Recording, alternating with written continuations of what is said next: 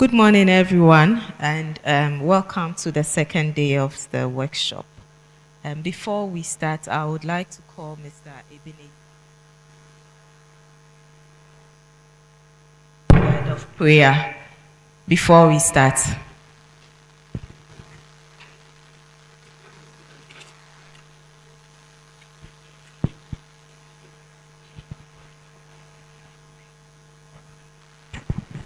Please shall we pray. Father, we thank you for this morning. We thank you for the gift of life. We thank you for strength. We thank you for bringing us together once again to study and then equip ourselves for the task ahead. We pray that you give us the wisdom, knowledge, understanding of all that we do here, that at the end of the day, the purpose for which we are gathered here will be fulfilled. We thank you and we bless you. In Jesus' name, amen. Thank you so much. So the main purpose why we are here today is to equip ourselves with some data analysis tool. And also, like Dr. Hughes said in his presentation yesterday, the AWS, Amazon Web Services, is supporting us to set up a loan library, a sensor loan library, where we'll be loaning out sensors for various projects. And so to be able to equip participants here and then professionals in the field to understand how to handle these low-cost sensors. And once you get the sensors deployed for your various projects, the data that you'll be collecting, how that data, how you'll be working on the data, how to analyze the data, and then make meaning out of the data that you'll be collecting. So that is the main purpose of the gathering or the workshop. In light of that, today's session, I think we have one this morning with Mathias and then Cosmos. They are all on working with data, retrieving data from other sources, and also data pre-processing. And in the afternoon, we have Teddy continuing from his session yesterday where you ended at, so you'll be able to finalize or complete the task that you were working on. So without wasting much time, I would call on Mr. Mathias Borketey, who is a research analyst on the Afri-SET project at the Department of Physics here at the University of Ghana. He specializes in air quality assessment. He has had prior working experience at the Environmental Protection Authority here in Ghana, and then he's currently an associate consultant at EnviroFin Consult. He possesses expertise in air, noise, and water quality monitoring and management. Mathias holds a bachelor's degree in applied chemistry from the University of Development Studies in Tamale. He is currently a master's student in public health at the University of Ghana. And he has practical expertise which enables him make valuable contributions to environmental research. He will be handling the first session on data pre-processing, how to load data files, calculate some statistics on the data, and process high and low pass filters. So, Mr. Mathias, please, you are welcome. Shall we give it up for him?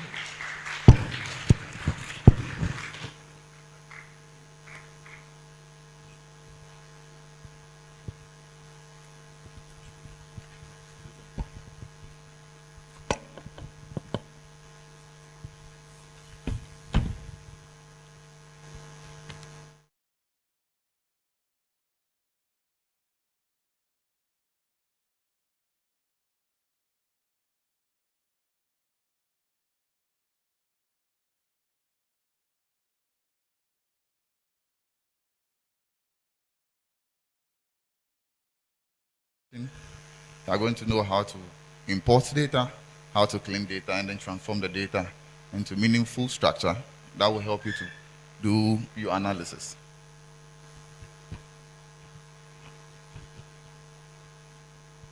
So data, just by way of information, is just a collection of information gathered for purposes. So, but in the field of air quality, we have data, we collect data, and then we use it to study how we breathe, or the quality of air that we breathe. And then we have types of this data. They have it pollutant concentrations, which can be in PM1, PM2.5, PM10. They have the gases and then the volatile organic compounds. We also have meteorological conditions as another form of data, which can be temperature, relative humidity, wind speed, and wind direction, among many others. We have also pollution sources, and that we can also get as a data format. And it can be from industrial sources, from biomass, from natural sources, like the Hamilton.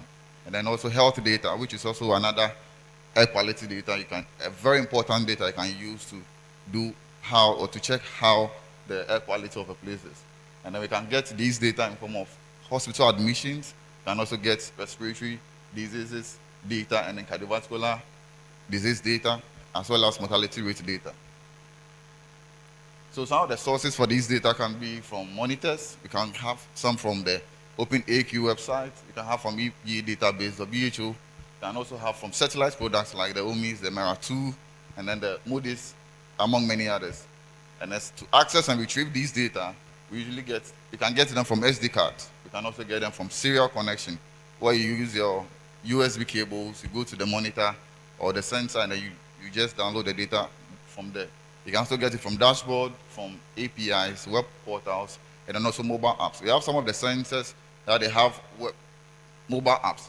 So you can connect it to your phone, and you can download the data from there. And then these are some of the formats of these data. You can have it in TXT, from CSV, you have Excel file, NetCDF files, you have XML and then JSON files. So by way of information, data pre-processing is a very crucial step in the data analysis pipeline. It transforms your data from an unorganized structure to a very clean data. Now you use it for your analysis. And it improves your data quality, it improves your data consistency. It also facilitates data integration, and also enables better decision making, because if you have a wrong data and you're using it for analysis, you end up giving wrong information to the public. So data pre-processing is very crucial in all data analysis work, not only in the field of air quality, but then in all data analysis work. So usually you have the data unstructured and disorganized that comes in usually text files. You have them in NetCDF files, as I mentioned earlier on, and you have it in Excel files, and then CSV files. Usually I see these things on your machines, but then it goes through a process using these softwares, Microsoft Excel, MATLAB, you have R, you have Python, you have Jupyter notebooks. So it cleans the data, and then you have a very structured data. So to start with, we have a data import, which is one of the important steps in data pre-processing. You should know the kind of data you are importing. If you don't know the kind of data you are importing, you just put any data in there, and then you end up getting the wrong information. So first thing you have to do is to get a duplicate of the file you are going to pre-process. Usually you want to work on a particular file, you take it, you start working on it. You might get somewhere and then find some issues, and then you have to go back to your raw file. But then because you don't have a duplicate, you have worked on the data already, and then you don't have anything to get back to. So it's very important that you have a duplicate of your file. You should also check the data format that you are going to work with, and then check the variable labels. Very important session. And then you also avoid the punctuation. So in your variable labels, usually from some of the softwares like R, for example, there are some things that you have to prevent. So like in the labels, you don't have to keep spaces, you don't have to keep punctuations in there. For worst case scenario, if you want to go ahead with any punctuation, you go with underscore.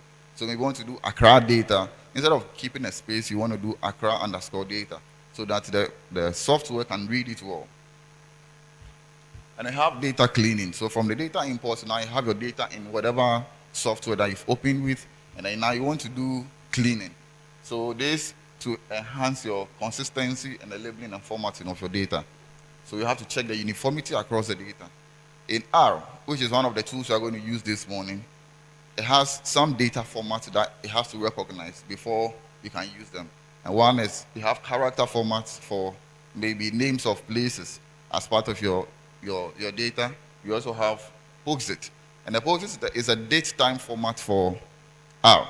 So in Python, they have daytime, or daytime as normal daytime, but then for R, you need your data to be in a POSIT format. So when you're running your code, you have to check the date and look at the format that it comes in. You also have number, so you have it as a numerical variable. You also want to drop irrelevant features. You have some columns that are not necessary, or they are not, you don't use them for your analysis. Then you have to drop them, so that will not give you large data variables that would mix up with your analysis. You also want to ensure clear and consistent labeling. As I mentioned earlier on, you check NDs and you check zeros also from your data. You also have to look at duplicate files. So at times you have some of the sensors giving you duplicate values or replicate values. These things, you have to be very cautious about them, because at the end of the day, if you don't check this data very well, you end up getting a sum or an average of your data that might not be representative of what the actual issue is. So you have to be very cautious about the data that you are working with, and especially when it comes to duplicate, because I'm sure the EPA guys will bear witness to this. You have some of the monitors that the values can be consistent depending on how they have. So like the gravimetric data like this, it's just a factor, and then whatever difference in weight that you have. So you calculate it and then give you a particular value consistently. If you don't do and then you go and do removal of duplicates, you can clear the important data you have, and then end up having no value or no data for analysis. So you have to be very cautious of the sort of data you are running, and then how to remove duplicates. You also want to replace missing values. When you have data that they have no data there, you want to replace them with mean, or you want to replace them with median. Usually mean for a normal distribution data, and then median for a data that is normally skewed. And then our air quality field, because of our difference in environmental and then meteorological factors, you have the data more often getting skewed. So usually we want to go with the median. So in addition to the cleaning, you have handling of outliers. So you have to identify and address zeros, as I mentioned earlier on. You want to use the summary statistics. So you have a minimum, you have a maximum, you have a mean, you have the quartiles. These information can give you an idea of what outlier is. So you have some values that are so far from maybe your third quartile or your first quartile, then you can tell that, okay, this data can be an outlier. You can use the Chebyshev's principle or the empirical rule, which can be like the mean of your data plus or minus 3 times or 4 times the standard deviation.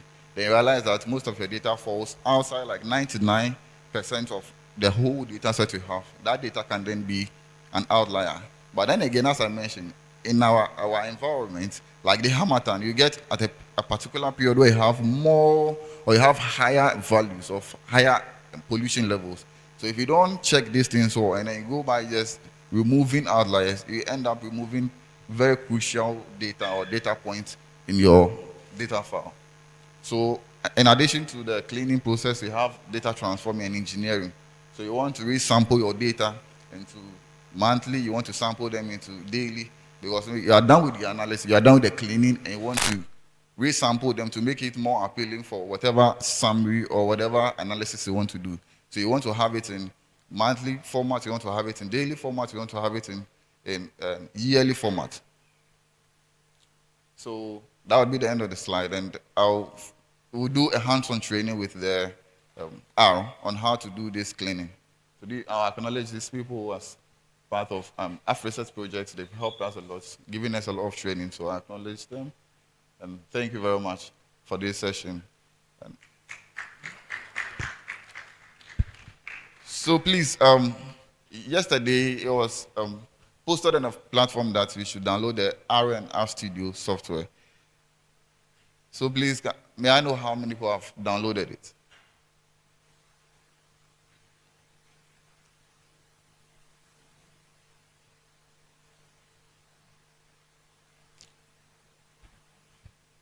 So please, have you been able to install it as well? Because you are going to use the R and R Studio software to do the data cleaning and data processing stage.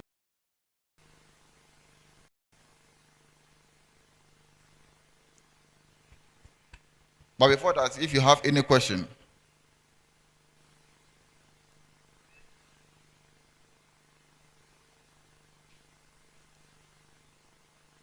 if no question, I'll proceed to the R and R Studio. So we start with the data pre-processing. And also the data was shared on the WhatsApp platform. So I'm sure most of us have downloaded it. Please, if you have not downloaded, can we give ourselves like 5 minutes to just download the data?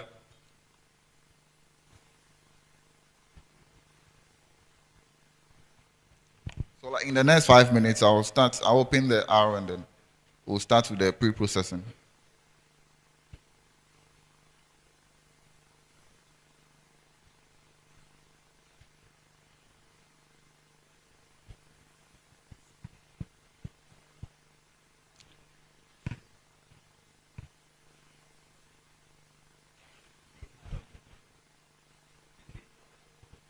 The data.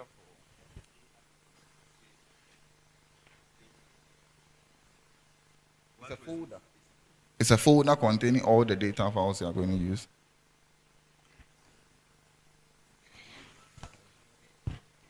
So let me just open it on my laptop. You see,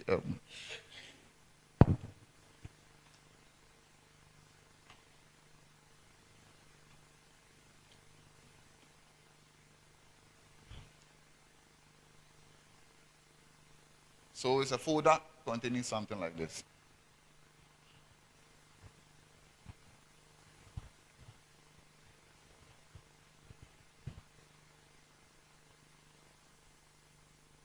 Please, it's on a WhatsApp platform.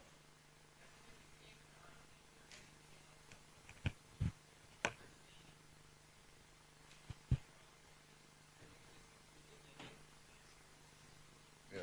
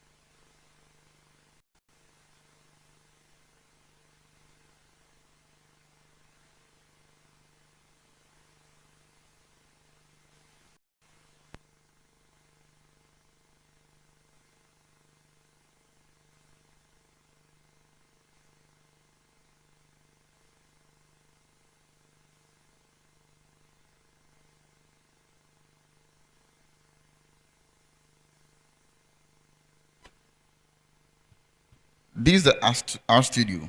So the R is the programming software itself, but then usually the interface is not friendly.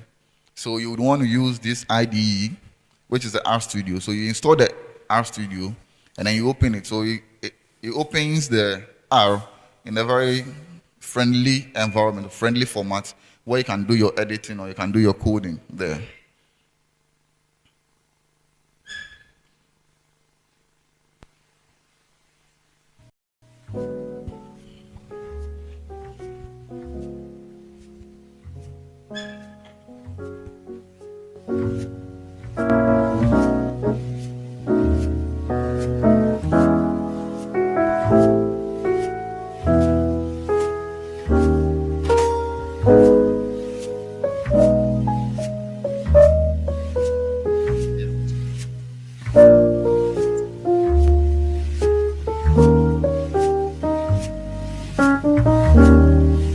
So please, how we can continue?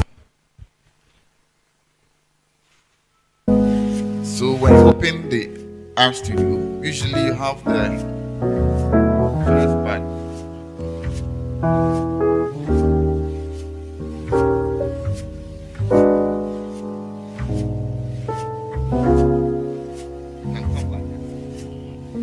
So you just use this. There's a toggle here, a button that you just press or you click on, and then it will just give you this 4 different environments.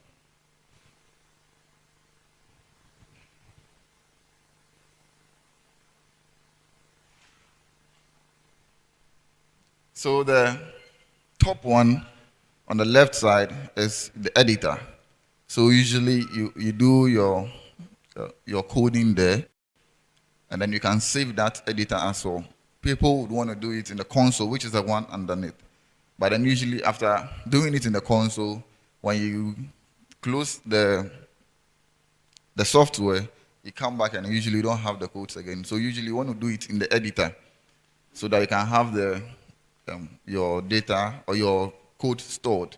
Anytime you come back, you can just open that particular file, and then you go straight to whatever you are going to do with the analysis.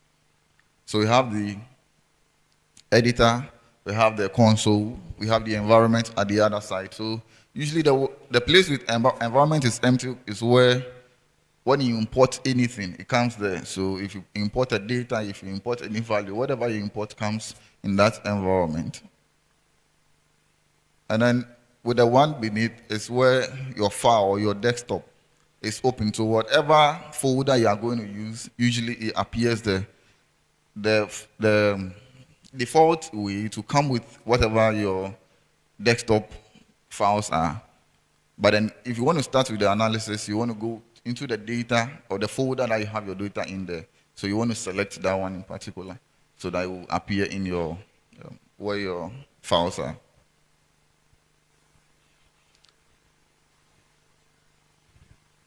So you would want to start by, the first thing you want to do in R is to set your working directory, just as James did yesterday in Python. So you want to set up your working directory. This working directory contains all the files that you want to use for the analysis or the pre-processing. So you set it up, and then all your data will be there. If you do any analysis, if you do any export of data, if you do any export of pictures or photos of figures, it goes into that particular folder. So that's why it's very necessary that you set your working directory. So usually there is a code you have to run, and then you set your working directory. But then at times we have issue with the file path, like yesterday. So with the Apple laptops, usually getting the file path is a very lengthy process. So for R, it's very simple. You just click some buttons, and then you get your file path and everything over there. So please, you can follow us. I just do that. So there's a 3 dot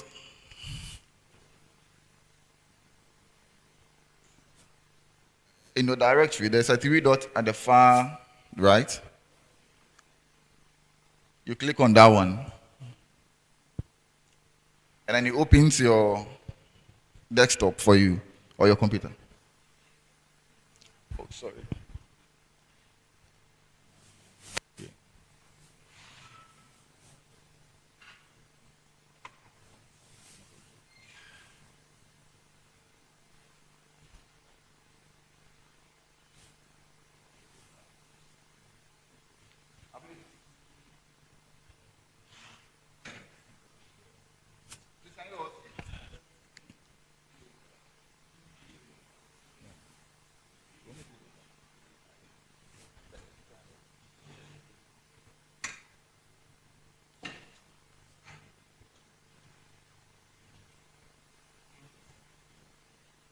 So please, we've all seen this. So just as I mentioned, you have these 4 different features. You have the one on the right, the left side, top left side, which is the editor. You have the one on the top right corner, which is your environment.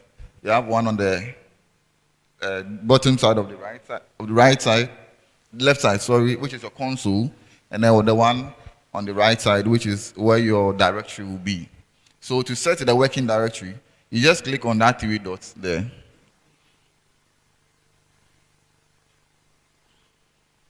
And then it opens your desktop.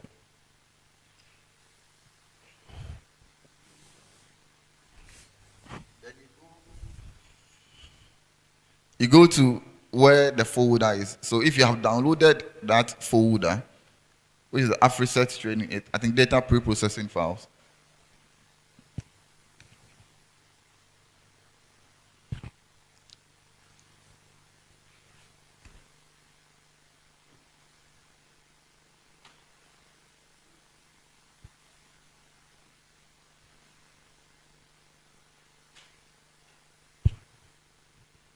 Please, are we on the same page?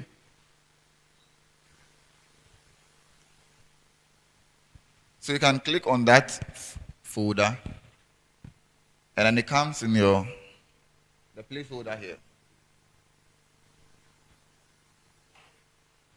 Then you just open it. So you click on open, and it opens in your environment, which is there already. For me, I did it already, so it's been there. But you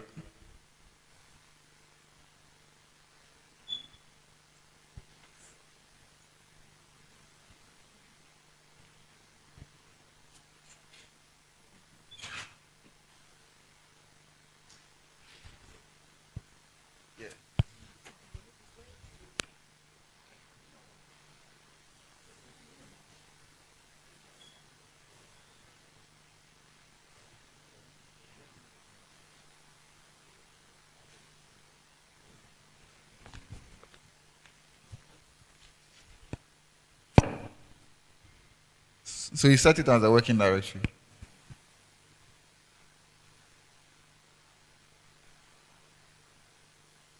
Then we are good to start.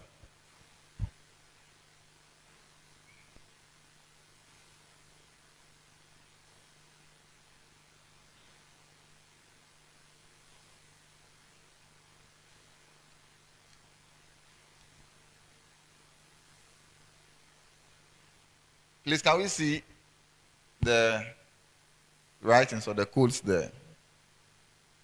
I'll be glad if they can zoom it a bit so that it fits onto the screen.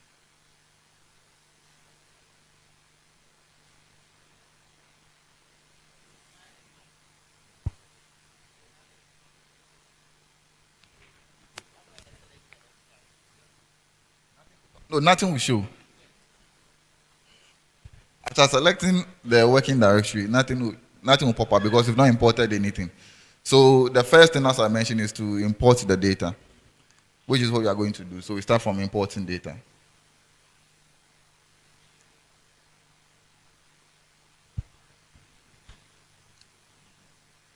So when we click on the training one,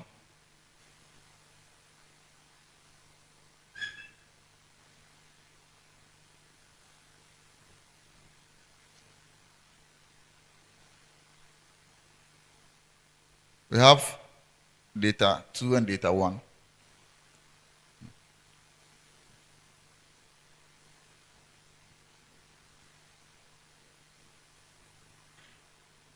So what I mentioned earlier on, first you have to know the sort of data you are importing, the type, or the format of data you are importing, which is so we are going to work with the data 2. And then the file extension is attached to the data 2, so it tells you that it's XLSX. And SX is an Excel format. You have the CSV, as I mentioned, you have the netcdf file. I'm sure Dr. Cosmos will go through that. We have TXT files and other files. So what we are going to work with is Excel. So you'd want to read the data with an Excel function. But before that, every function you want to perform in R has a package. So the package contains, it's like a warehouse for all the functions. So maybe I want to go to Accra, I have to go with Accra. I can't go with Kumasika. I might decide to go with Kumasika, but I have to go through a long process. But it will be very good that I go with Accra so I can get to Accra. So we have packages that we have to install so that we can perform certain functions. Right? And for R, they are very essential ones. For intro, they are very essential ones that we want to do. And so I'm going to write a code where we are going to install some packages that will be necessary for our data import and then this data pre-processing stage. So please you follow if you don't understand anything and I just raise or draw my attention. So the first thing is to get the packages into our setup, and then we bring them to the library so that we can use the functions. If you don't have the packages, you can't perform that particular function. So you need the packages, then perform that function.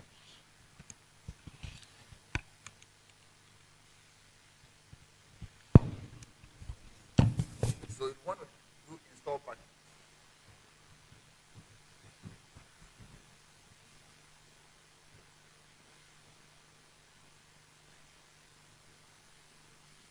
yeah, you can follow.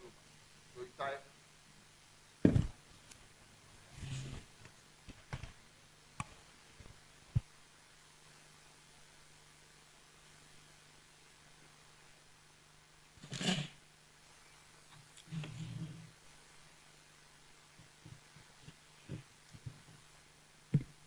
So we do install packages.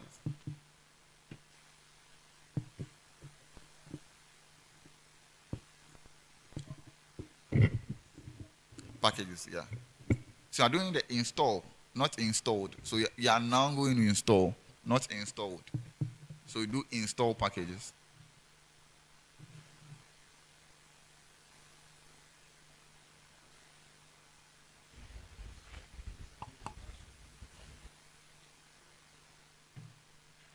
Then you bring a quotation.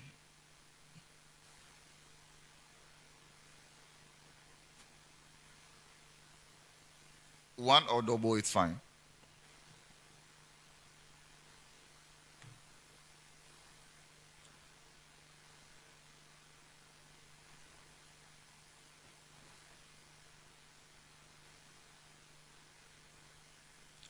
So we'll type tidyverse. Tidyverse. Tidyverse. Tidy. Yeah, tidy.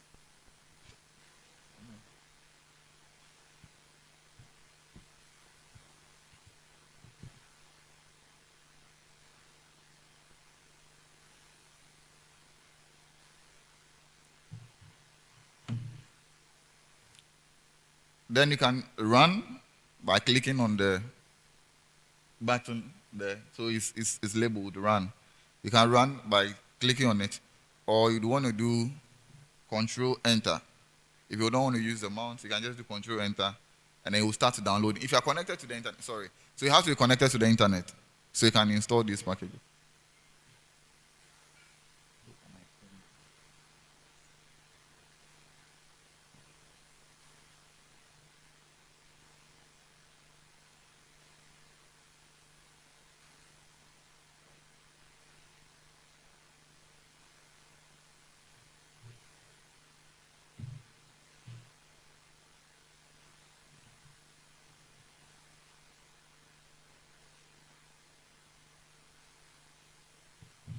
Yeah, so it will be loading. You see the data loading. At the end, it will tell you successful. So it has to load and download all the functions in that particular package. So it's a tidyverse, and we are making an untidy data tidy. So that's why it has that name, tidyverse. So it's very quick. This package is very important in all data analysis or data pre-processing. So I have it already. So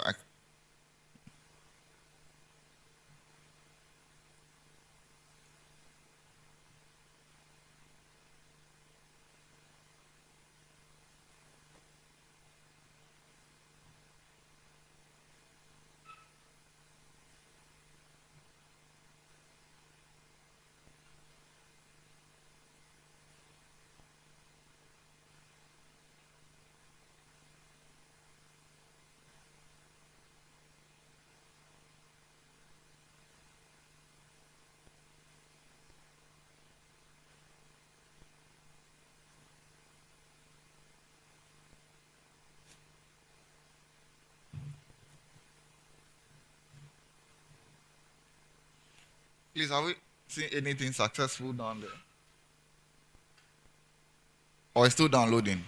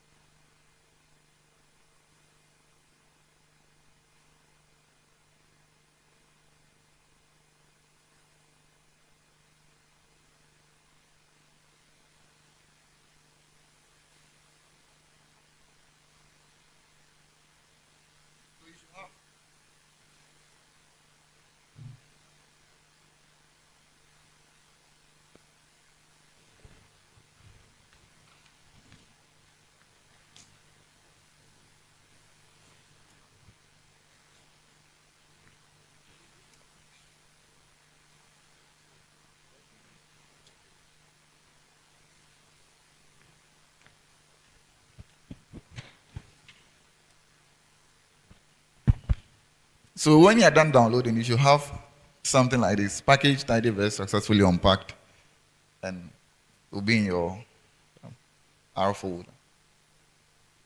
Please, can you proceed?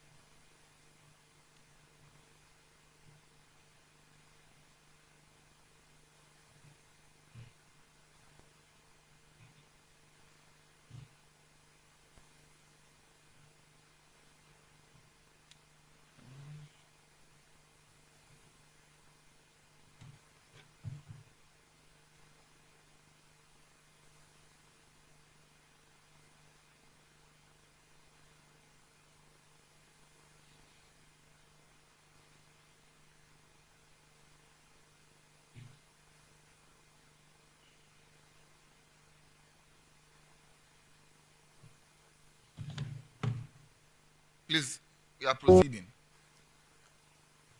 So the first line is the line 6. Is if you want to do it one at a time. The line 8, if you want to do multiple function packages at the same time, so you want to install multiple packages at the same time, you just put the same thing you're writing, but then this time you put a C and then a parenthesis before you list them in there. The C is just combine and then perform the function.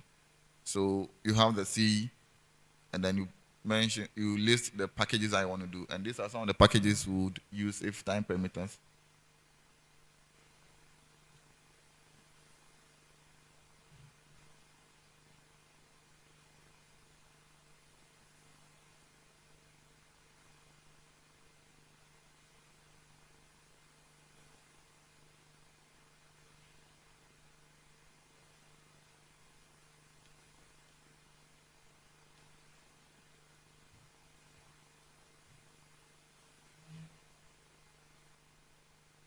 Yes, yes, yeah.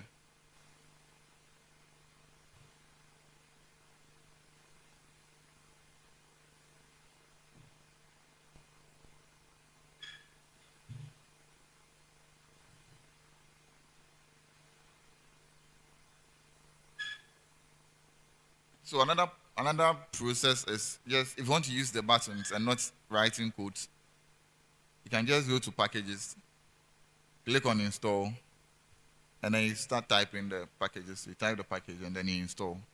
You type it and then you install. If you don't want to write codes to do that, you can just use that function, and then it also works perfectly. So you just go to packages.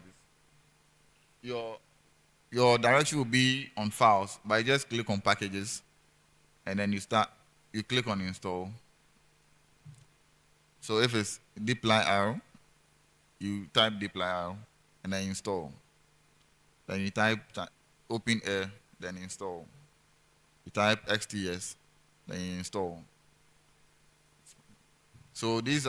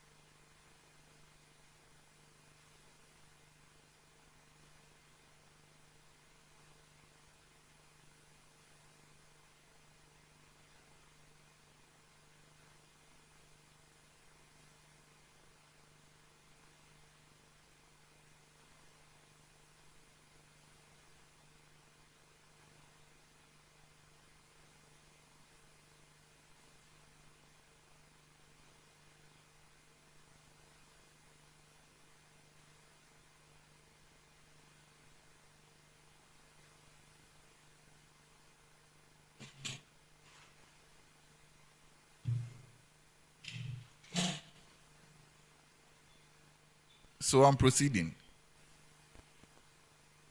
We want to import the data now.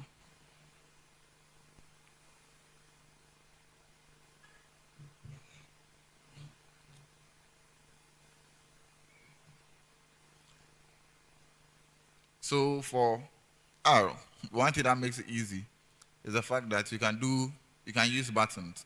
You can just click buttons and then it will be doing some of the work for you. Or you can use codes. You can just be writing your codes and then it will be doing the work for you. So you choose, or you can do both. At a point, if you feel that this one will just be fast, you just click, and then you go ahead.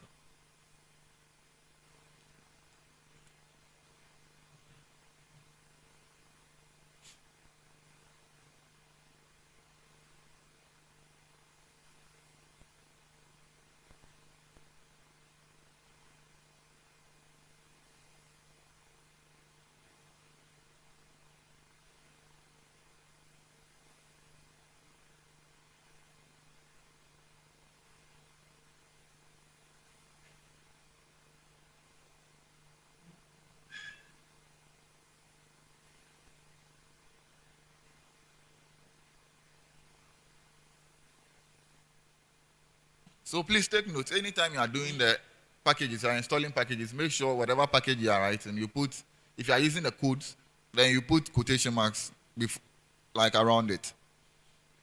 If you do it without a quotation mark, you get error.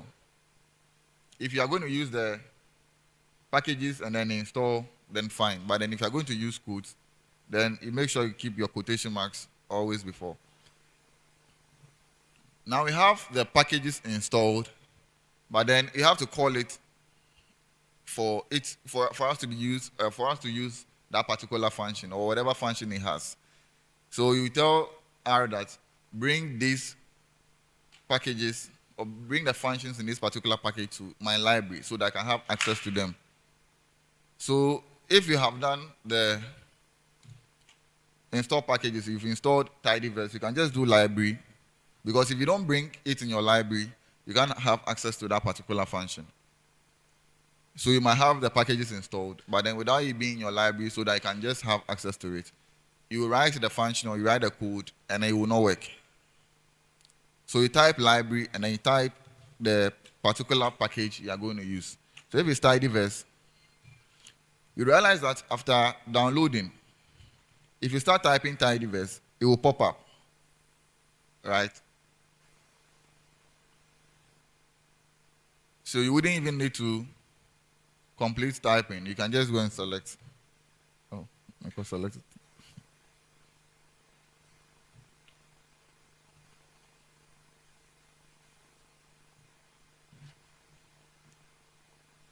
Please, are we on the same page?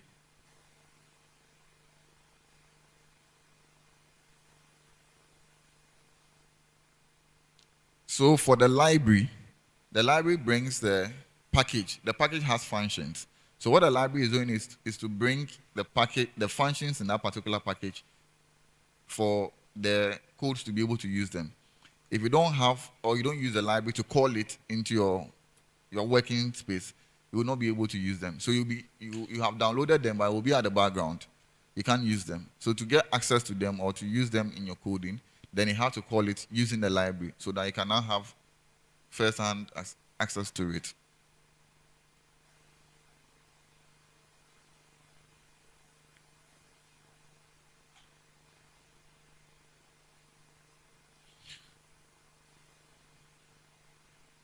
So when you do the library, you just run using the button or control enter. So with the Mac users, I think it's command enter. But if it's Windows, then it's control enter. Or you can just go and use the run function there.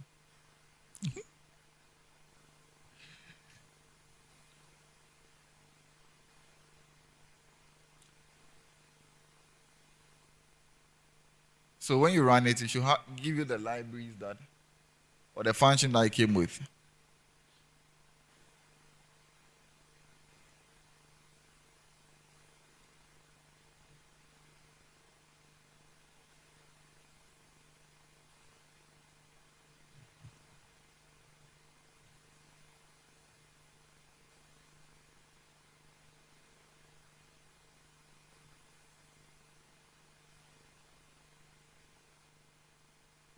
if you have done the next line of code with the combination of different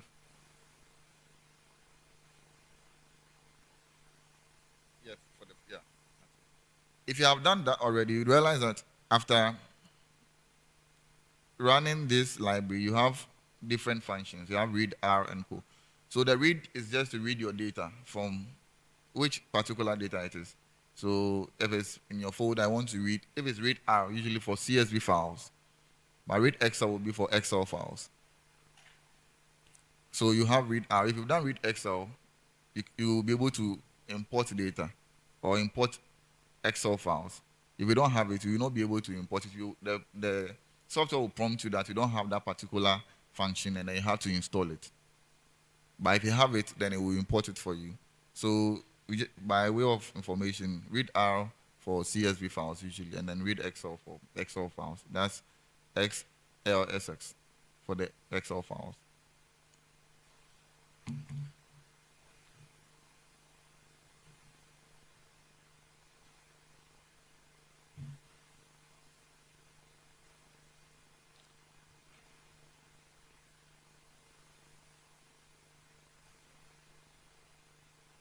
So to import the data, we can use codes once again, or we can use we'll get there. If time permits us, we'll do it. So we are going to import the data. So to import the data, as I mentioned, you can use buttons to import data, or you can use code. So to use the buttons, you realize that there is a table on top of your environment. On the second row, a table with some arrow pointing out. Let's see it. So you check where my cursor is. So you can click. If you click, it opens a box with, if you want to read from text, you want to read CSV, Excel, SPSS file, data files, SAS files. Because our data is Excel, we are going to read Excel. So you select from Excel.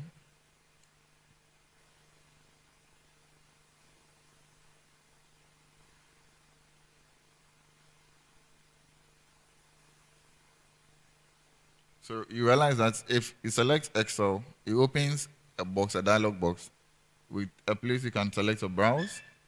So the browse will take you to the directory you are going to, or where you want to select the file from. And then it has some import options. You want to rename the data that is coming. You want to set, maybe there are different sheets. I want to select a particular sheet. You can do it there. The maximum number of rows you want to import. You want to skip a particular row, and then what you want to do with n is. So you realize that there's a code preview. Please, are you on the same page?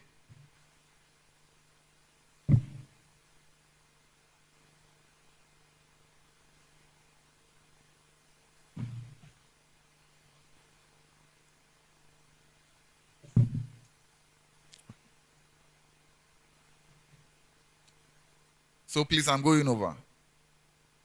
To import the data, you can use buttons or you can use codes, right? So there's an import, the table with an arrow showing. So you can click on that, and then you see the different formats you can read into R. You see it pop up. So that's one. So I'm taking you through one, and then we'll go to the next one before we'll do the code. So you just go to Excel, you browse,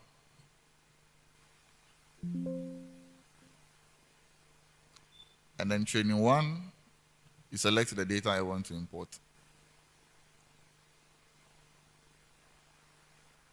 Two.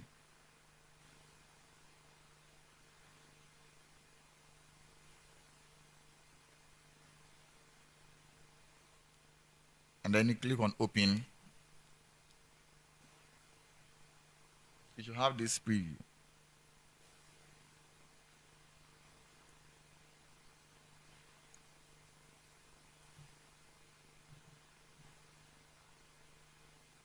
So here you'd want to rename the data.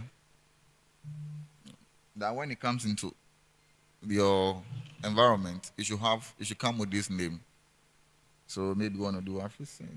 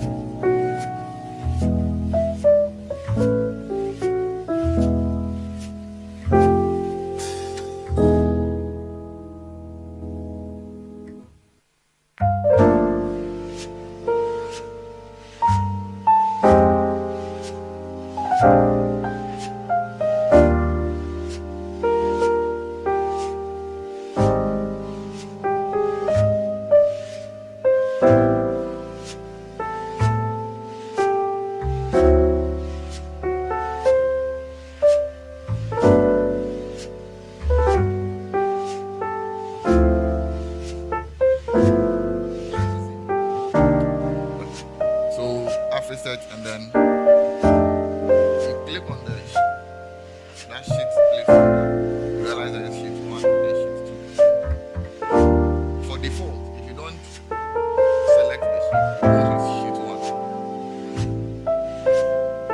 But then your data you're going to work with is in the file that the work with Excel is in sheet 2. So you have to select sheet 2 so that it selects sheet 2 into your environment. Otherwise, the default, if you don't select it, you'll go with sheet 1. So we'll go with sheet 2.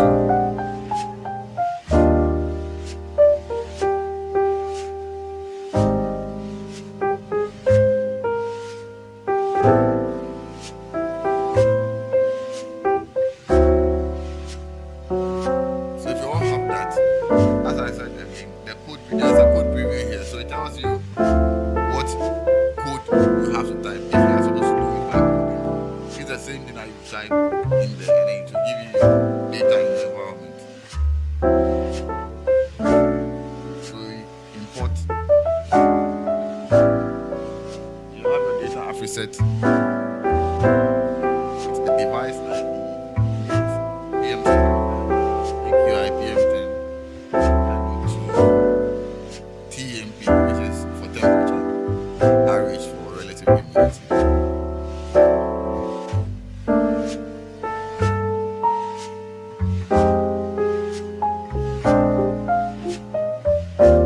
So it says it moves away from your script. It moves away from your script, your R script, and it opens the data in a different. Please, I hope you've all seen that. So we are not going to type there as well, so you can close it. If you want to open it anytime, you just click on it, and then you can. So you see that it's now in your environment, Afri-SET.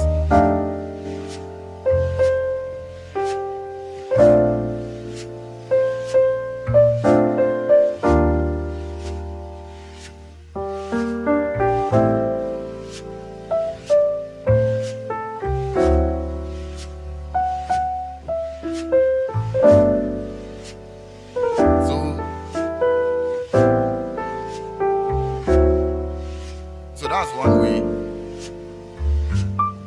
to get data imported if you have Excel for. As I mentioned, if it's CSV, you go with read R, right?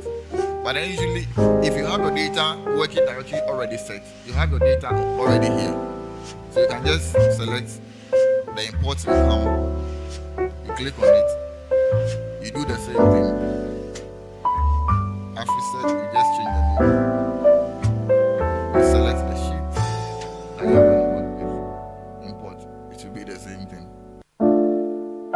So if you have a working directory already set, then you don't have to go to the top because the data will be showing here and in the format. So you just select that data.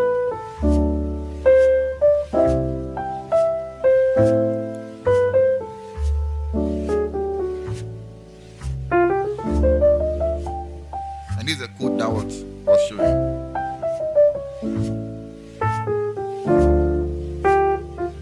So you are naming the data Afri-SET. You say assign the one on the right side to what is on the left side. So Afri-SET on the left side, which is the name, and we bring the less than sign in the dash, which is to assign. You are going to write something to be assigned to that name. It's the same thing with listening.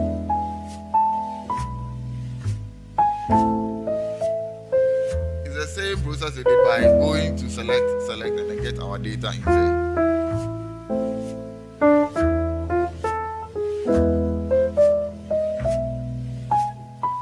So if we all have the data in our environment, we proceed to some functions or some common things that I have to check. So we have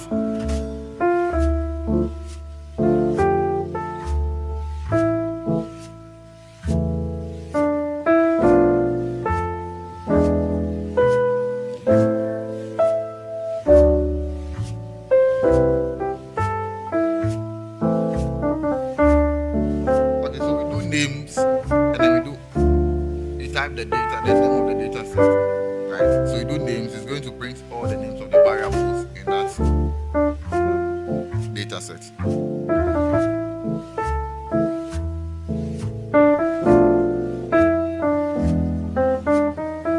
If you type it, you run it, you'll have in your console the names of all the columns. So we have device ID, we have date, we have PM 2.5. You can also see it here. AQI, we have PM 10NO to temperature relative humidity. The same thing by just clicking here. You have them there.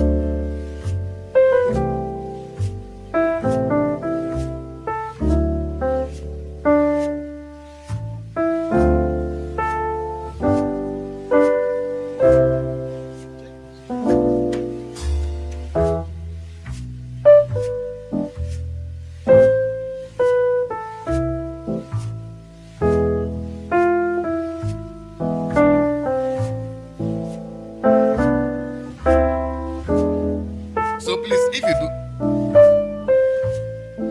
yeah, the data imported sheet 2, no, data 2 isn't training 1, data 2 sheet 2. So if you import the file like this, you will see that the data set will be open in your editor.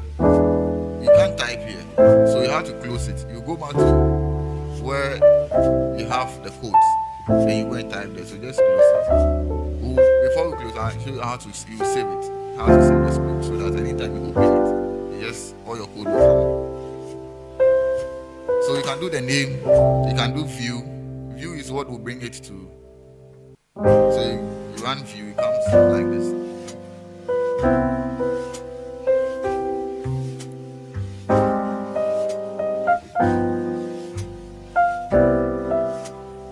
You can do str, which is structure, right? So it prints all your data, the variables with its format, which is very crucial. In my presentation, I mentioned that you need to know the format of all your variables.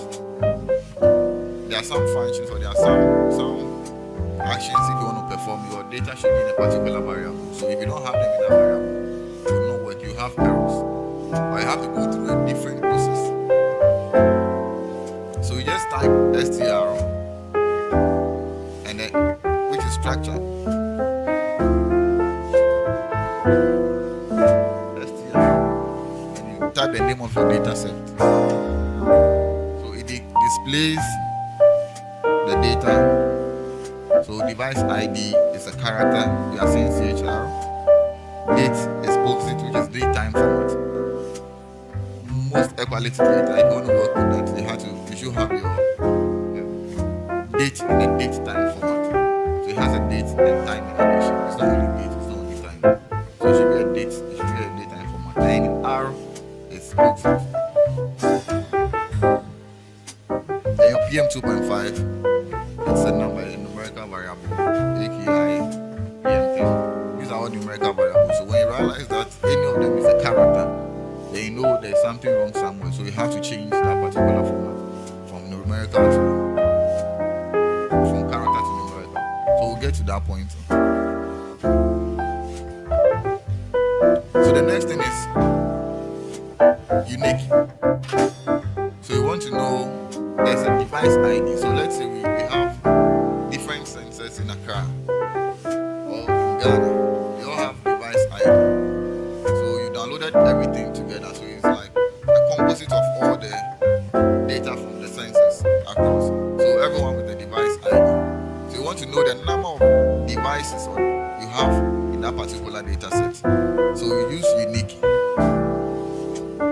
You select the enter Afri-SET. So let me understand. So unique becomes, and then you type Afri-SET, which is the name of your data. If you bring the dollar sign opens all the variables in your data. Then you select the device ID.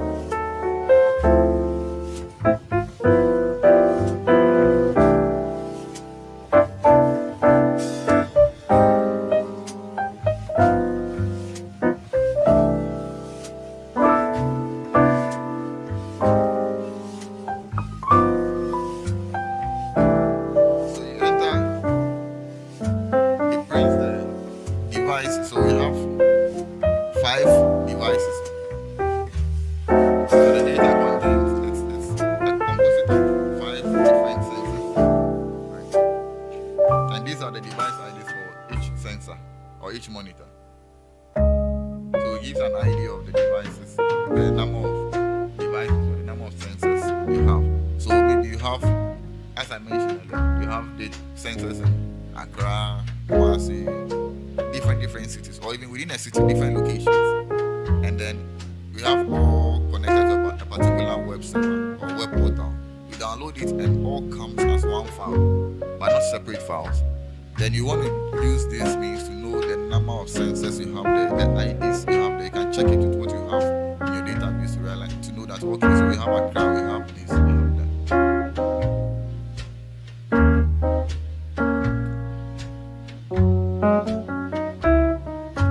We are proceeding. Please, are we on the same page?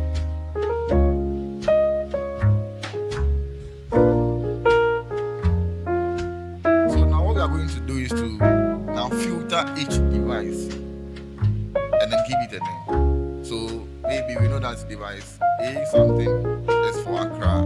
So we are going to filter that device and then give it a name. We filter all the devices and give it names. And then we are going to put them together so that we'll have it in a very good format.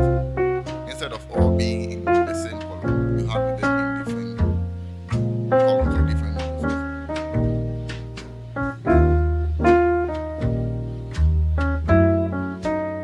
Please, we are proceeding.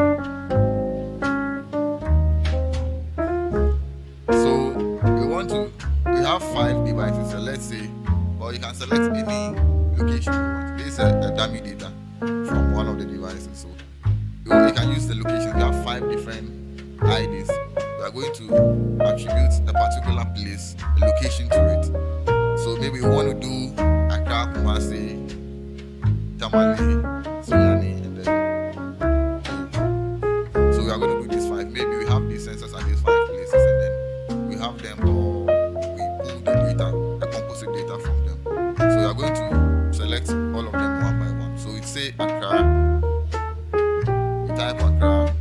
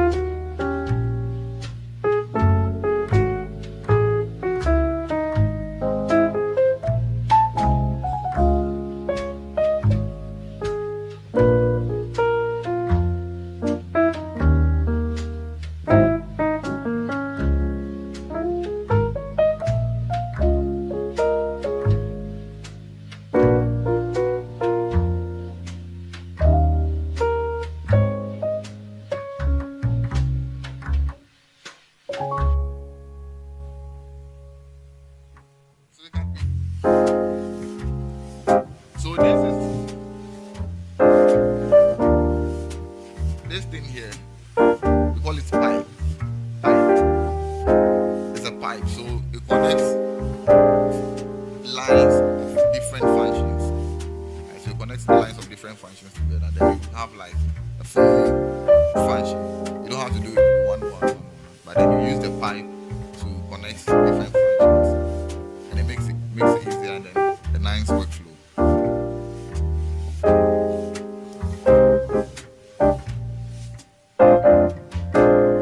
And we use a hashtag for comments. If you want to comment on something, use the hash to comment.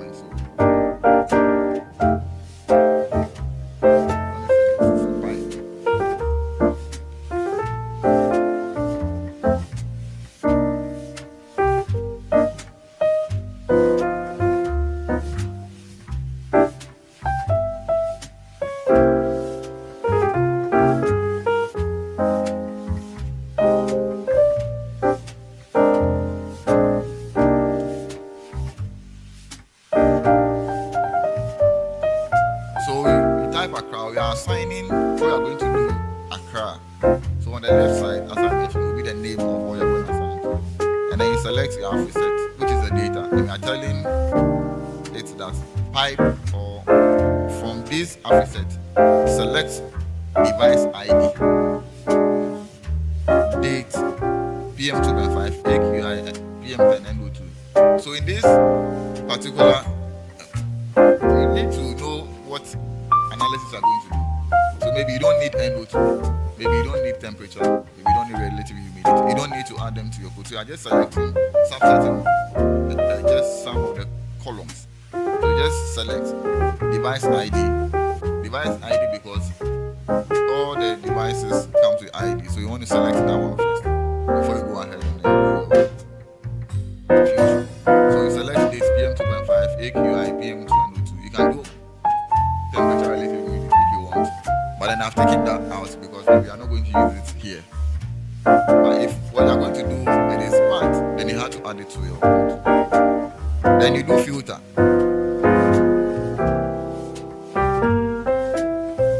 So take note, after the selecting, you pipe it and says now filter. Filter by device ID. Yes, you should bring the pipe. So it connects it.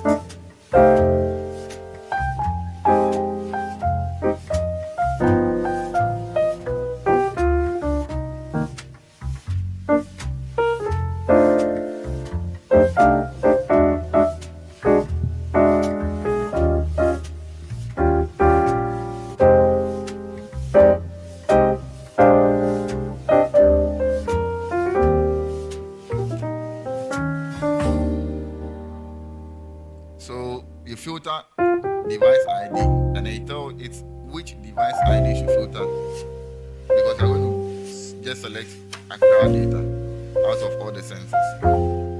So we have assigned Accra. We are going to tell it that okay, so based on this device ID, maybe the first one, you can go and select the list you have. Just select Control C, copy it, come and paste just to avoid errors. The first one, and then it says Accra.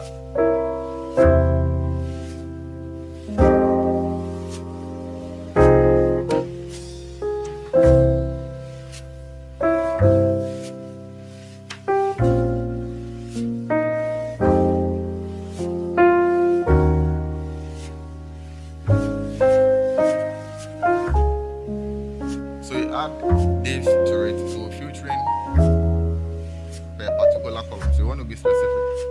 So with the PM2.5 column, you add an exclamation mark and it's NA. So it's telling you that select and make sure that you don't add spaces or places with NAs because it has all the devices in one particular row. So if you are just selecting that one out, then make sure you leave all those rows at the bottom of that particular device.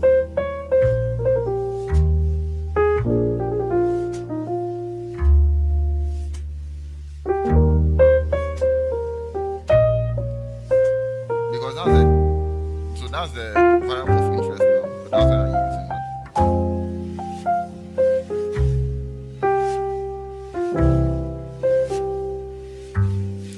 Then you do select again.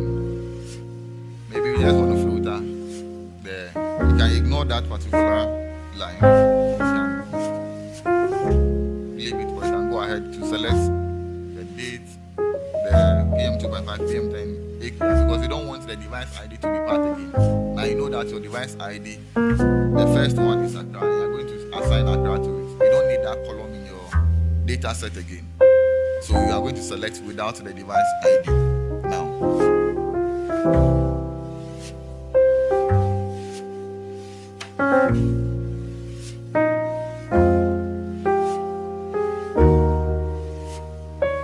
It's going to filter. So you have rows with all the devices there, and then they are PM2.5. So if what you are going to select now or filter out, it will come with empty spaces for the other ones. So you have to put the is any, right? So you make sure that there's no any. There is any. Not available.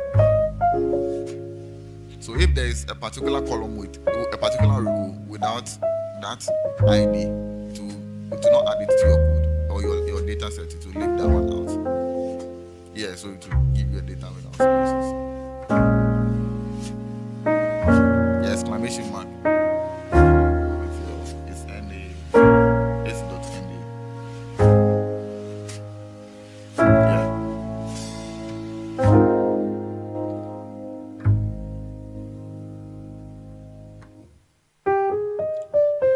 Are not restricting. I said is the data of interest or the variable of interest now. So you want to use that filter or that particular column to select or to extract the data. You are not going to select only that one, but whatever extraction you are going to do, you should look at the data on that particular column, the PM2.5, because at the end of the day, maybe you are going to do an analysis on PM2.5. So you have to make sure that everything in PM2.5 is available.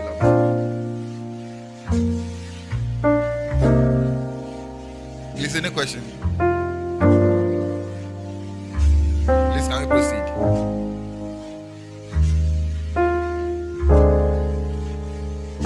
So the line 40.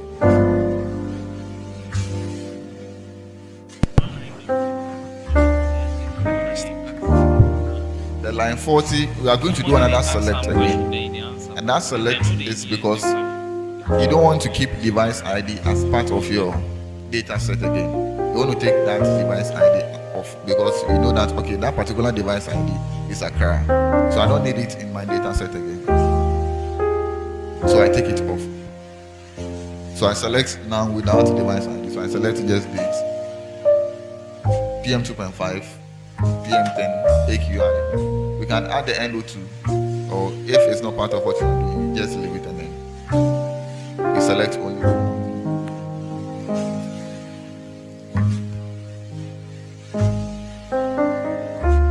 Yeah.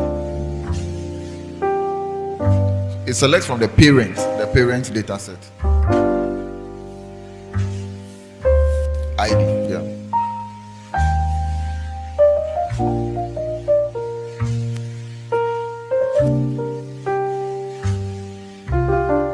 Give you that, but yes, it will give you that. But if you don't add the select to it, it will add device ID to the data set you are going to filter. Because there is device ID, you are just filtering by the device ID. You are not telling it to take off device ID. Yeah. So it will come with the device ID. So I can just take it off and then I'll do it. Maybe you see, and then I'll just go back. So please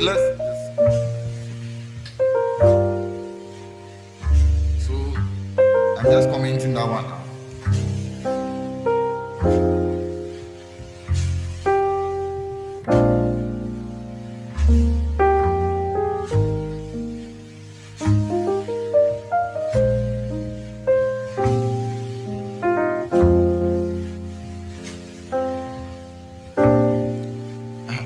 I'm just doing something to show.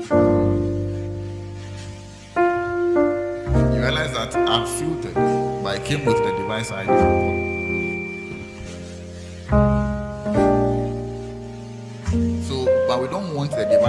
same ID. See, it's the same ID. Selected a particular sensor for Accra. But I come to the device ID, but that information is not important again. So that's why we are doing the second select to ensure that we don't add that to the column.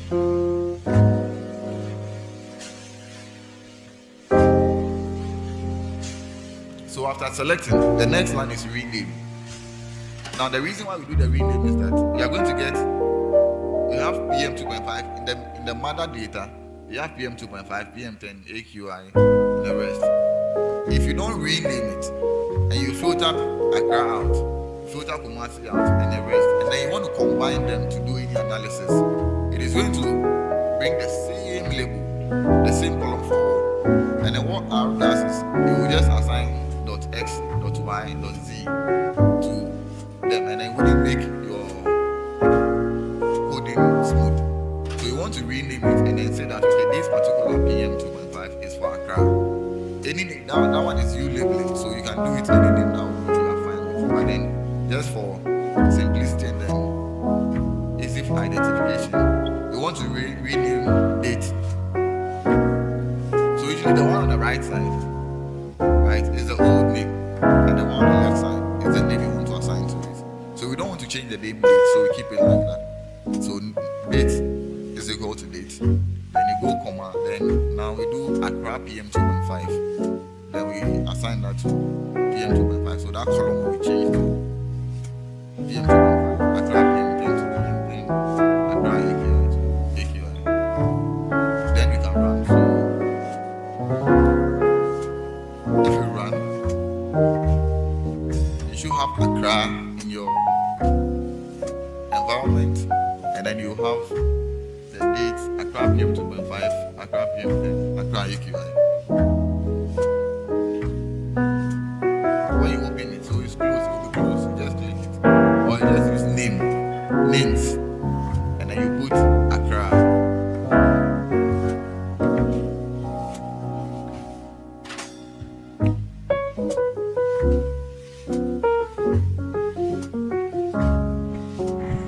So please, the next thing I'm going to do is to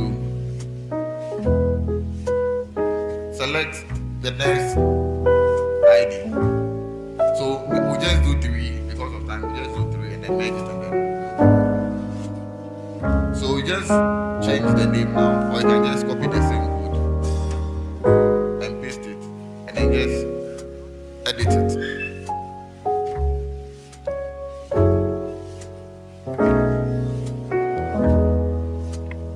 So we can copy the same code, copy and paste.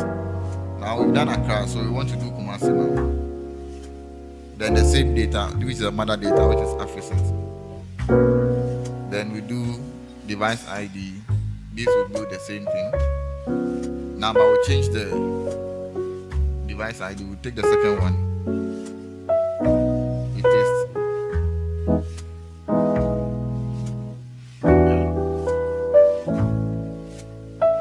Yeah, you run it. Yeah, you should run it and get Accra in your environment.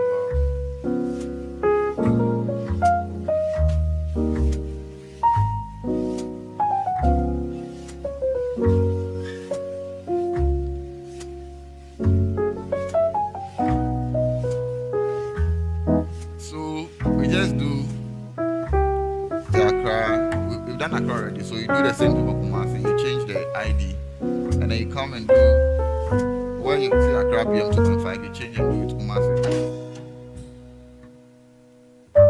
Just renaming it again.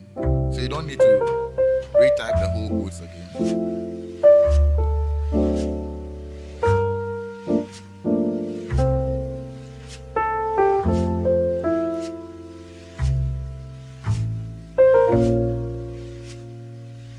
Then you run, and then you get your Kumasi.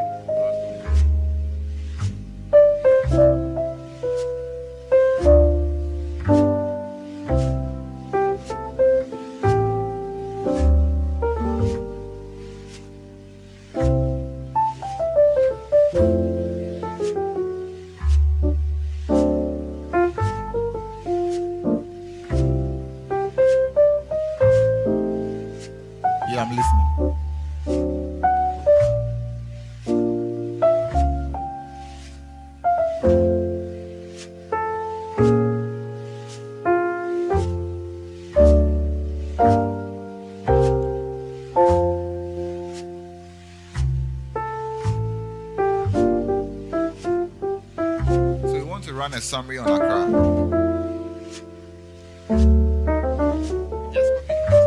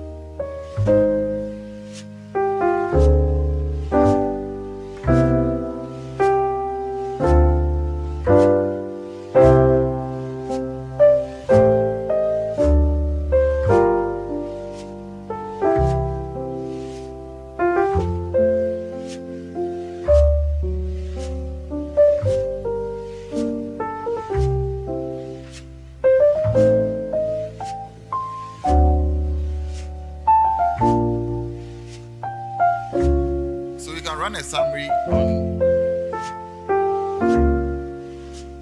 summary on the device, the data set you have. And then you should bring something like this way.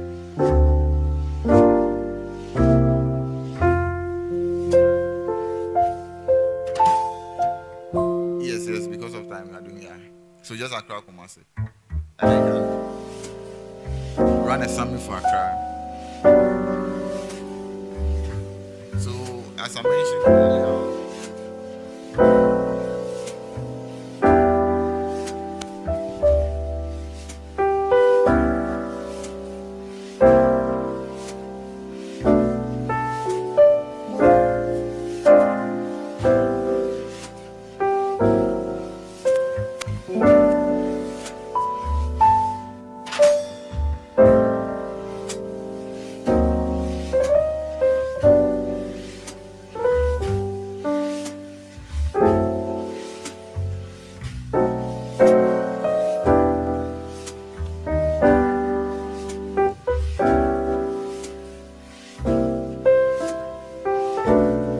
please, you are running late. Maybe you have to this. So I'll share the codes. It has comments also in it. So if you find it difficult, you can also read it. So we do the summary for Accra, and it tells you that you have a date for minimum, maximum 4 days. It says it's all what we'll be looking at. But then look at Accra PM 2.5. You realize that the minimum is 0.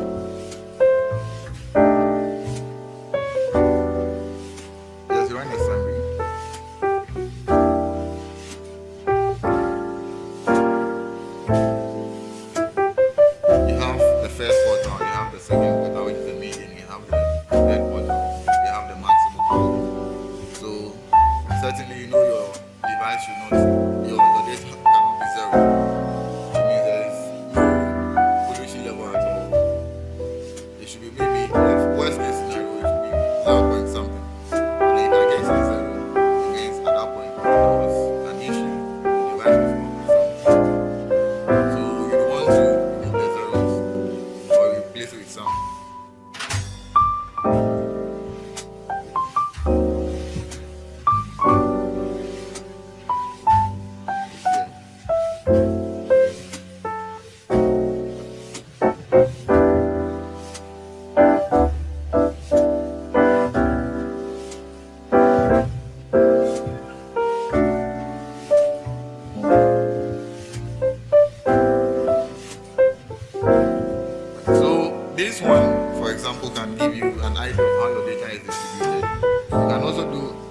deviation of Accra, and then you can select which one you want to look at. It gives you the standard deviation of that particular column. And as I said, usually looking at outliers for a data that is normally distributed, you can use the empirical rule, which says that for your data, which is mean plus or minus weighted standard deviation, it is within like 99.7% of your data distribution. So anything that falls outside that, then it's a candidate for you can take it off. But then you have to be very careful, as I mentioned earlier on.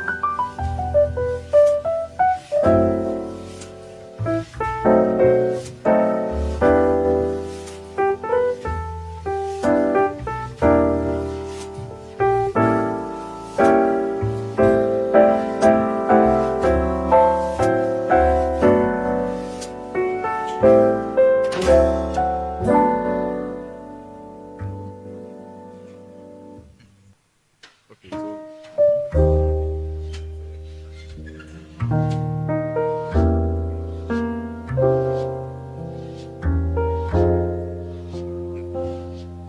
so please, I hope we all have the summaries. It gives an idea of the distribution of the data. Then the next thing we want to do, so we are looking at the Accra data. We want to check duplicates. So we want to see if we have duplicated or reoccurring data in our data set. So this code gives you for BM 2.5, what to do for BM 2.5, for Accra BM 2.5. It gives you the duplicates in your data set. So you call it, let's say, Accra unique data. Then you start with Accra, group by Accra BM 2.5, and then summarize it by counting. And then counting, it counts all values that are more than one or recurring more than one. So you see here, filter count that is greater than one.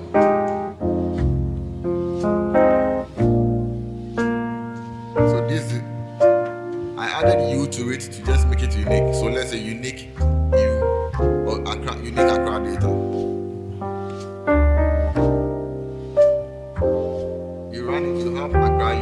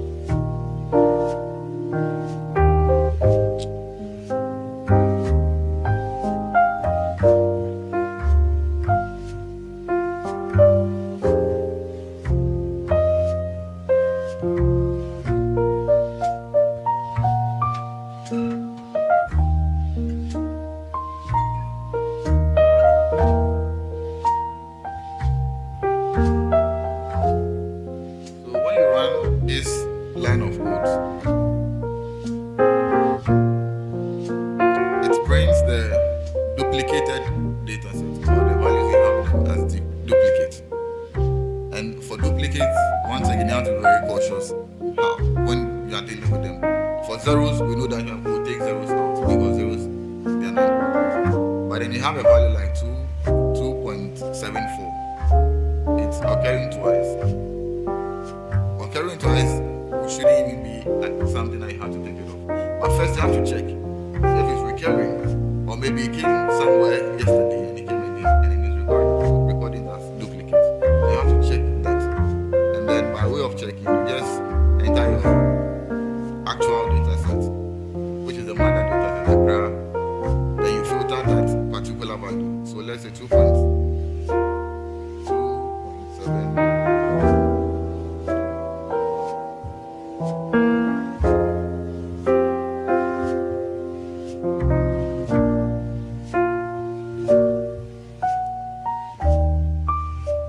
So it tells you where the duplicate is. So it has opened, so you have the same date, right? And it's giving the same recording for all the variables. So then this is a candidate for omission. have the same date, the same time. You can also check for all the other duplicated values that was used. So let's say we want to check for this.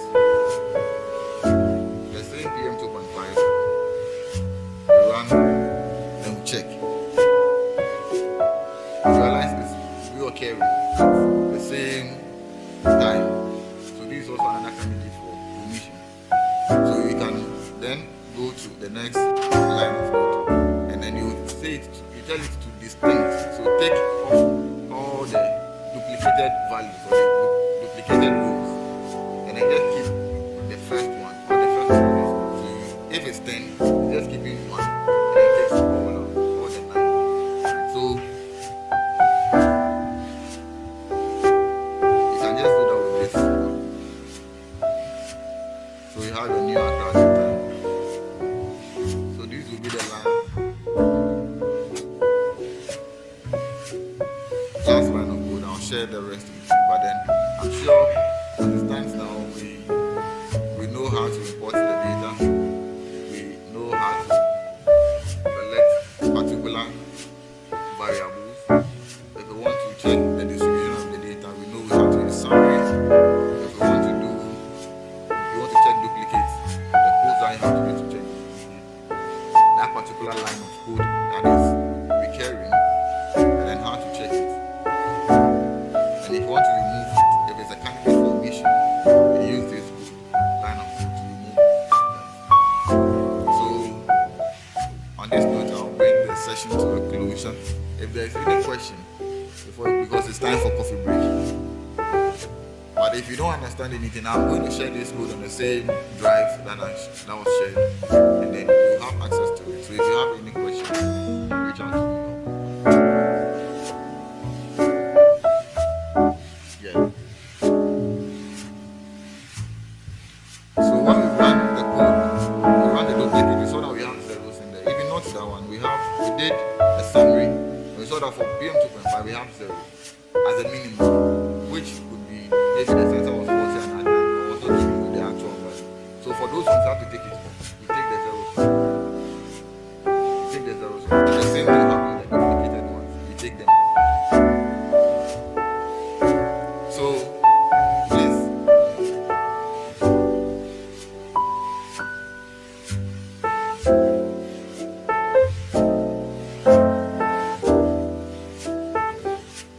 Yeah, it could be. Or then the device, because there can be a zero function level. So that's the reason why you have to take it out. Okay, so please, thank you very much, and I think we can go out for our coffee break.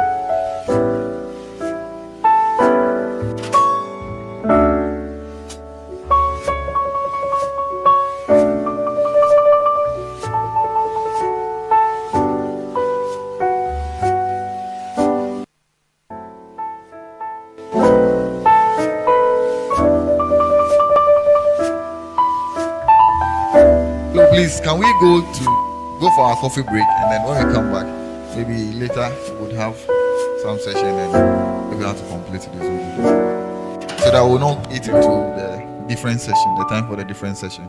It's also important.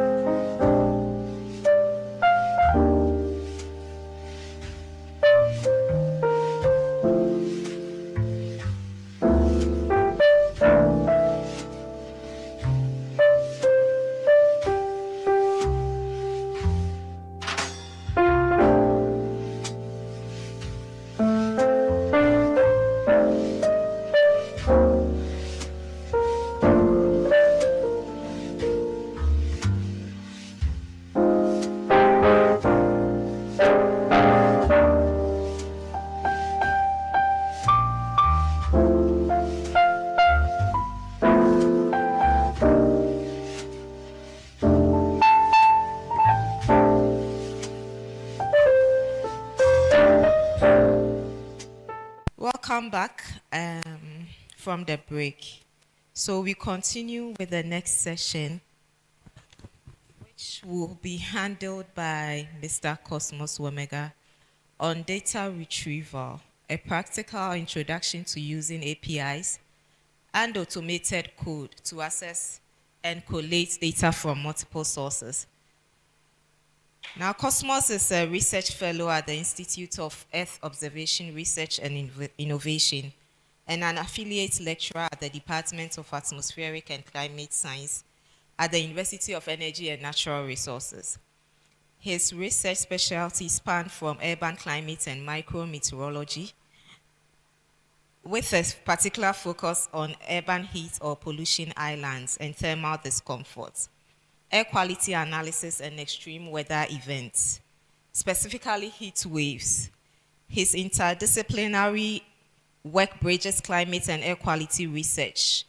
Some of the research tools he uses are Python, R, CDO, and remote sensing platforms such as Google Earth Engine, QGIS, and ArcGIS. These technologies enable him to analyze data sets from various sources, including instruments, sensors, satellite, and reanalysis products. So for this session, we are privileged to have Mr. Omega here with us to take us through how to retrieve data from alternative sources. Thank you. Welcome.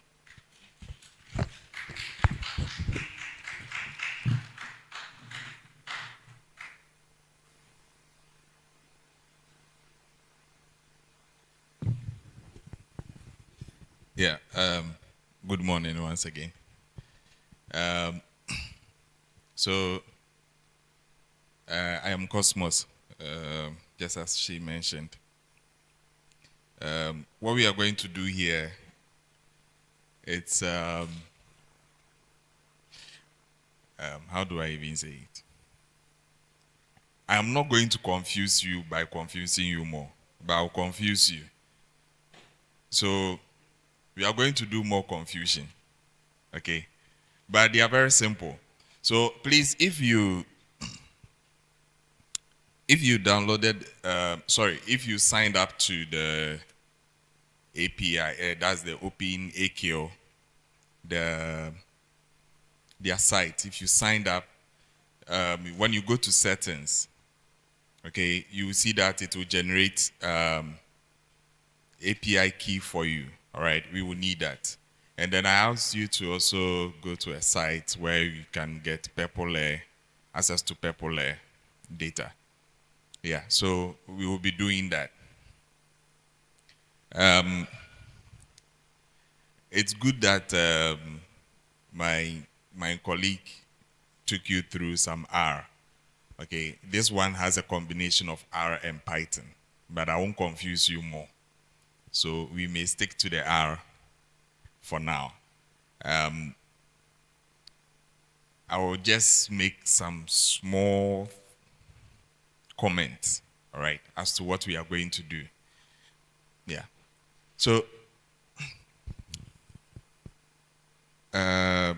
just a small test, all right. Sorry, say your name. William. Yeah, Mr. William. How many languages do you know? You speak? Yeah. How many languages do you know? Yes. Several. How many languages do you know? Okay.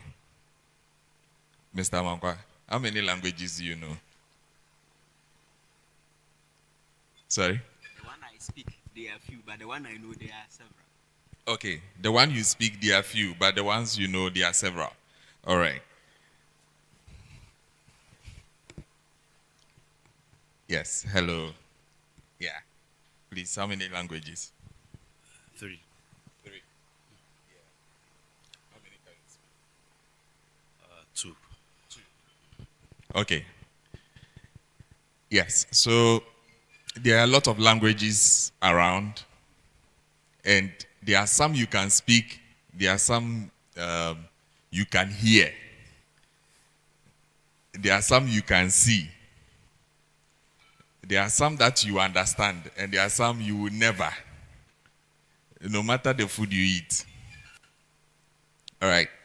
So what we are going to do today, we are not going to do any programming here, please. We are going to learn languages. Okay? We are going to learn some languages.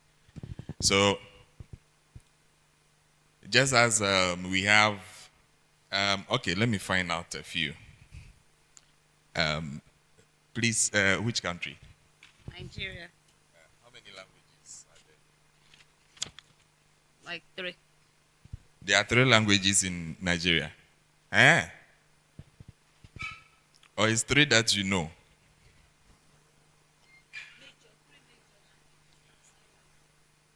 Okay.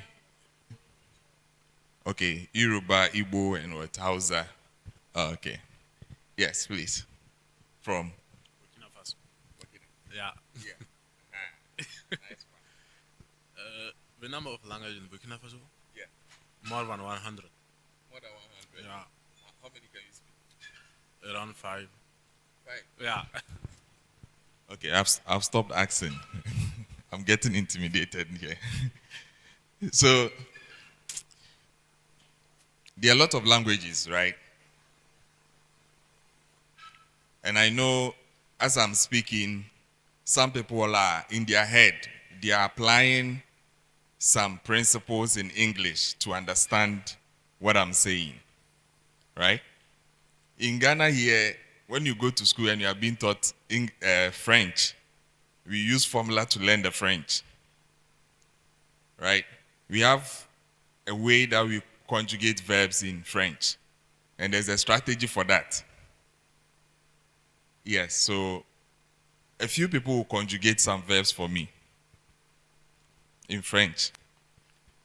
Yeah, eat. Je mange. Tu manges. Il ou elle mange. The one from Burkina, please, can you hear him? Je mange. Tu manges. Il ou elle mange. Nous mangeons. Vous mangez. Ils ou elles mangent. Okay.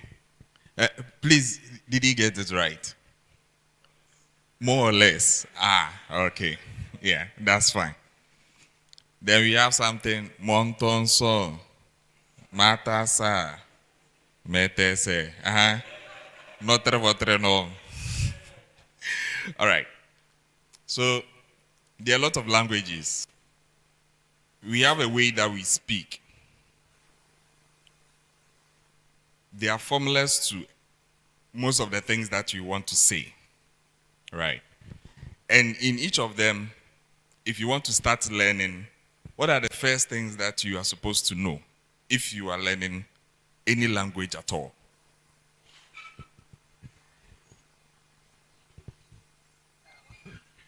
No idea.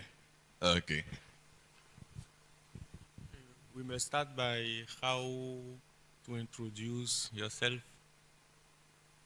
Yeah, so he's saying that you start by how you introduce yourself to someone.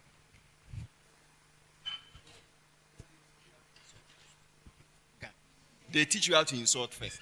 Ah, okay. Yeah. In the formal settings, you learn the alphabet. Okay. All right. Which of them? Is it the alphabet or the numbers? Both of them.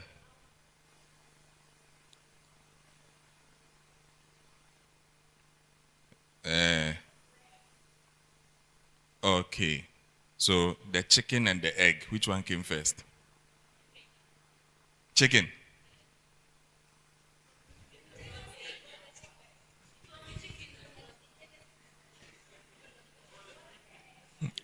All right, that's fine. So in the formal settings, right, you learn the alphabet, you learn the numbers, that's the numeric part, and then you learn how to put two things together.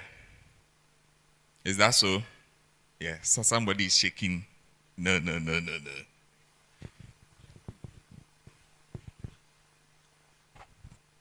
When you learn the number in the alphabet, you have to learn how to write them on the paper. When you learn the numbers and the alphabet, you have to learn how to write them on a paper. Nice. So it's the same thing. Now we are going to learn some language. Let's assume we don't know anything. We have to learn the alphabet. So you go, they tell you A, B, C, A, B, C, D. Right? And then any other language here with any A, B, D, A, F, G, A.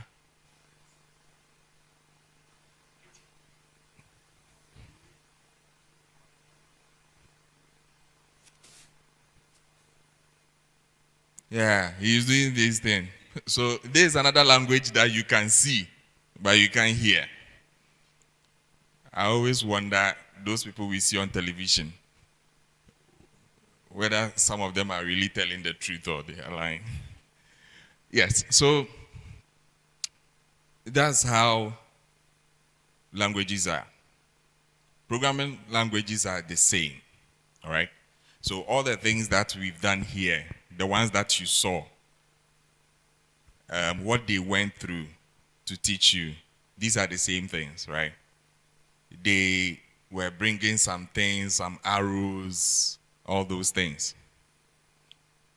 Now, if you want to learn a programming language, you must first know the alphabet of that programming language. You must know the numbers or the numerics of that programming language, and then how you put them together. There are certain words in a language that means the same thing, right? In English, if I say go, go means go. G-O. Go means go. Go cannot mean any other thing apart from go, right? But if I say figure, what does figure mean? Figure, F-I-G-U-R-E.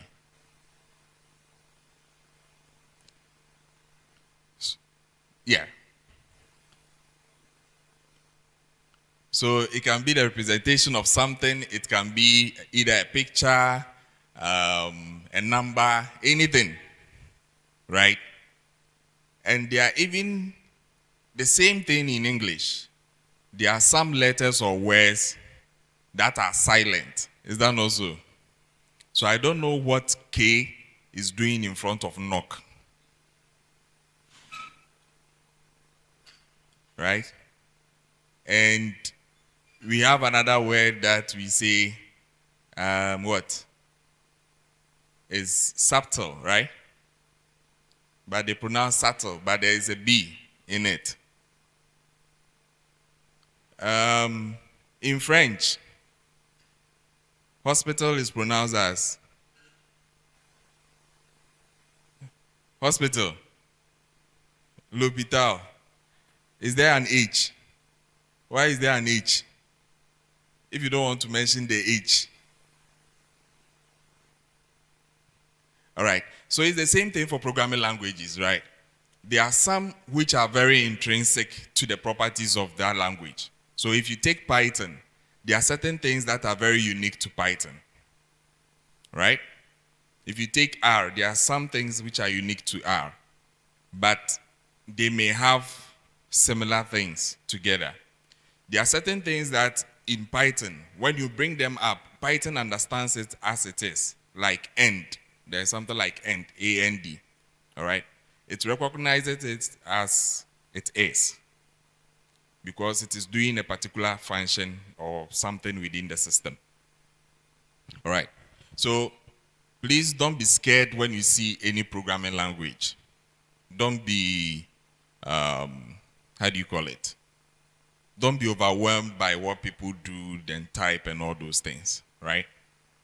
You saw the pipe that Matthias showed earlier. The percentage sign, the greater than sign and the percentage sign. And he said it was a pipe, right? Now, the pipe is just as simple as you having a statement like, how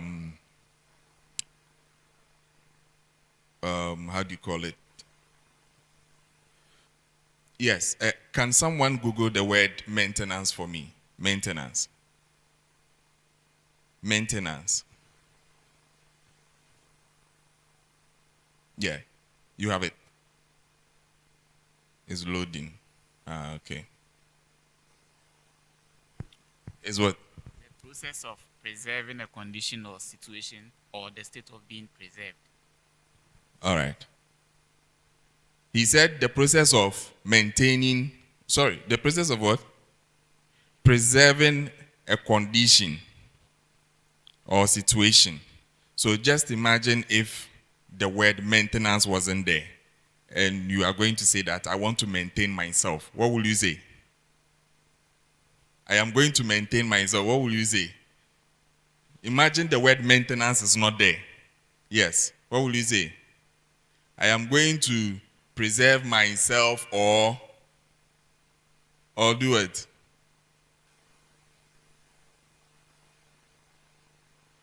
So you are going to say, I am going to preserve myself, right? Which is very long. But you can just use the word maintenance, and then it will mean the same thing, right? So it has shortened the word, those sentences into just one word, and it is giving it to you. That is what the pipe is also doing. It is shortening everything that you have to do into just one line of code for you to work with, all right? So you will see a few things here that I'll do. But first of all, you are going to do some installations, okay? For these installations on your machine, I think he has taken you through some of them, so we wouldn't bother much. You just go open your R. You go to the packages where you have install. You click on install, and then you install these things.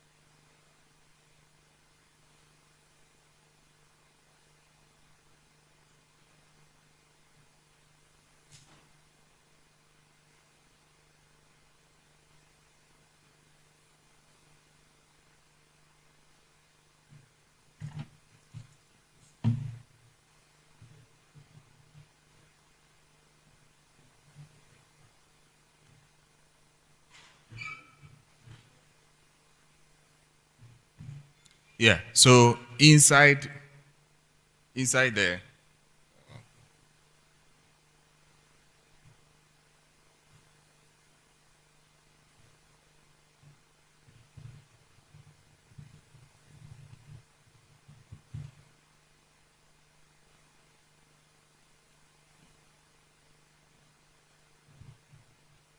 yeah, so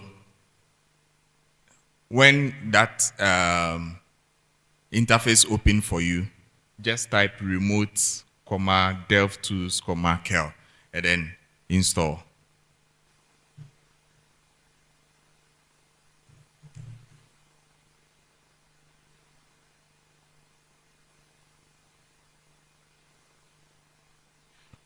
While this one is installing, when you type and it is installing, please go to the OpenAKL, the API that was generated for you.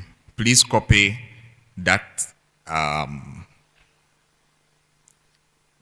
those numbers, the API, the numbers and the letters. Copy them,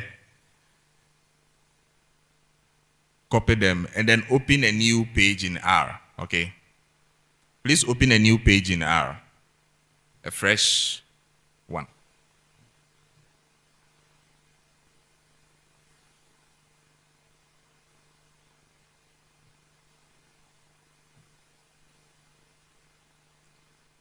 Don't work in the same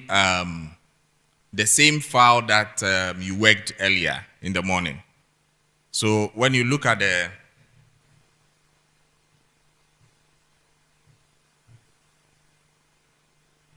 somewhere like this, all right, it's a bit slow.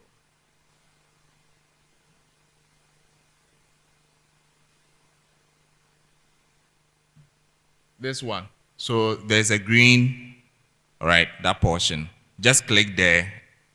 A new file will be open for you. All right, a fresh sheet.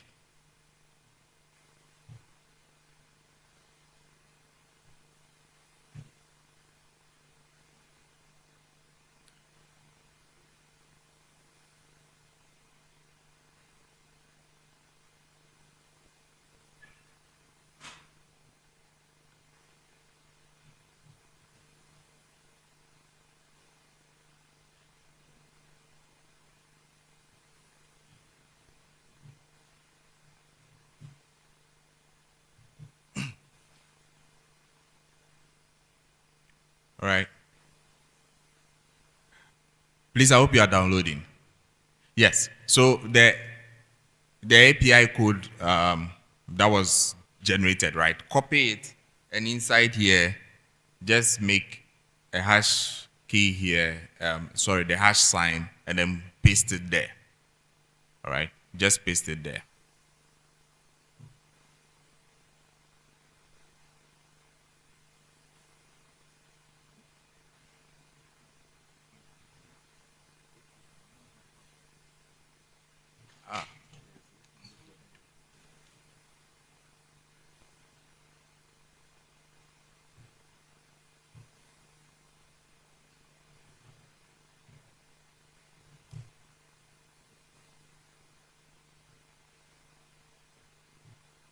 So, yeah, hello. Yes. This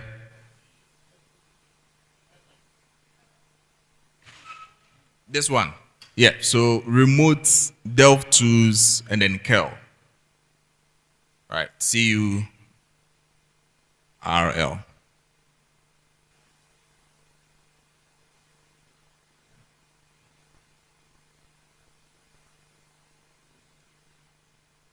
Yeah, as to getting the how do you call it, the API key, all right? When you log in, here where you have your details, okay, you will see settings. When you log in, you will see settings. If you don't see this one here, click on explore the data. This side you will see this one appearing. If you don't see this side appearing, click on explore the data. This side will appear for you. And then you click on settings. Once you click on settings, you come down and you see the key there. All right, API key.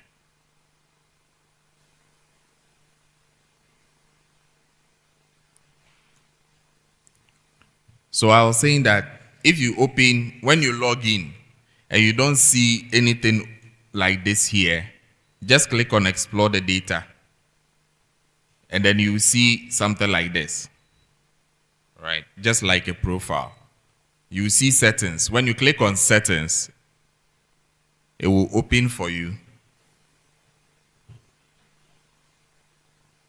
You scroll down and you see API key. Copy it and go and paste it inside the new R sheet that you've created.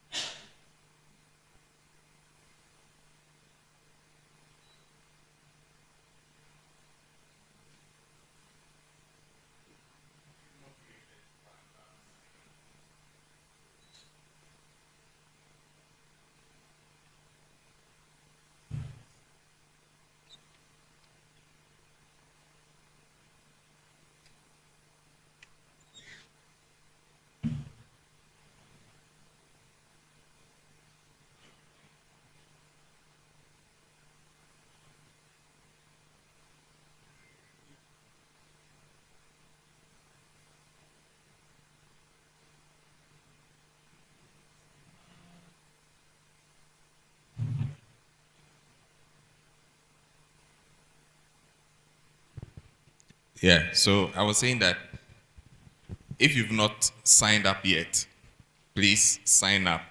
And then you go to the settings, you get the API key.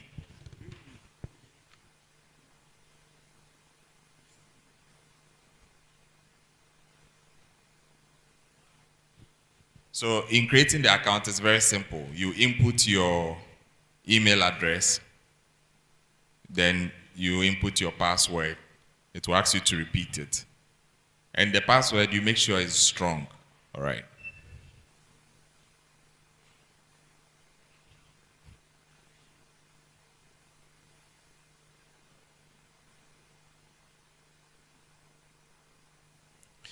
If your password is not strong enough, it will not give you access to continue, all right? So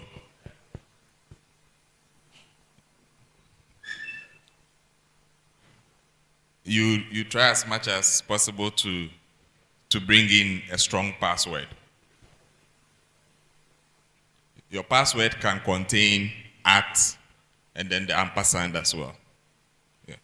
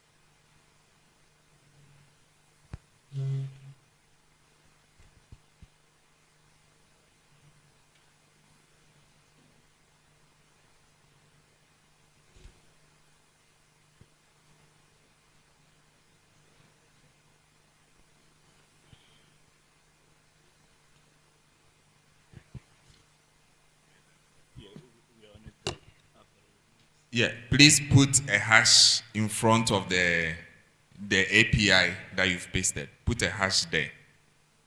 Yeah, in front of it. Yes, so that it changes color. Yeah.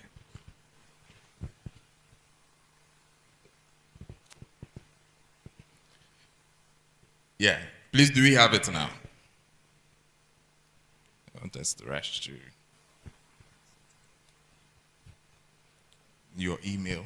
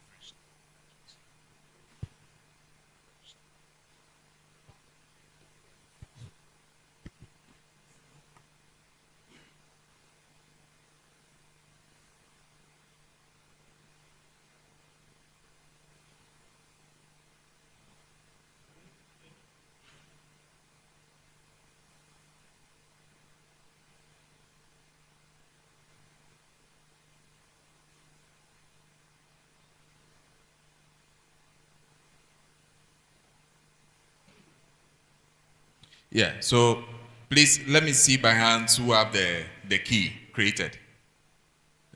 Please, I want to see by hands those who have created the key or generated the key. All right, okay. So that's fine. So please go and paste that.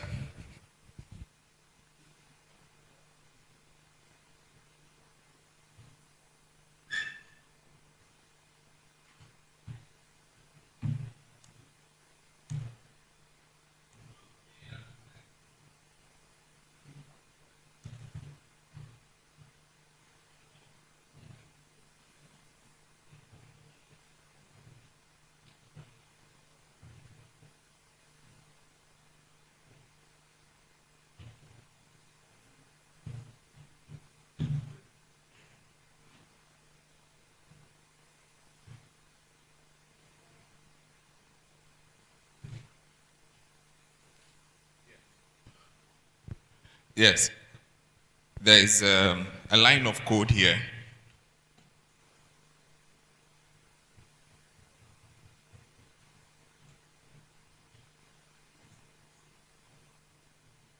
Please, this line of code, right? Type this inside your console. When I say the console, this part of your R. This part of your R, okay?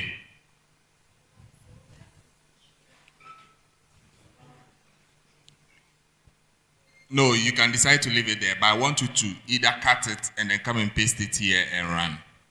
Okay? Cut this, come and paste it here and run it. Yeah. So this is the code. I want you to type this code inside here. Okay.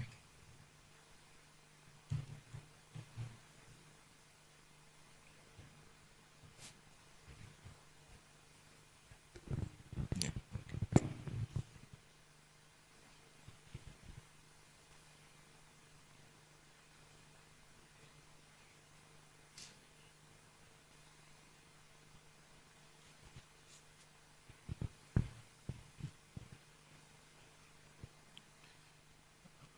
Yes. Is it running?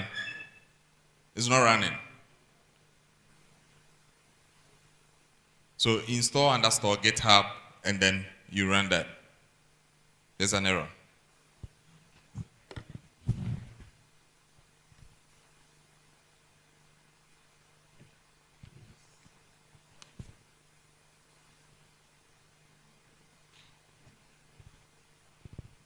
Yeah. So, yes. I know why they are not running. Now, you remember Matthias taught you something. Now, if you want to speak to it, there are certain things that they understand, all right? These packages are there to make things simple. Okay, the libraries are there to make it simple. So we need to call in these libraries.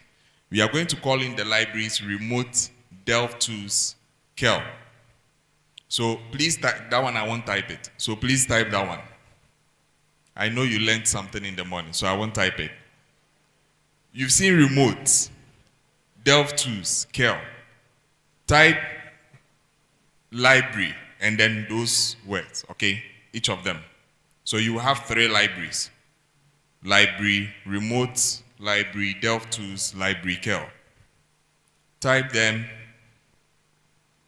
inside your code, okay? Inside the code.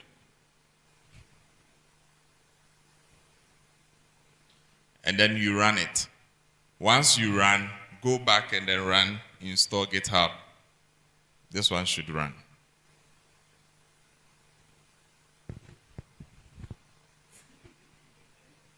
I should repeat. Yeah, so I'm saying that in the morning, you were asked that if you want to use any package in R, you have to call in that package, all right? So in R, we call it using library. Okay, it understands that once you say library and then you mention it, it will come and do the work for you. So call library and then put that library inside there. So library remote, library delve tools, library curl, right?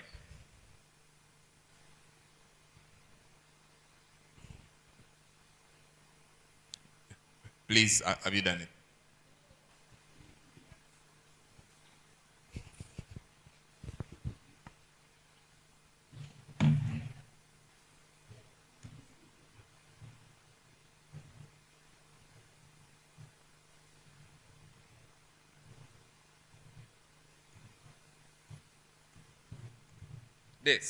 This one. It in the morning, right? Yes, so repeat it for the other 2, delve tools and then curl. So you bring library, remote, library, just like that.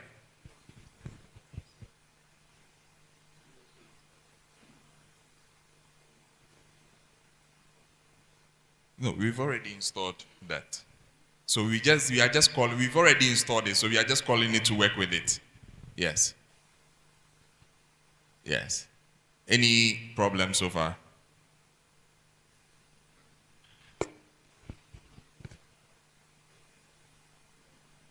It still didn't work.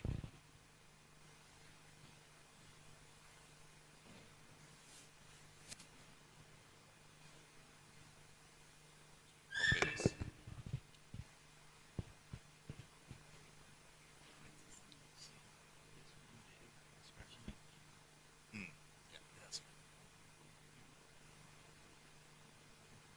It means your distance didn't install.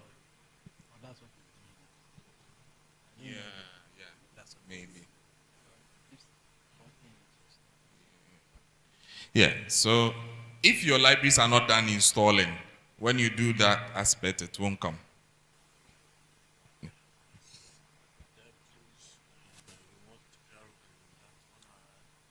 Yeah, it means they are not installed.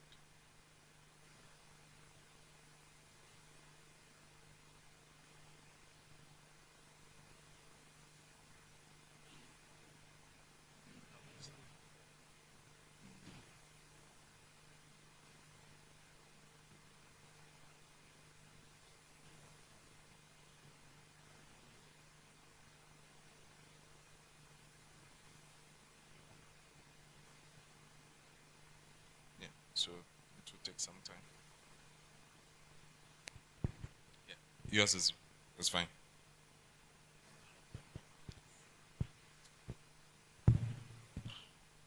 Okay, still installing. Yeah.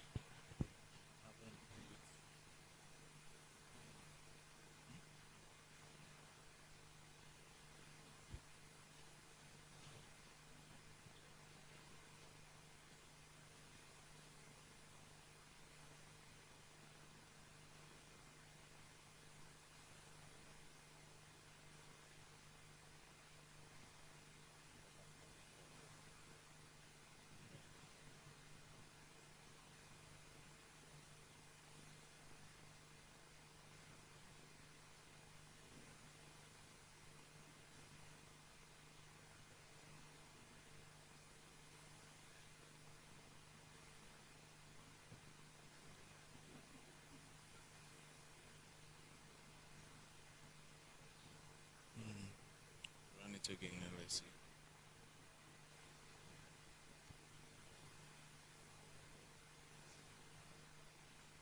I think the pressure on the website. Yes. Yes, refresh. No, error. Yeah.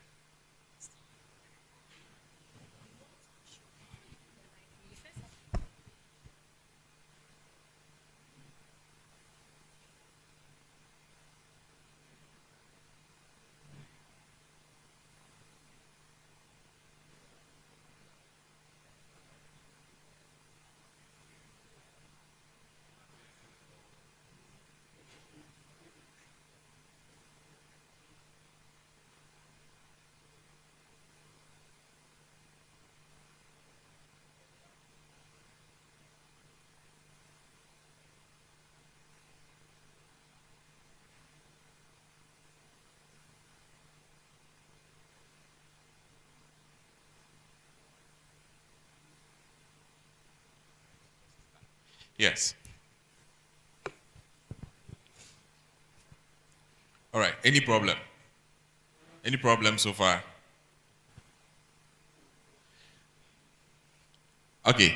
So you are first supposed to install remote delve curl. After installing, you bring in libraries. Okay. So you type all the 3 libraries. You make sure the 3 are there. Library remote, library delve tools, library curl. When you run that one, then you go and you run install GitHub. Online. Question. All right.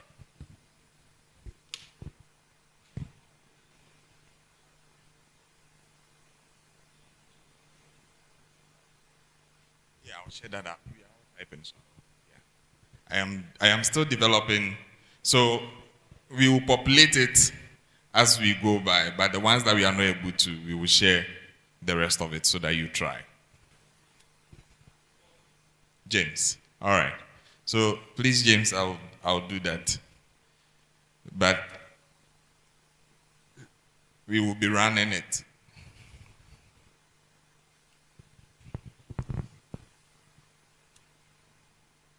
We are good to go. Yes. All right. So those with the installation done, this is what we are going to do now.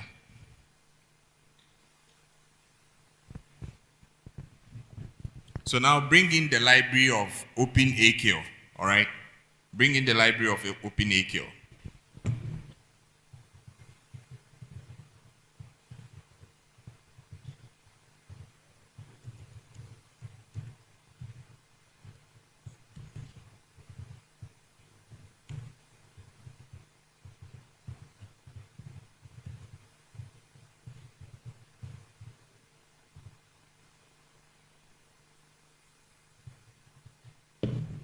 Okay, once you are done, bring in this library. Library OpenAQ.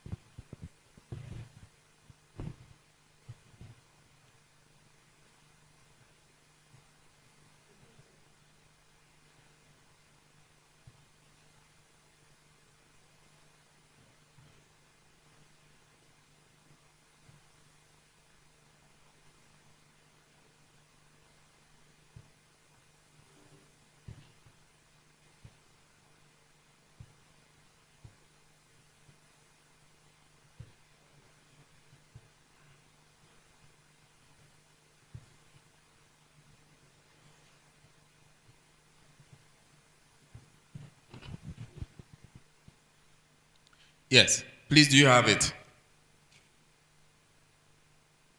After the installation, you will see that they'll write at the bottom, done, OpenAQ, right?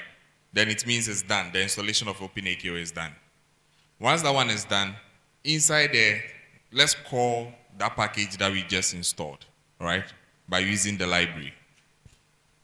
Let's call the package we just installed by using the library. Then I will explain some few things.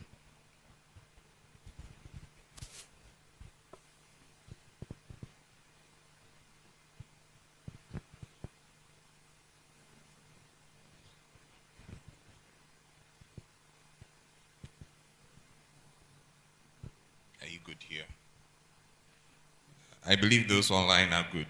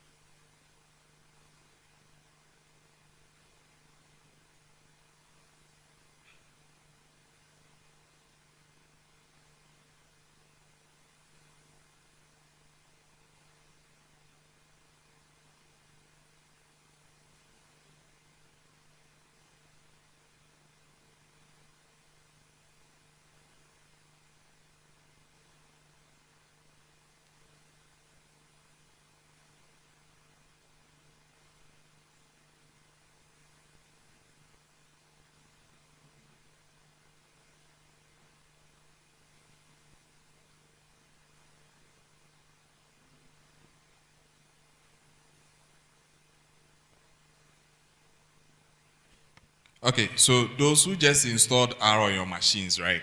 It would take a while because there are other libraries that they depend on which are not already in your system. So as and when you continue to work, some will be downloaded. So when you are running something and they tell you that cannot be found, you try and install that thing that cannot be found by using the same old procedure.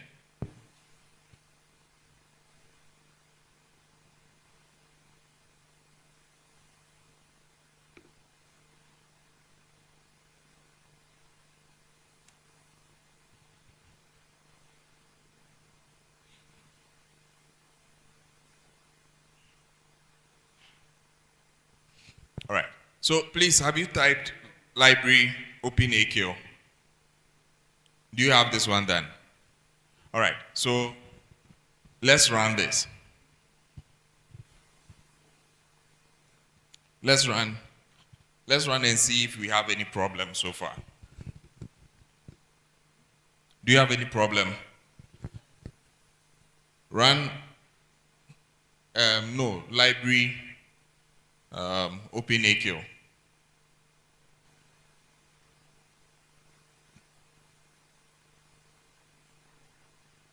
What's the challenge?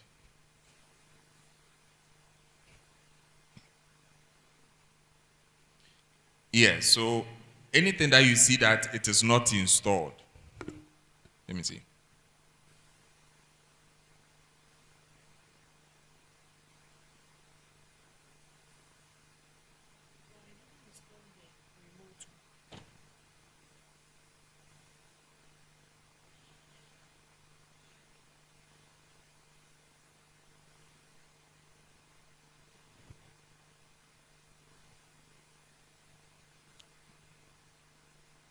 No, your system is still running.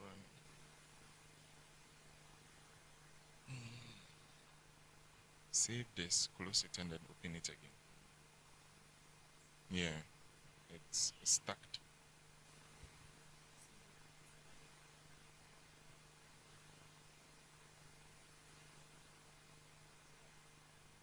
Did you run this? When you ran, what did it say? Yeah, it's because not to run all of this again. Yeah, you've not. These ones have not been installed, so still.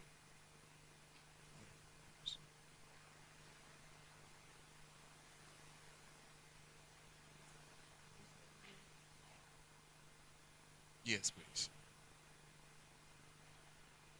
You select. Yeah, without the hash. Copy. No, copy. Come and paste it down here. Then enter.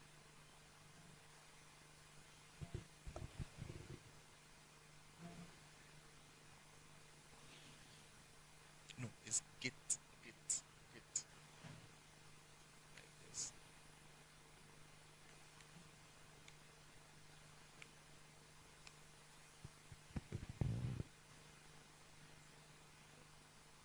Yeah.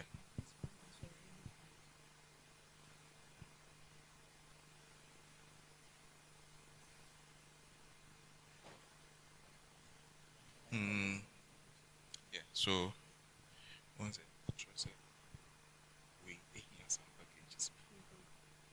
So what you do is this one in here, this, then so in here, this. So you come here. Use this. I think this should.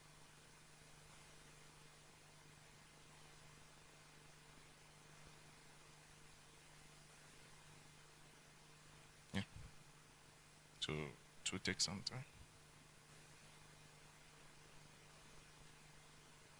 Yeah.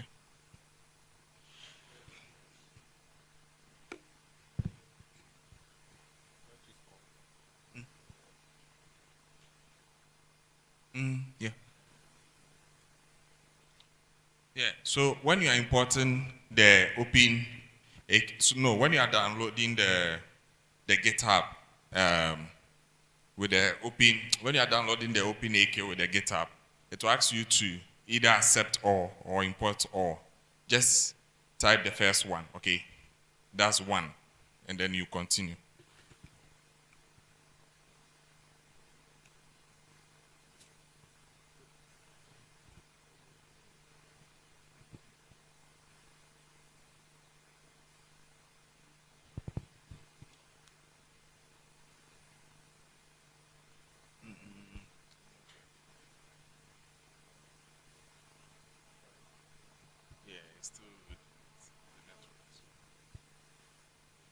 Yes. Yeah, I'm coming. So if you run your code, right? Now on your please look at this. On your editor, this is how you are supposed to. These are some of the things you are supposed to have, or this is what you are supposed to have there.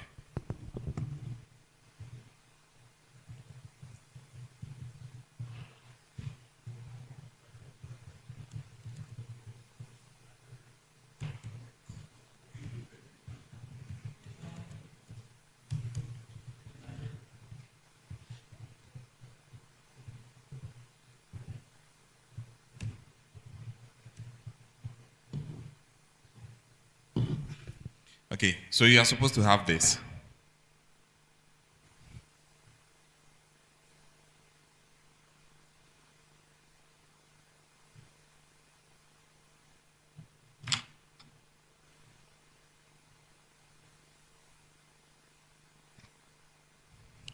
Please, do you have it? This is what is supposed to be on your.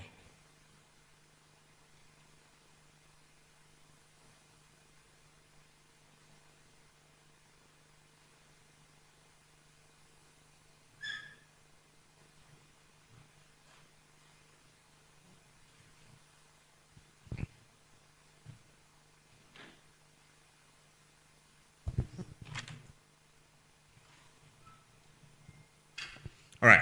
So what we are going to do is that, we are all going to learn together. Someone should type the meaning of API for me. The API, they are capital. API. The meaning of API. Just Google it for us.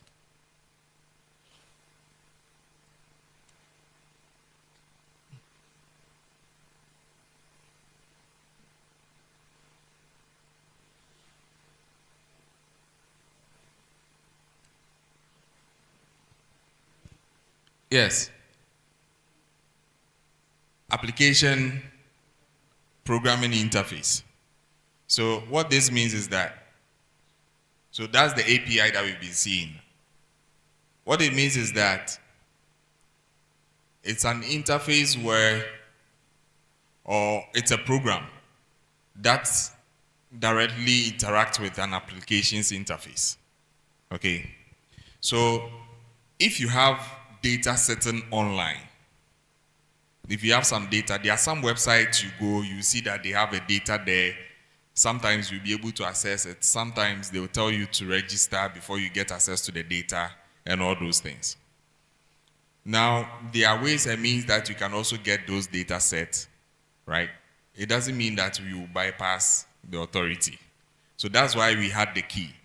Now, the key is just an avenue for you to be able to log into the system online, all right? So they are very unique to you. What you generated is different from what someone has generated. And you can regenerate it anytime you want. But you make sure that the one you had generated override the old one, all right?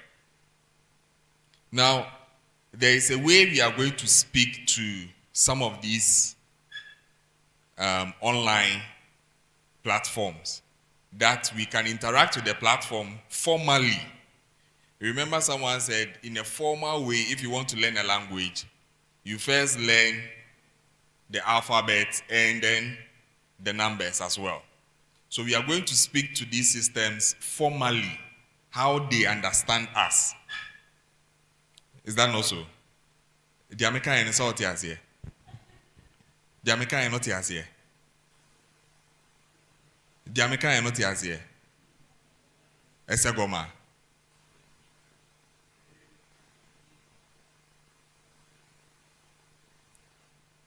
Do you understand what I said?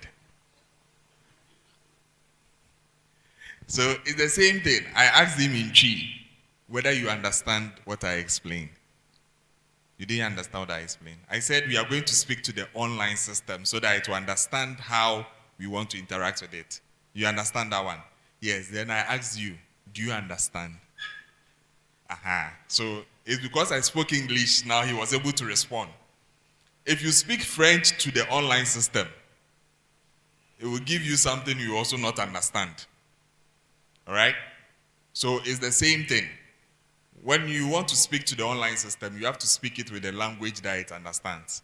But first of all, for them, in every culture, right, there is a way you enter somebody's house or somebody's room. In Ghana here, before you enter someone's room, you knock. Or you once you knock, ask you to enter. We are going to knock to the system with our key so that the system will understand that this is what we want to do. I am the one entering. Give me access. Do you get it? Please, do you understand? All right. So we are going to have access to the OpenAQ platform using our key. All right. So this is what we are going to do.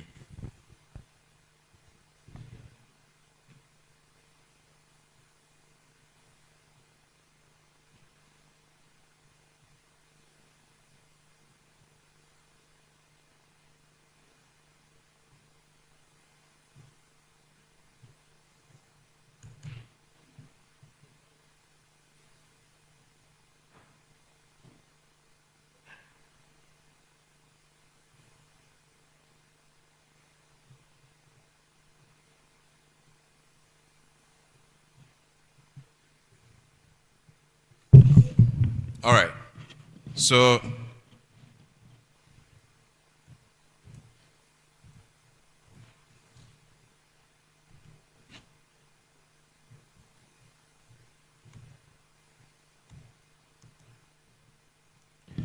now inside here, you will type your key. So once you type set API key, the system, the code will now automatically set your key into the system, and then we will try and have access to the online platform. All right.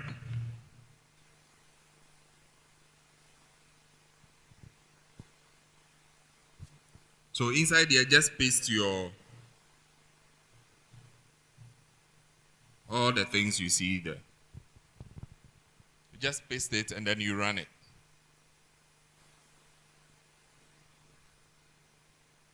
Copy your key, put it there, and then run.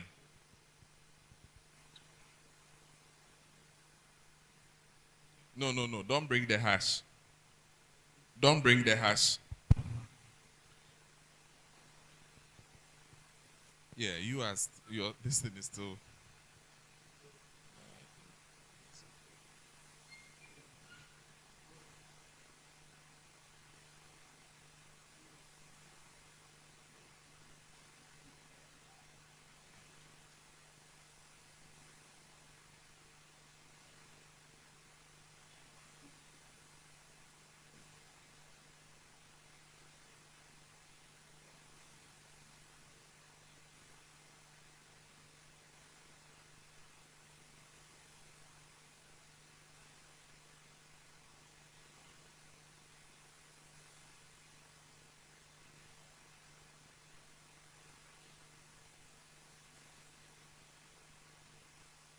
All right. Yeah.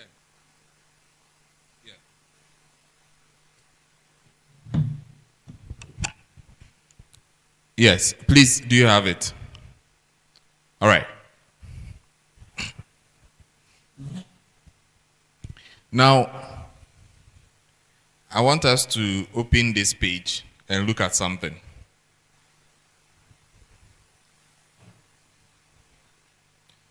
the OpenAKL Explorer.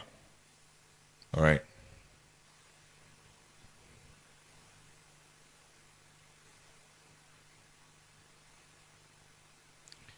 So all the points you see here are data sets that are available online for free. Okay. Some of them you still need permission to use them, even though they may be free. You will still need permission to use them. All right. So when you zoom in like this, all right, each of these data sets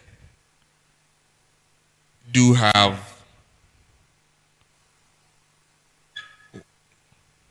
some information about them. All right? It is at a particular place. There's a location for it. There are things they are measuring. Okay? And then their time step as to how they measure them, time interval, whether hourly, daily, and all those things. All right. Now, when you use an API to access data online, there are certain endpoints. These endpoints are things that will let you have specific information as to what you want. All right. So, assuming this room is the online service, okay, or the platform, assuming this room is the OpenAKL, and you want someone in here, if you tell someone from outside, let's say a student, to come in and call someone for you, who do you think the student will call?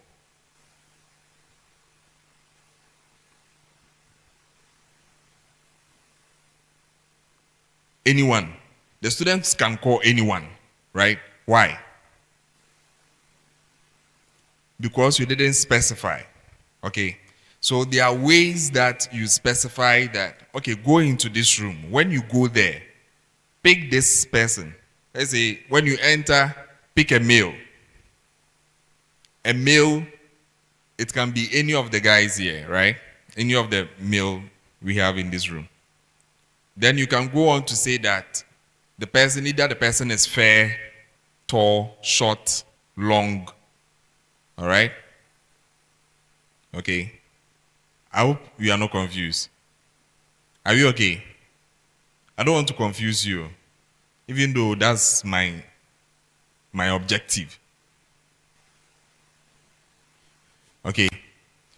So we will have to specify. So there are certain things. First, location.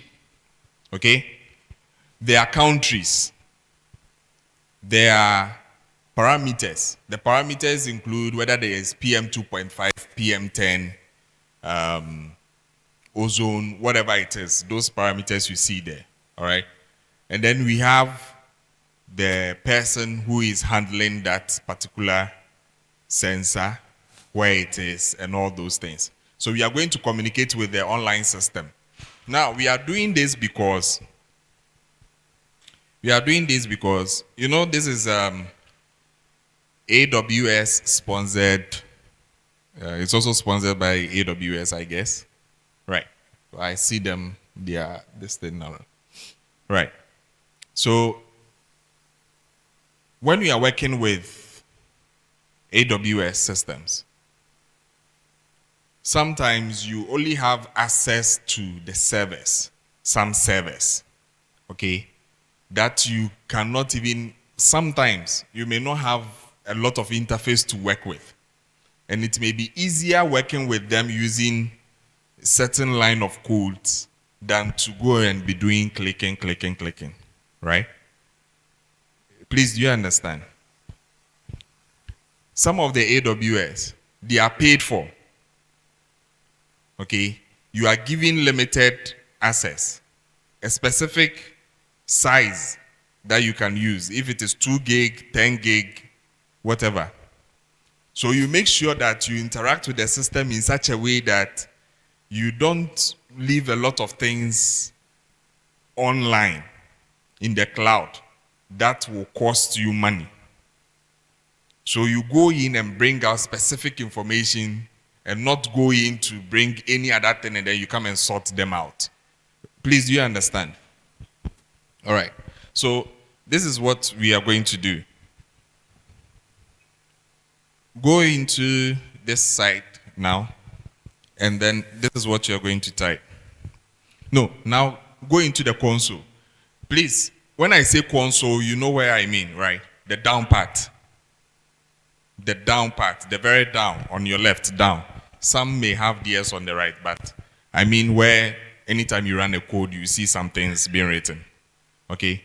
Now go there and type this.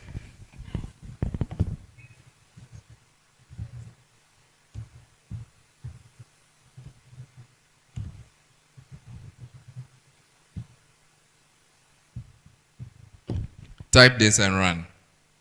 Help list locations.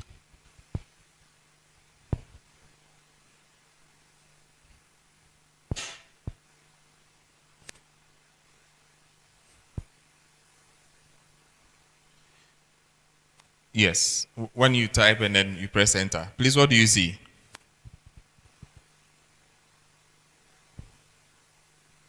Please, what do you see? No, yeah, yours is Onaka. Yes.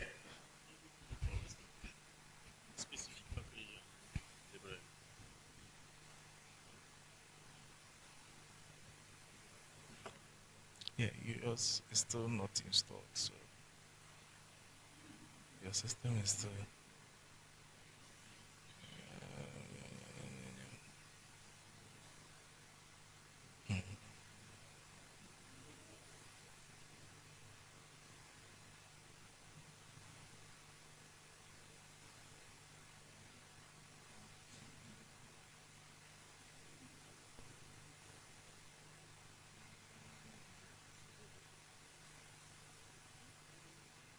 It's still not installed. The open.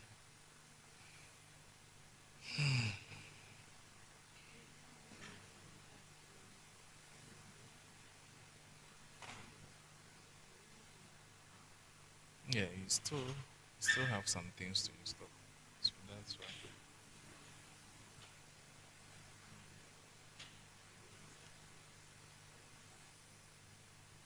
All right. Yes. Yes. Have you run that? Yeah. Please, what do you see? After running. Yes. So if you look at the right part, okay, the right down, on your right down, under the help, you will see that it is giving you some syntax, okay, what it contains. And what do you see there? You realize that it is explaining what the list location means, okay? So list location is going to get you a list of the locations that we have data on in the system.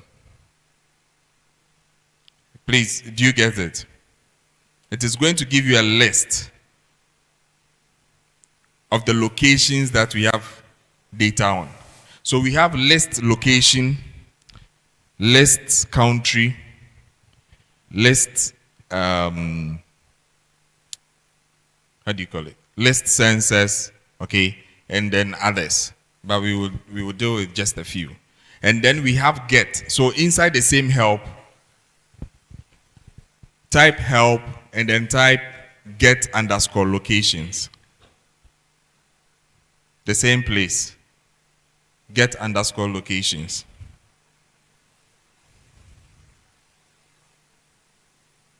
Get, G-E-T, underscore locations.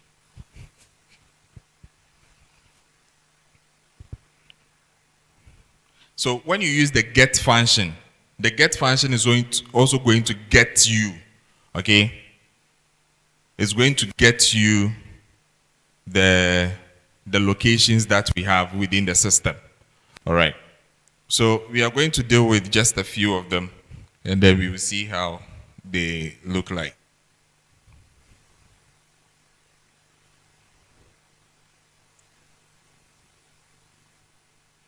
Now, please, inside there, type this.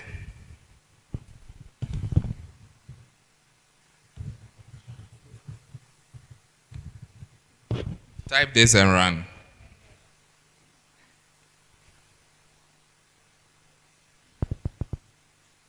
What do you see? You want to see the console? Yeah, you can do this one in the console or no, do it inside the editor itself and then run. Yes. What do you see? Sorry? Mm-hmm. Yeah. Yeah, nothing happened because it's only opening. All right, don't worry. Yeah. Yeah. So that is it. So it is explaining what that code means. Okay. So it is only giving you an explanation of what that code means. So anytime you are doing something in R and you are working with a certain function and you want to know how that code works, just inside the console you can type help and then in the bracket you put there that function that you are looking for and it will explain everything to you. It will give you a lot of information as to what you're going to have. But now type this inside your editor and run and let's see. Or you wait. Do this. Yeah, in the console.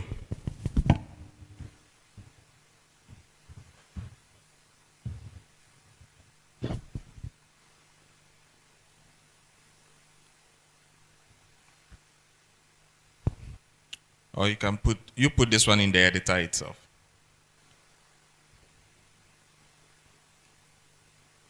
The one on the console, I'll clean them. But the ones that we are supposed to have in the editor, I'll keep them. So type this. When you type this, what do you see?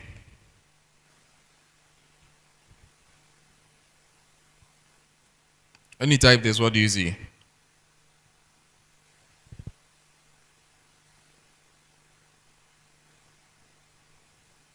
After running it, look on your right. You will see the data appearing there as logs. Okay?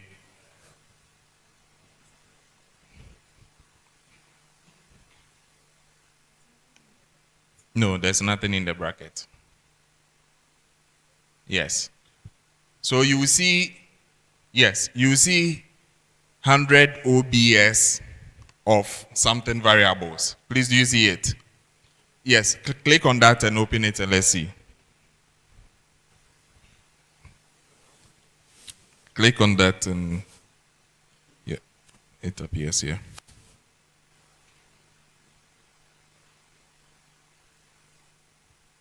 Yes. So, nice. So, when you open it, you see yeah, it's not installing. Are you connected to the internet?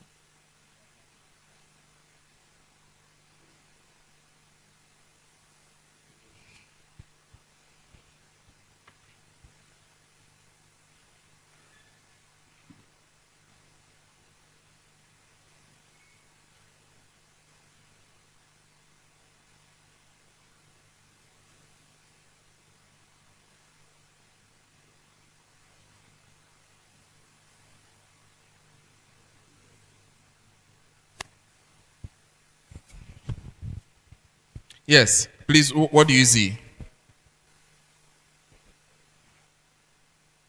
Sorry? You see locations. Yeah, what locations do you see? Nima, Jamestown. Okay, so it is giving you a lot of places, right? So Nima is a place in Ghana, all right? So when you look at the other columns, you will see where they are coming from, all right? The countries. You can see some of them, it being in Ghana, some of them being in any of the other countries. Where? Vietnam, India. Okay. All right. So these are data sets that are sitting online. Now, what are the names of the columns that you see? The first one is what? The first one is what? ID. The second one, name. The third one, mobile. Yes, the next one. Sorry? Monitor. Yes. And then what again? Time zone. What again? Country. Country ID. Yes. So, with all the things that you see, these are some of the information you get about a particular data set. Move to the last part. Let's see what you can see there.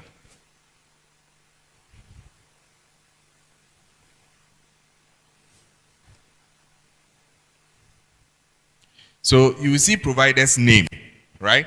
If you shift it to your left, you will see the last part. And whose name is there? Dr. Raphael. How many of you know him? Okay. Yes. So he was part of the facilitators for the summer school we had last year. And I think he has been here, right? Yeah.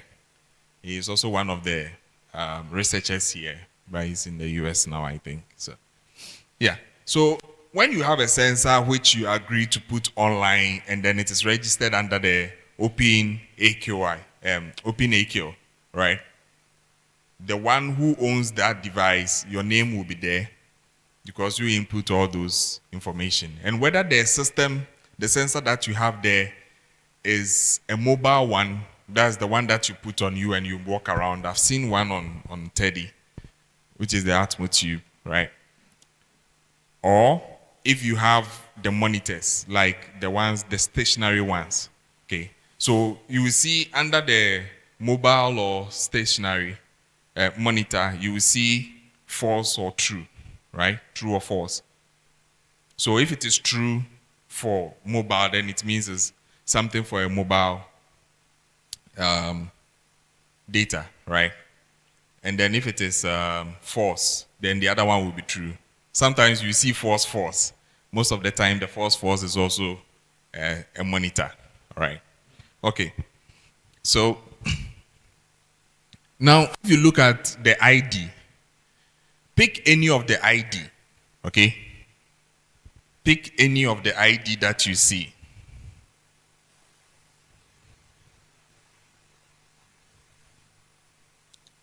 Pick any of the ID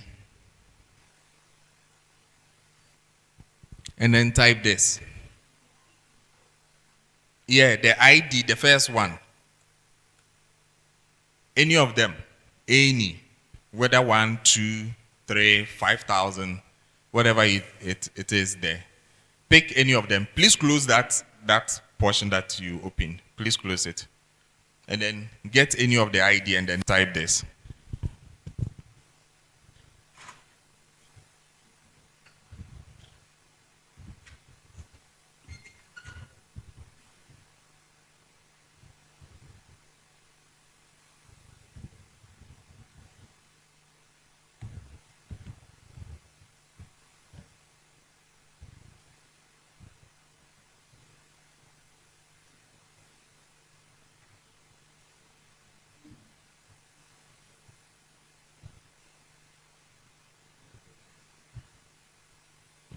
Inside here, put your ID there.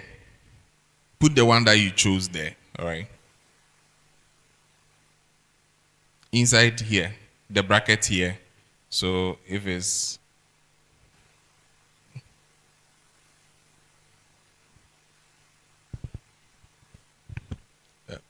please, how many minutes do I have?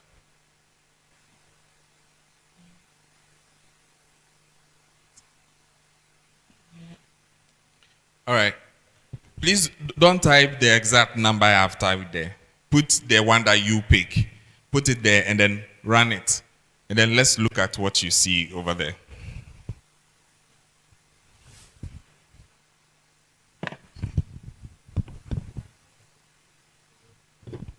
Yes.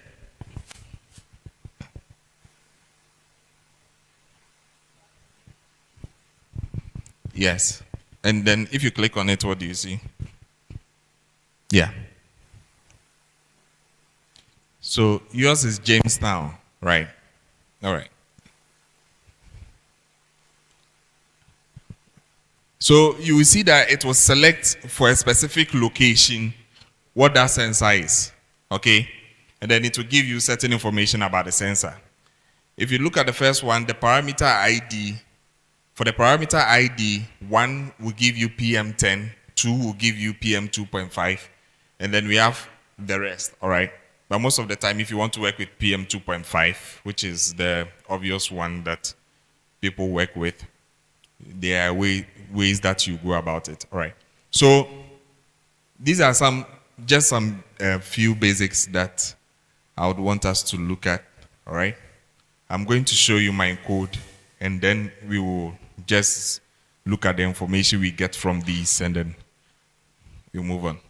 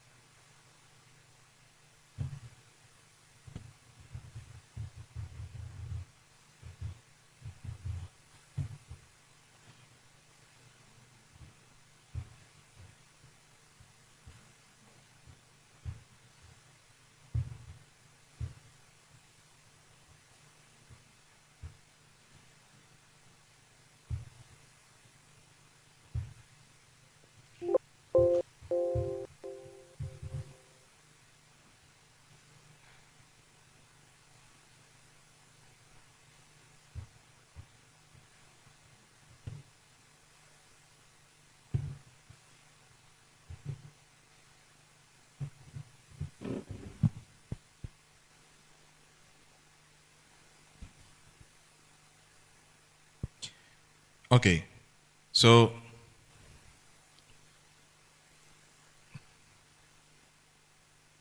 if you look here, right? Let me have to zoom in.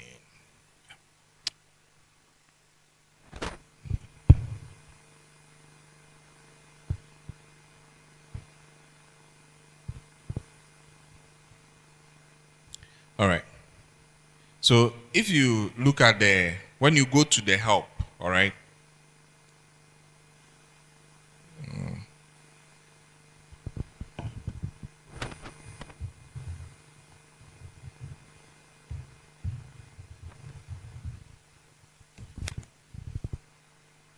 You will see that it gives you a syntax, okay, how you are supposed to use that particular code. And then you see BB box equals now coordinate radius, provider's ID, parameter ID. Now, the BB box, it's if you want to select it within a region, okay? So let's say over Accra, you know the longitude, the latitude, okay, from left to right. So it will first give you minimum of X. So we know this is our X, right? This is the Y. Which of them is longitude, which is latitude? The X is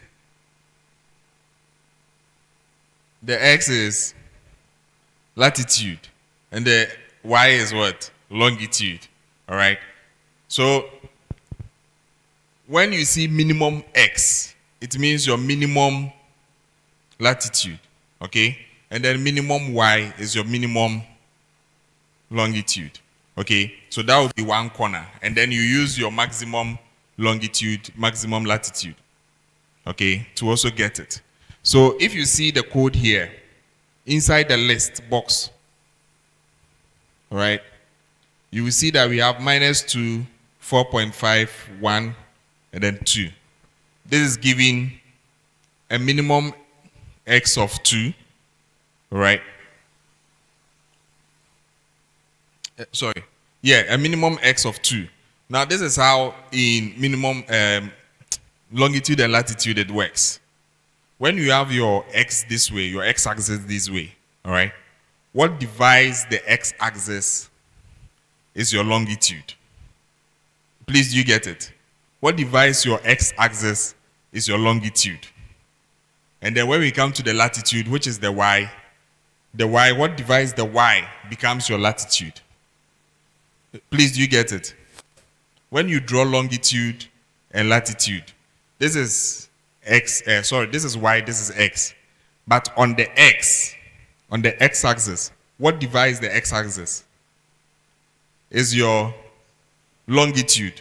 Okay, so your longitude will come first, and then your latitude. Okay, so that's how it's specified.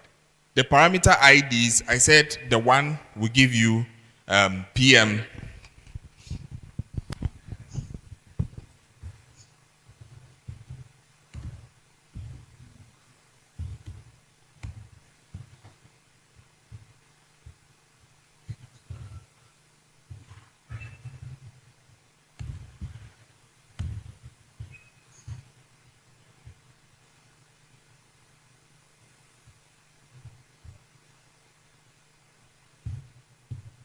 All right. So you see these IDs. When you do a list of the parameters, the IDs, ID1 is for PM10, ID2 is for PM2.5, okay?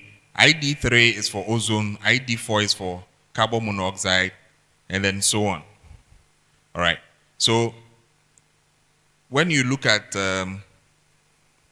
this, the parameter ID, when you select 2, it means that you want for PM2.5, all right? Then in each system, you have a certain limit, okay? The limit or the pages. By default, it is set to about 1,000, okay? No, I think 100. And then the maximum is 1,000, but by default, it's set to 100, right? Nothing you should really bother about unless you intend to bother the system. That is when this one will catch you. But if you don't bother the system, it's nothing to worry about. All right. So you see that, what do you see there?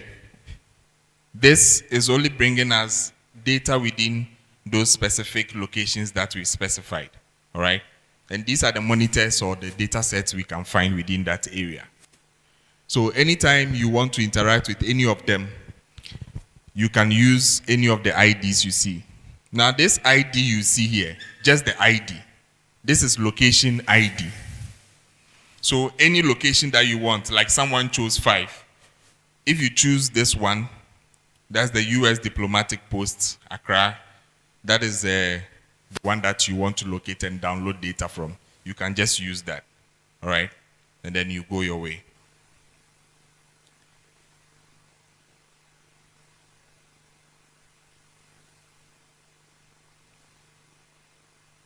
Now, this part is, so this one is for the US aspect, okay? This code is the US one that we saw here. No. Here, 9764. So 9764 is a data set that is named as US Diplomatic Post Accra, which is in Africa, Accra. The country's ID. So Accra's country ID is 152 in the system. The short name or the ISO is GH, like we all know, longitude, latitude, the time it came and all those things and the things you see here. So State Air Accra. Now, if I do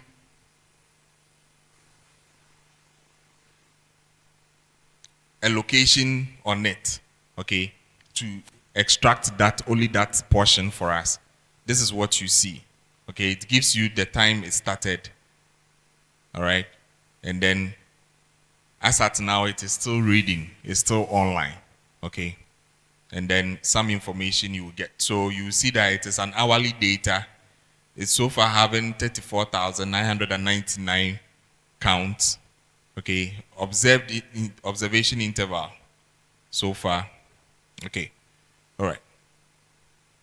So this is how you'll be able to get the data. this code here. Now this code here lists sensor measurement. List sensor measurement. So you see inside list sensor measurement, there are certain requirements. The first thing is what? Sensors ID, which is also the location ID that we are using, the 9764 for where we chose. So if you want for 5, that is Jamestown, you put there 5, all right, depending on what you want. Then the data measurement, so whether it is hourly, it is daily. So if it is hourly, you just put into inverted commas as hours. If it is daily, you just put it as days. All right. And then date time from. Date time from is when you want the data starting from. So maybe the data they started recording in 2024, but I want data in January, 1st January 2025. So you would select that, and then date time _2. It is up to when you want your data. So if it is a 2 years data that you want, you make sure it's 2023, 1st January, blah, blah, blah, blah, blah, to 2025, 1st January. Okay? And this is how you write it. This is the syntax. Now, once you do this, it will retrieve the data for you. All right? And that is what you see here. Okay.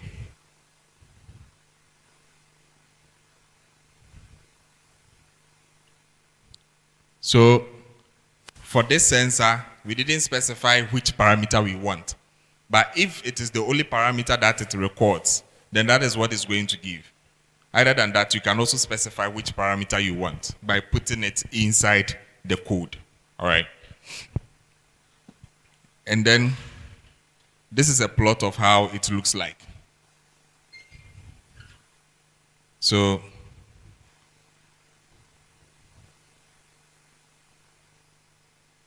oh, okay. Well, this is one of the plots that I've made. So if you do the plot function will plot that data for you to see, okay, as how the readings have been over the period. This is for one of the plots. I think I have this one here. Yeah. Okay. So you see the one that I specified for the US diplomatic data, all right? So what you see here probably is missing data that it's recorded within the period or something like that. And then we have other peaks that you see, okay? So you can specify which period you want the data. So this code, you can type this code. You can type this code here, but this number, you put there the number that you think you want to view, all right? And then you do a plot, and then this one will plot for you, okay? Yes, so you can type this one. I think our time is almost up.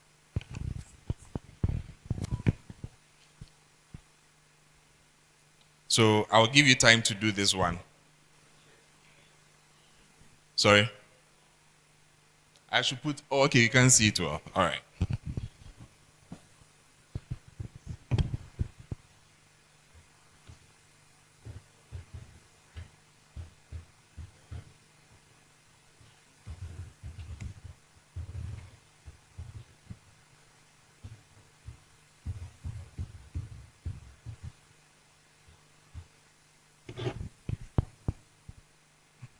Yes.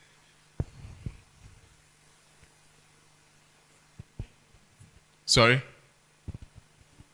Yeah. Yes. So, don't worry, you can type it continuously. That is fine.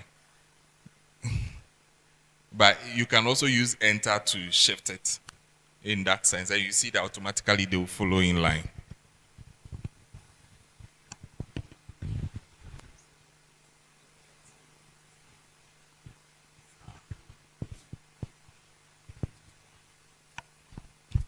Yeah, then the plot aspect is also.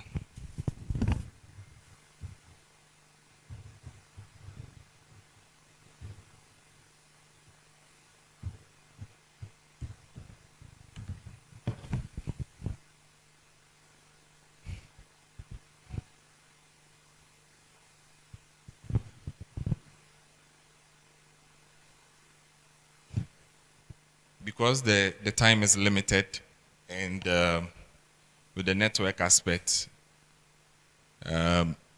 I'll just share this code for the purple layer. Please, were you able to download the tool itself? The purple layer, were you able to download the tool? I shared a link yesterday, not the alpha hour one.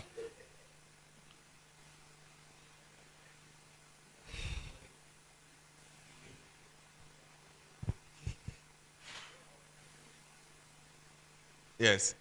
Please, did you have access to that? So when you go, I will probably share a document on how you would operate that. So Purple Air is also available online. Sometimes it's not also registered.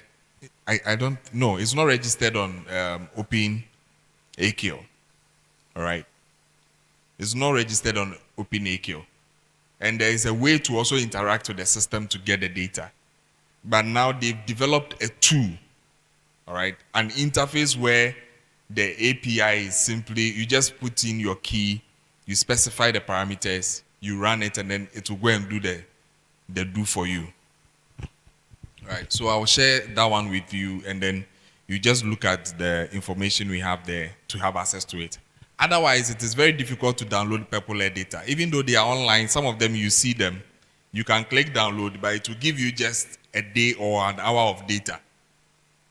But this one will be able to help you to get historical data from it. All right. So I will share that one, and probably if there's more time next, that's Thursday, I would probably do that before we continue with our next section. Yeah. How do you? Yeah. It is the same as it is closing the one at the top. It's closing the list sensor measurement. Yes. You see, when you open the list sensor measurement, there's a bracket. The last part, the bracket there closes that parenthesis for you.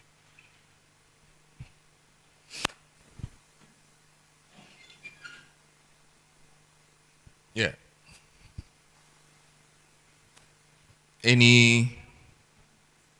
Yeah, you can run it. Then after this, if you want to export the data, please, there's a way to do it in R. I won't teach you that one. It's online. How to export a data in R into a CSV file. That one is.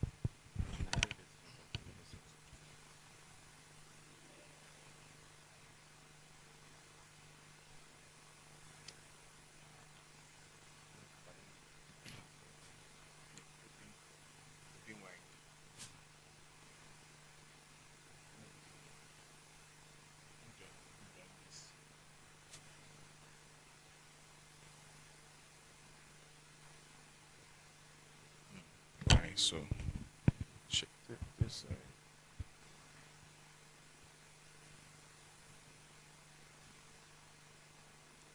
Fetch memory.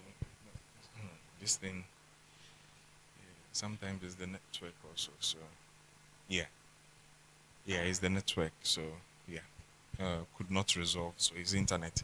Yes, please. Anytime you do this, you make sure you are connected to the internet, because it is the interacting directly with the online system.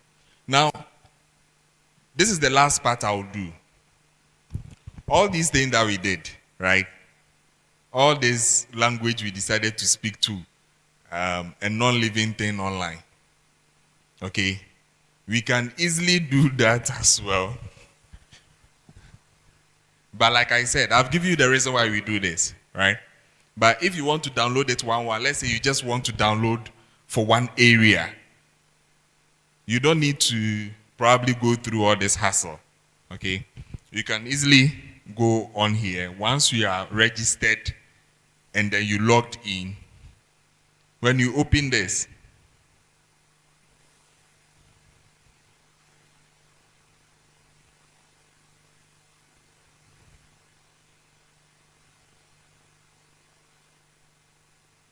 if you know the location that you want to get your data from, all right?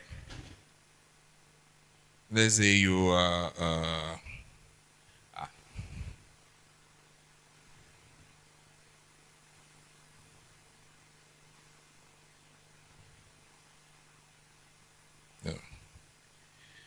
okay, the network is a bit slow.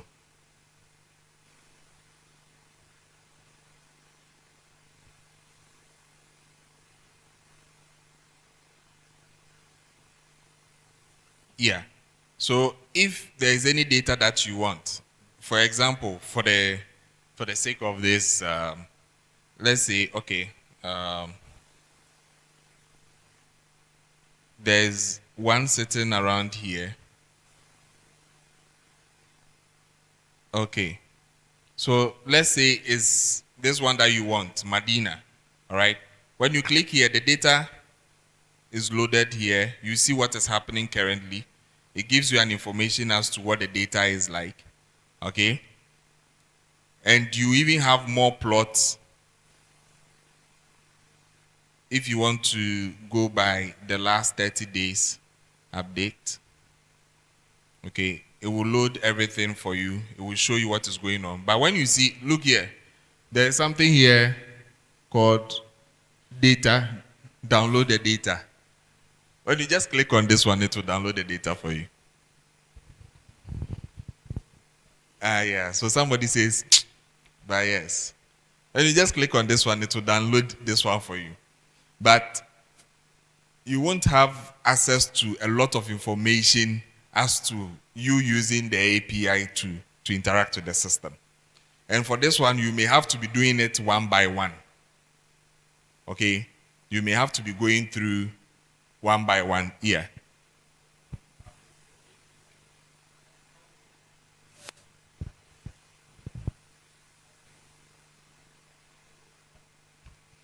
Yeah, so it has an open page list or a limit of about 1,000. Okay? So it has a way that it reads those lines by.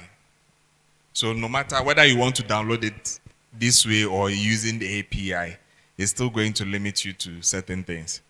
However, one, using API systems sometimes are faster, especially if you want to download it in bulk. And then depending on the kind of information you want to extract into the system, all right? And also the sizes of the information that it will give you, if you're able to do your filtering very well, the size of the data are sometimes a bit smaller than what you get if you download from here, which will bring in any other information, all right? Do you get it? Yeah. So this one, if you just click on it, download like this, it's good to go. But with Purple Air, you will get only a day of data. With Purple Air, you can't even get historical data. So you have to use the API to get the historical data. All right? If you want to download it. If you go on the Purple Air map and then you click on a sensor to download the data, you can't have all the data sets that you want. You can only use the API to get a lot of information. All right? Yeah. So like I said, with this one, once you just click on it like this, download, it will download into the system and you are good to go. Yeah. Unless there are any other questions. The last, this one. All right.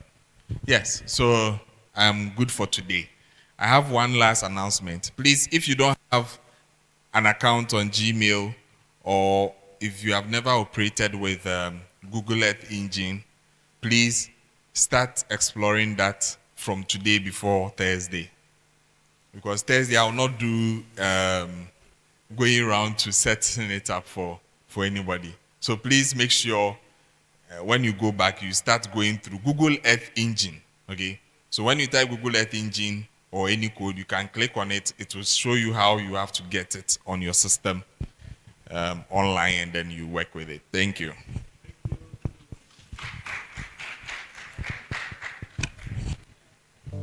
Thank you so much. Lunch is ready now. I think we've learned a lot and we need to stretch, have lunch, and then feel relaxed, refreshed for the next session. The next session will start at 2 p.m. and that's the hands-on sensor development with Teddy. So please, let's not waste much time. Lunch is ready.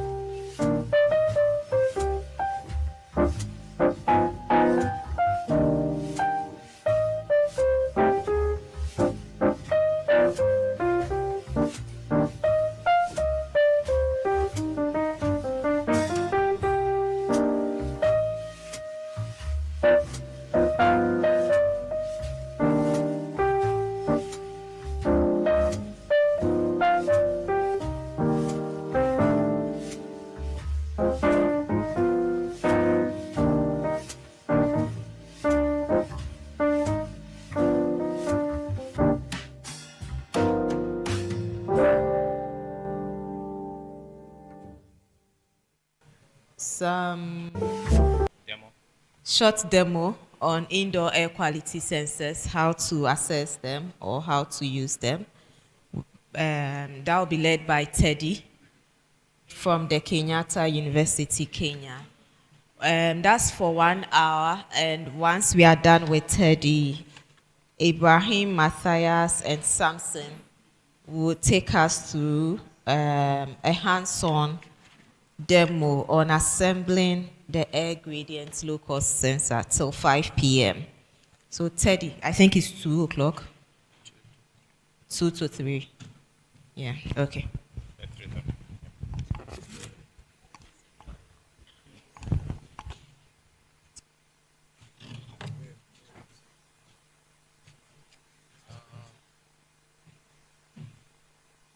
trying to get an hotspot.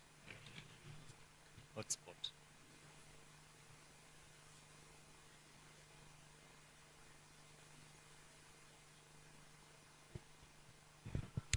Thank you. So we are going to do some few slides and we can proceed for a small demo. And then I'm going to request for 2 groups as we assimilate a small demo. So let's go through on indoor air quality locus sensor.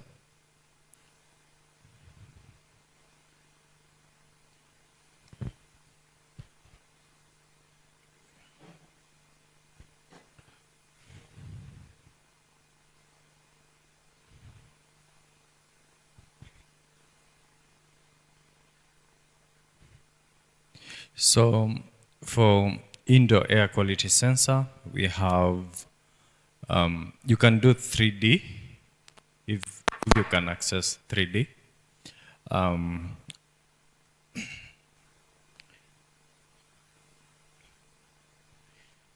If you can access a 3D printer, I would request you to come up with a small design of an air quality sensor. And this is just a small prototype of what I came up with. And printing this takes about probably 4 hours. And if you're doing some design, you're using Fusion, free version, or you're using SolidWorks, for those who have been using such softwares for engineering, it's very easy to use. So this one, at the cost of printing, you would spend about $30. Yeah. So if you spend about $30 printing this, and then you get some few accessories. So what are some of the factors that you should consider when you're doing an indoor sensor? So you need to check on the functions and the designs. What are some of the functions and designs that are available for provisional of use? So you need to check on the size. The design comes with the size and the weight. You cannot say you're developing a locus sensor for indoor use and it is 25 kilograms. It cannot be used. So the design is a determinant and it is a real factor. So the environment. Are you going to put it at the kitchen whereby it's going to be accessible by anyone? Someone is throwing water on the air quality sensor because you are collecting emissions on what the method of cooking that you're using for indoor air pollution. We're having a lot of indoor air pollution than outdoor. Most people don't know about that. So the other thing is the material. The material that you're using should be water resistant and heat resistant, and you should be able to clean very easy. You should not come up with a material which is very hard to clean and should be very presentable. So the feasibility on production of technique of injection of molding, that one goes to whenever you're doing the printing. So that is only a factor which works there. So the compliance safety. So if you're using a 3D printer and you're using the black enclosure, you'll find the black enclosure I used a petroleum-based filament. And if I use a petroleum-based filament, it's going to be highly flammable. So I cannot take this sensor in the kitchen because it's highly flammable. So you can take Hyper PLA, the green one, Hyper PLA, or any other material which is not flammable. So the other thing you need to check on the mode of transfer of data. How are you going to power your sensor? What are you going to use to power your sensor? How much power do you need? Do you need a power bank to power? Do you need a battery? Do you need a lithium battery? Do you want to use, in your home, do you have electricity? If you don't, you need to get a small panel for that, for solar panel. So I'm going through some few accessories that I've used in indoor air quality sensor.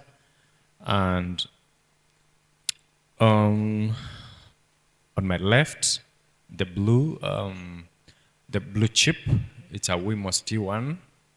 It's a very small, tiny, more of an Arduino board, but it is very good with Wi-Fi module. So we have some few jumper wires with some tweezer to use to fix that, and then we have tact switch. The tact switch is a black round, and then it has some few open filaments for soldering. And then on the lower, at the bottom, we have, on my left, we have plant tower, PMS 5003. And then we have some filaments to print the enclosure of your choice, the color of your choice that you really want to. And then the printer that we are using is a Creality 3D printer, which takes about 4 hours to 3 hours to print one enclosure. So in one bed, you can print about 10 enclosures in 4 hours. If you're using a normal printer with a normal speed, it's going to cost you about 8 hours, or estimate of about 12 hours, depending on the bed and the size of the printer.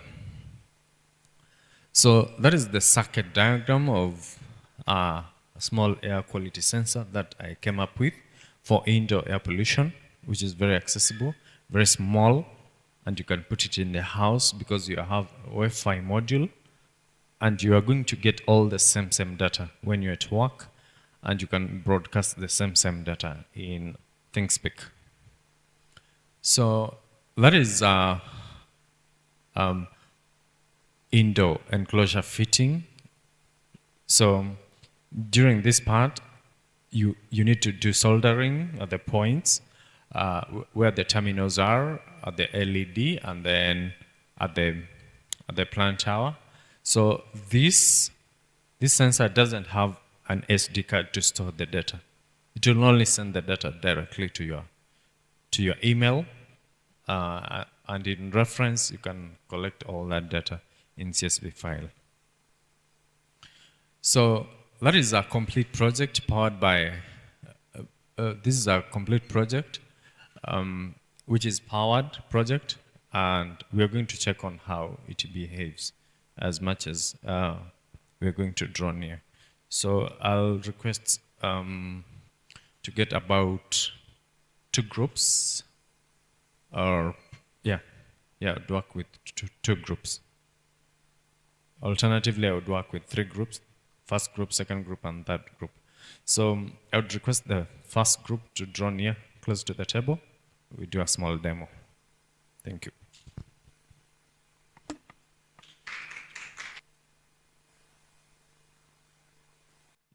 So for this, this air quality sensor, these are indoor. So for this one, it took me about 5 hours, maybe 4 hours to print, then 1 hour to do the soldering. So when you open this sensor, you can just see we have created a provision of where cables will be used, and then a provision of a small screen. So you can make as big as you want.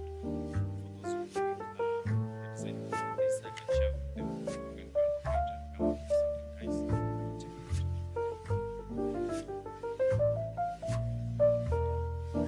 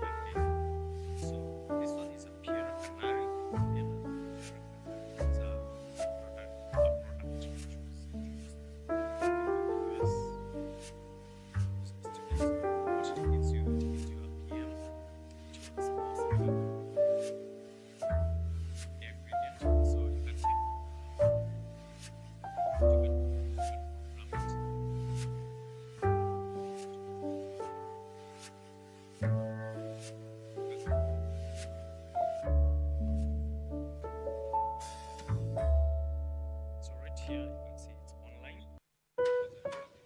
So that is the current PM10.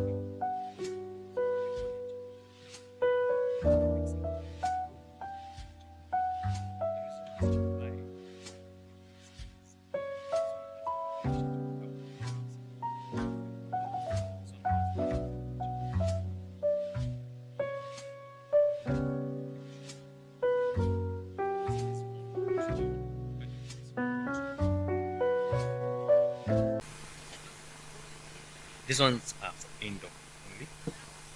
Outdoor, you can do both, but I would recommend you both. Calibration. So for the indoor, so for calibration, you need to do. You could get an argon tube to calculate the data, or you can use air gradient because you need to check on the variance in the data that you get. Okay, but should be good. As much as you're using a plant hour, the data should be good. Very, very good. So most times, when a company tells you you don't need to do any calculation, it's an equation that they come up with for at the code, and then you just need to deploy a code. Set the sensor to you. Yeah, you're good to go. It will not give you terrible readings or unequal measurements. Like you're getting a PM 2.5 of about 78 units. So we have reasonable values that you can get for PM 2.5. So any given time that you're using a plant hour, anytime you're using a plant hour, trust me, 1.0 and 2.5 measurements are good. They're good. So anything more than that, the PM10, that's why on my values on the air quality sensor that I came up with, it has PM 1.0, 2.5 and PM10. You just need to ignore the PM10 because the plant hour cannot measure that kind of size of particles. Okay? Questions? No. So you'll come back. Okay, that's fine. So in your group, you're going to nominate one person. I'm going to give him this, and then to go and complete on his own at home, and then I'm going to give him the slides. One of you. Go. Yeah. Who? This one. Okay. There you go. Okay. So please. Great. So I'll give you the code and what you need to set up this, and then you're going to go ahead and do it. at home. This one, we don't need any program for it. You need a very short code. Like, Okay. yeah, just on how to set it up. Yep. Yeah, you can write your own code. You can tell it to do whatever you want, and then the same data here. You can check on the on live. You can check less than a minute ago. This is live. This is an account that I created for this sensor, so I can access this sensor remotely, and it's here. We can check less than a minute ago. Yeah, so it will give you a prompt. So it will give you a number of entries. So I created this sensor specifically for studies for NAST for the summer school, and that was 2 months ago. You can check the profile. So this sensor is very good, and you'll get all the data that you want. Thank you. Next group. Continue to be tested.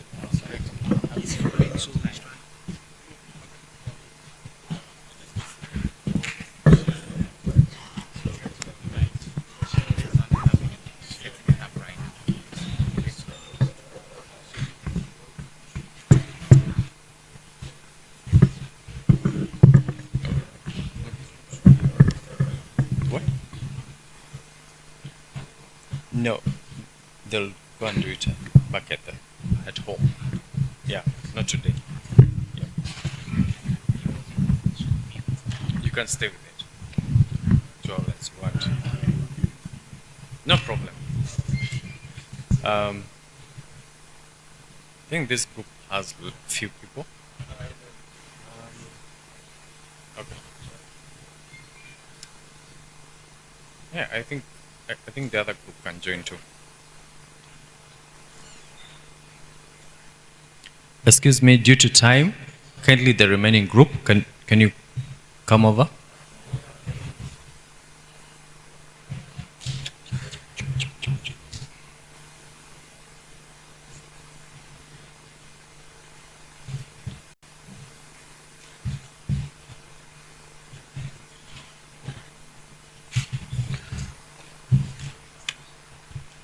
So, what we're doing, we are trying to distinguish between indoor and outdoor sensors, because at some point you're doing academic research data collection. You need, for indoor, you need a small air quality sensor which you can grip with your hand. You can place it somewhere. You can place it in the living room. You can place it somewhere in the kitchen. So any given time that you're using black filament to print, you need to check and to observe you're using the right material for 3D. Yep. So we can just check what it looks like.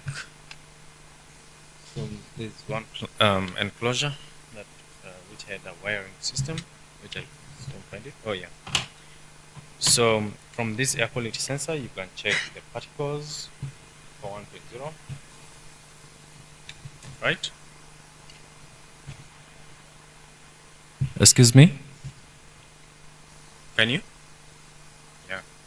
So any given time you scroll to give it 5, and any given time the values change, they're going to change online. So I've connected them to the ThinkSpeak account. So this is the circuit. I just showed the circuit. This is the tact switch, and this one is the LCD for the screen to show and to do a display.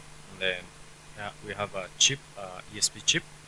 So I just did a small soldering. It takes you like 30 minutes to do soldering, and then just need more time to do the printing for the enclosure, and you can come up with this and probably even go to the market and even sell it.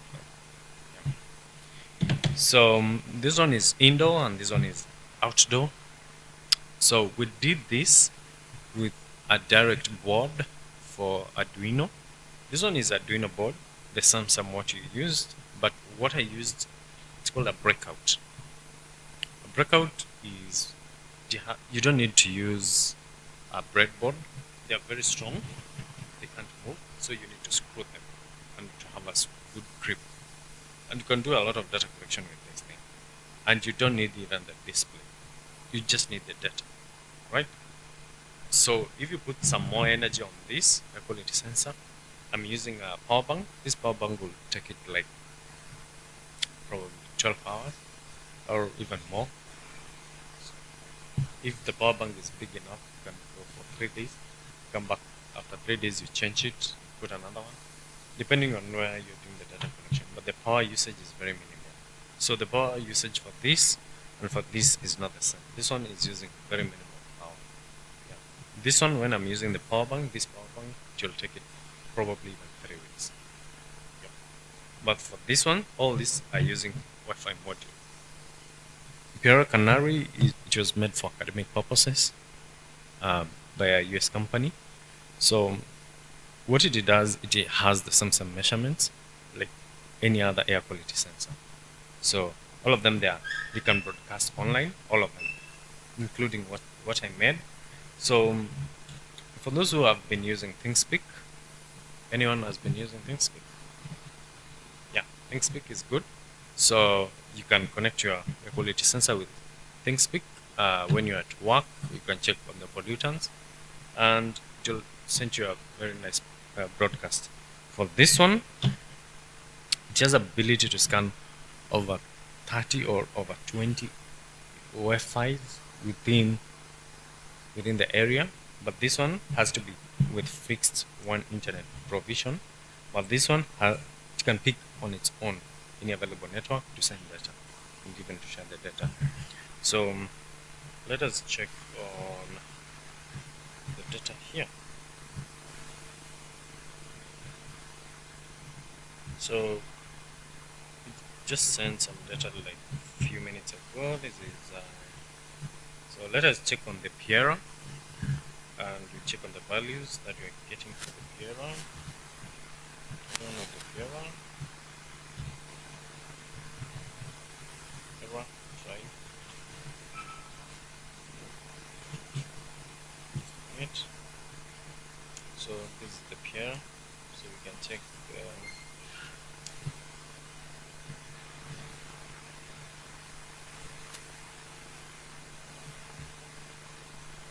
So we can check the PM10. It's giving this value of 26. So let's check on the PM10, 26, right? Yeah. So you'll find these are small variance of calibration. So you need to check on that. So it's very key. Any questions? So the same data which is being displayed here. This is a small account which is not completely connected to the laptop. I can unplug this from here and use the power bank.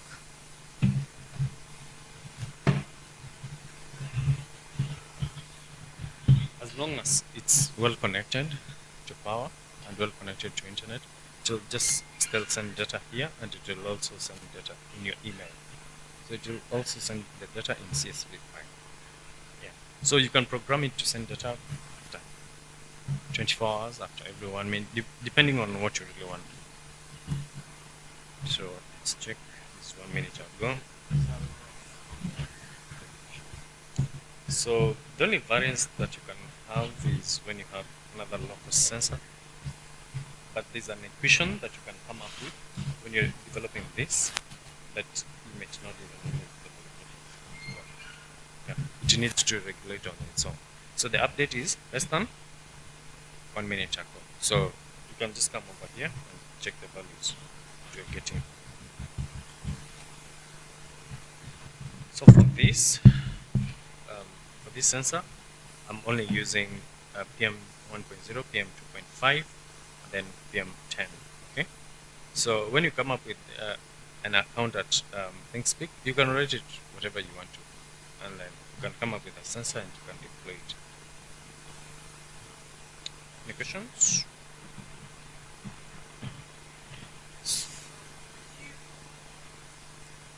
So with me, so with you setting up the sensors to send your data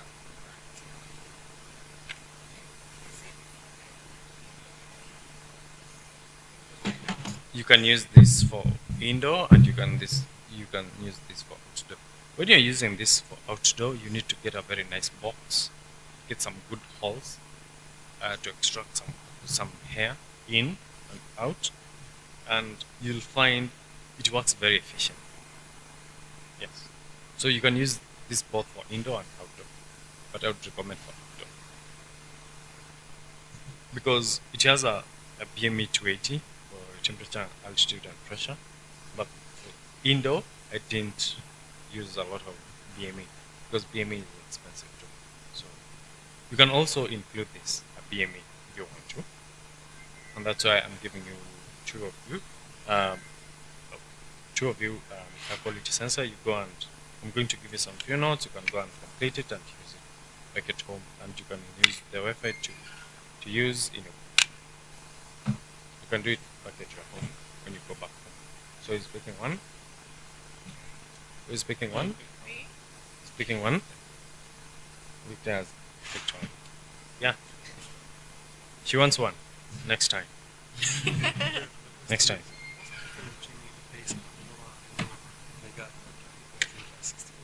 So it's the same thing. So what this is called a breakout. So what a breakout does is it's a protective gear for their doing. So when you look at it this way, you can know if it's in a doing. It looks like just a block of device. But I can access all the pins here. But this one, the pins are more firm compared to using a breadboard, and you can come up with this enclosure, and it's going to be perfect.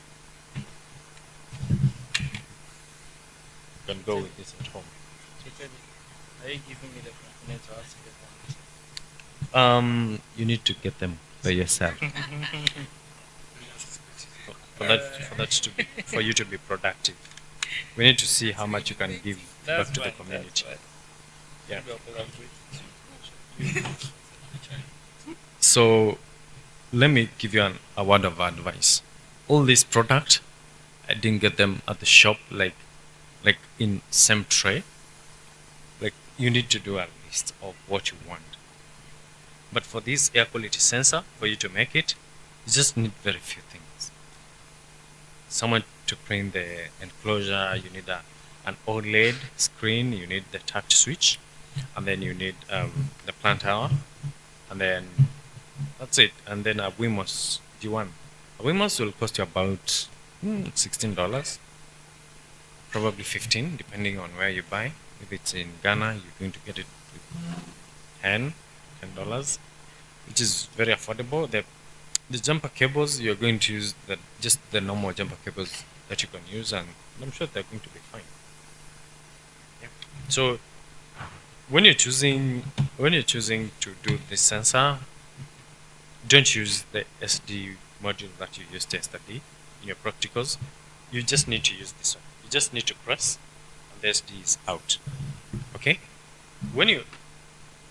I just extracted it, right? When you use your laptop, you're going to get the values in your laptop, real values of data. So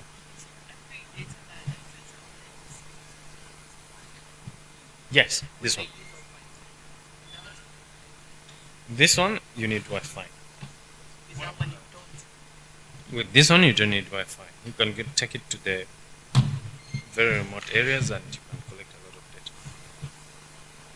Yeah. So you can see all this data. You can check the temperature and the PM until what time. Let us check what time we're going to update. So the file is in CSV file until 1620, right? Yeah. So 1620 at 420 is when I interrupted this sensor from recording the data, and then you have to close, and then you return it. So when you look at this file, you can check it's already on CSV file. So you can do a graph with it. It's here, the format. Let's check on the format. It's in CSV file, right? So you can use it very well. Yeah.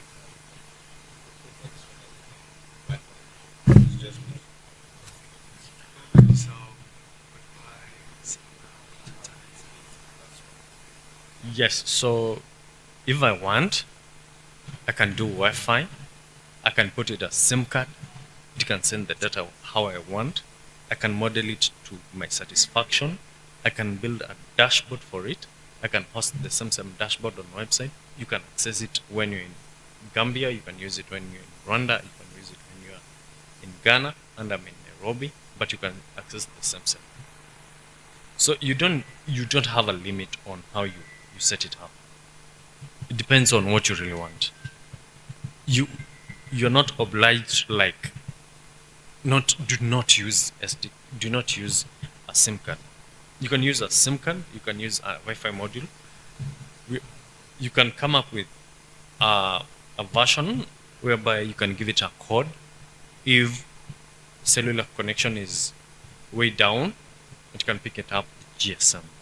So what you need to do is you need to put up some internet plan for the SIM card, and any given time you don't have Wi-Fi, it's going to pick it up on its own, and you're going to send data. So for those of you who have equipment and they want to send data remotely, you can use this ChemLab. The ChemLab is good. It's compatible to the Arduino, and it works efficiently, and you can access the same data.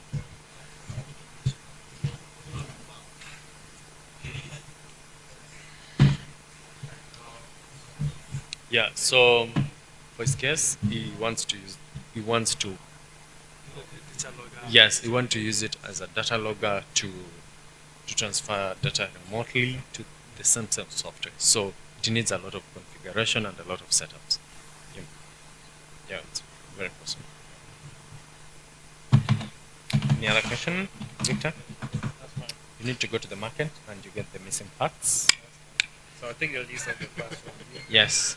You need to go to the market and you will get the missing parts. I'll give you some notes and some slides on how you're going to put them together. You can do data measurements. I can give you a code to upload it. Yes. I wanted to use V2 yesterday, but I don't know. I didn't know what to say. Give me a piece of it. You want to use Twitter? You want to use a SIM card? Yes, That's think fine. so. You can do for you. You want me to send it to you for you to print it? For SIM card? No problem. No problem. This should be sponsored with by the part. Any question? Question? Thank you. Well, aside from The first time? aside from this fact, Second time?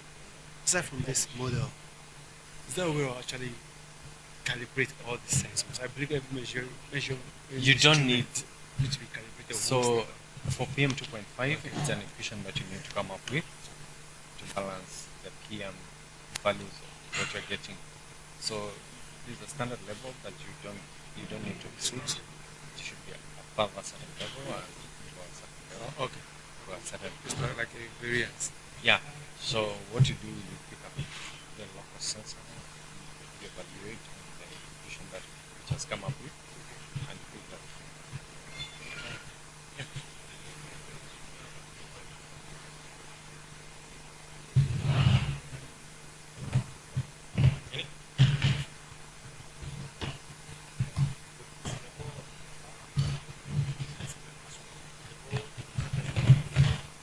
And then you put this in this.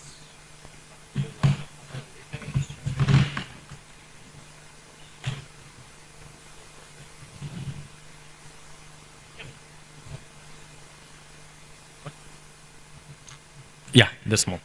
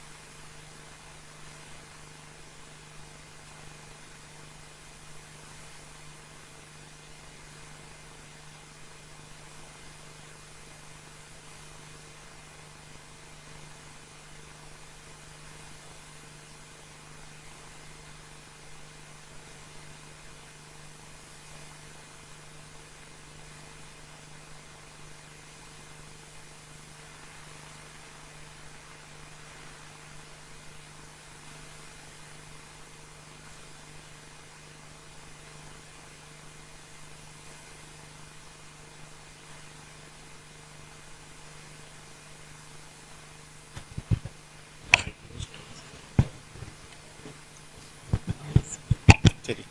Let's talk about restroom.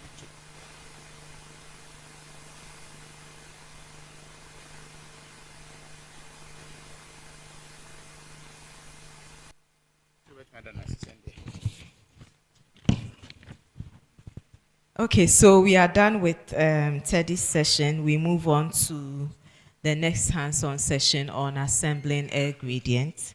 To lead that session will be Mr. Ibrahim Yusuf. He's an aspiring atmospheric scientist dedicated to advancing the field of scientific research. He has a strong academic background in physics, and Ibrahim is passionate about leveraging his expertise to make significant contributions to the atmospheric and environmental sciences research work. He currently serves as a data analyst for the Afri-SET project, where he applies his analytical skills to address critical issues related to air quality and sustainable development. He is an active member of the African Society for Air Quality, where he collaborates with fellow researchers to explore innovative solutions for sustainable infrastructure. Now, for their session, it's very necessary for this workshop, based on the deliverables from the Amazon Web Services. As part of it, we will be working with the air gradient sensors on the sensor loan library. And so the main objective is for you to equip yourselves on how to handle these sensors, how to access the data, and then work with them. So we'll be acquiring about 150 air gradient sensors as part of the loan library for use by professionals in the space. So welcome, Ibrahim.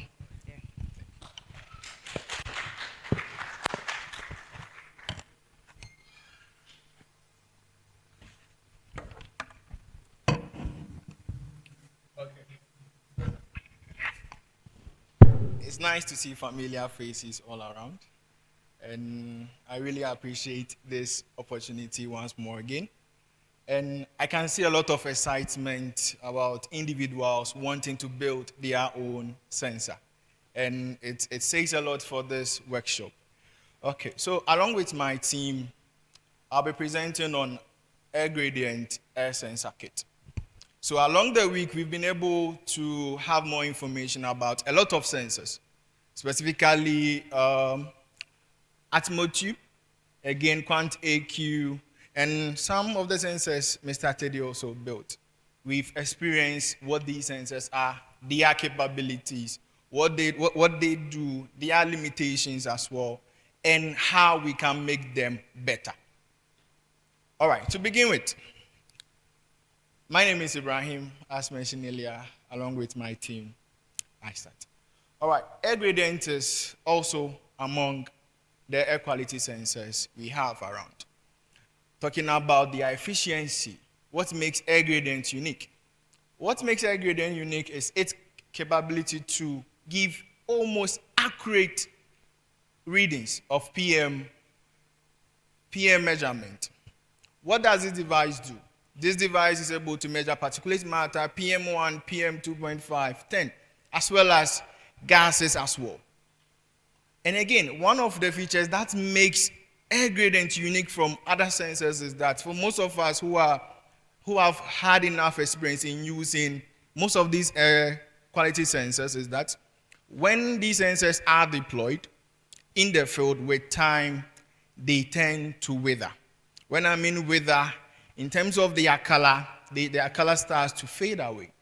But one thing about air gradient and what makes it unique from all different sensors is that it's able to withstand these different climatic conditions. And a lot of research has also been done on this device.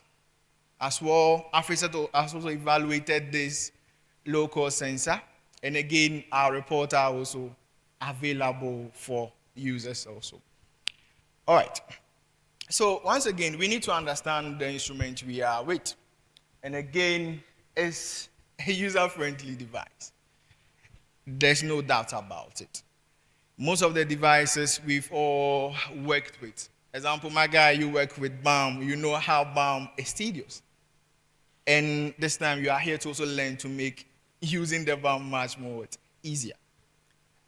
The air gradient is simple to deploy. It's simple to also access your data. It's almost unique compared to other sensors. And I appreciate it when AWS collaborated with us to have this device deployed and also partner with us to set up the air quality library sensor alone. At least most of us professionals in this work or in this research field. Some of us, we have issues related to sensors. We don't have sensors, but we are we are happy enough to involve in various research work using sensors.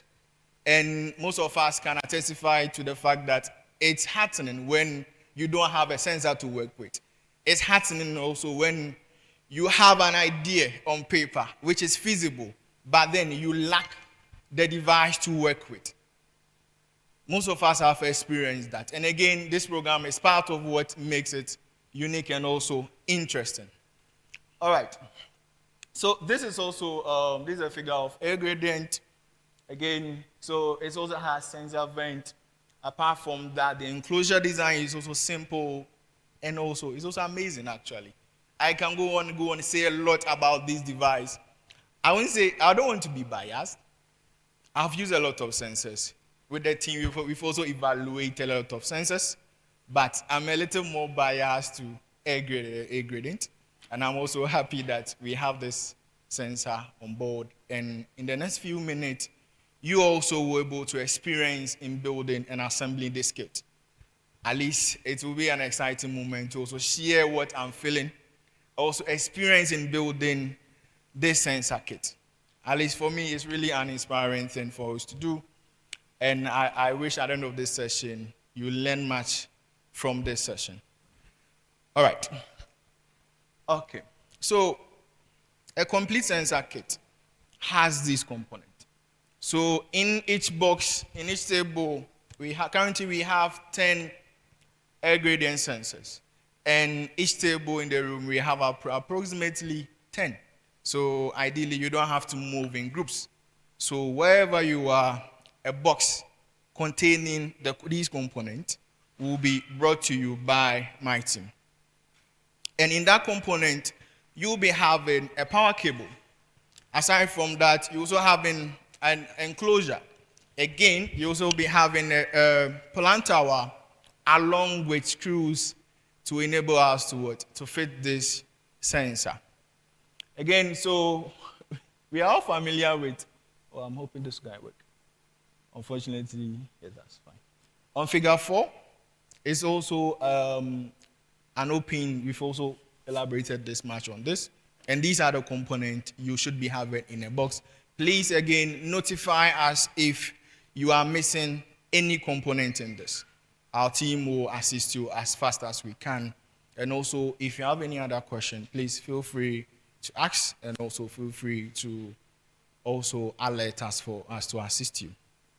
Again, the sensor kit, you need to know much about the components we are having. Teddy has done justice about various components of a sensor kit. The same components are the things we are going to use.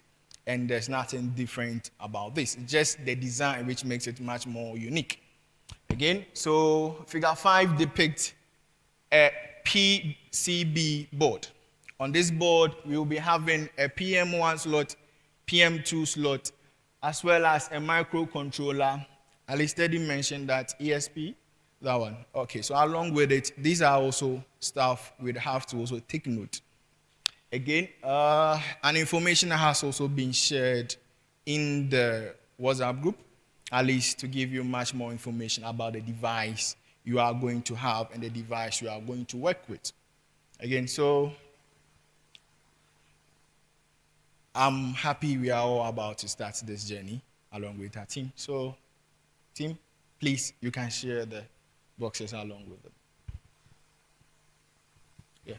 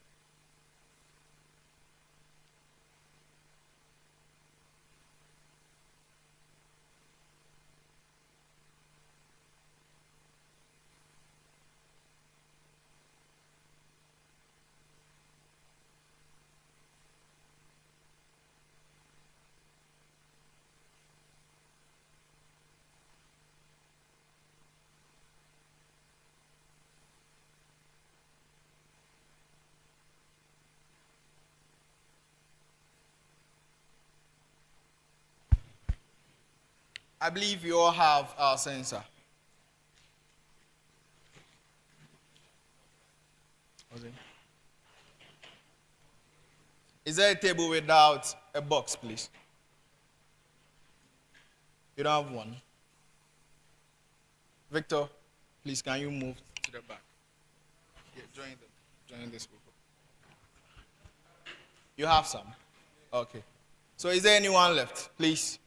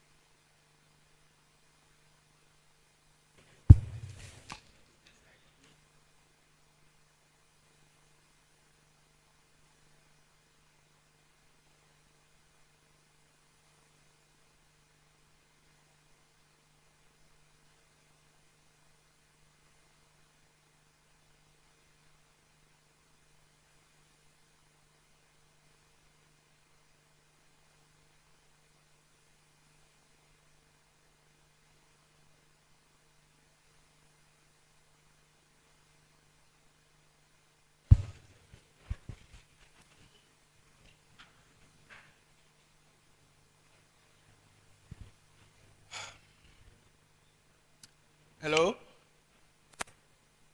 Hello? So please, are we having these components? Are you sure? All right then. So please, we'll go around for each person to tell us what they have, actually, so that to be sure before we move on to the next step, please. Jonas? Jonas, is there anything?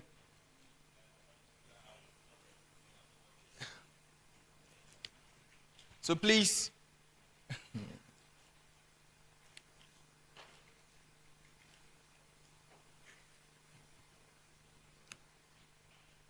hello? Please, let's move along, please. Can I have your attention? Okay. Are we all having the component in figure 3? Are we all having a component in figure 3? Are we all on the same page? Filipina, please, are we having a component on figure 3?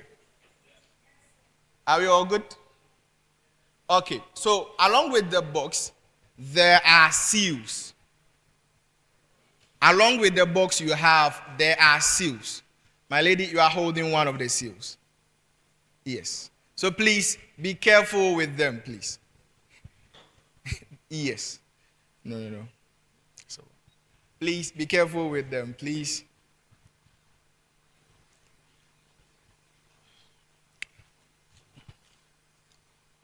Again, you are supposed to have screws. 4 pieces of the screws, actually.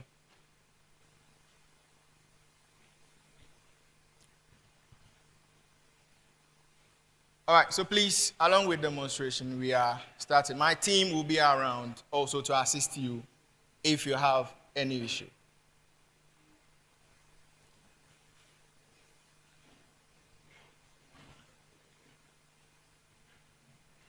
Next slide, please.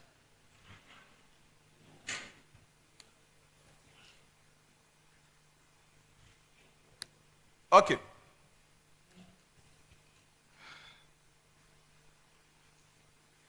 Are we all done?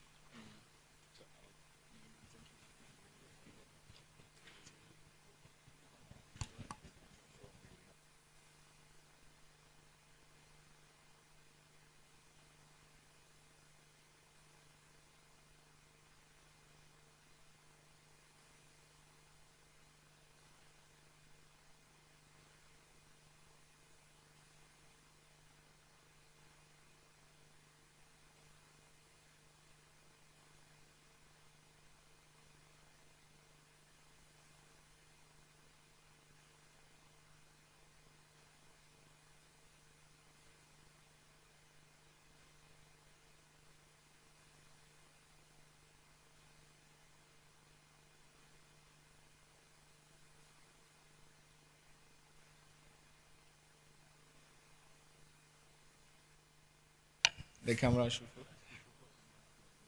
Yes. Okay. So please, this is a PCB. This is a PCB, and each box should contain one. Are we all having a PCB?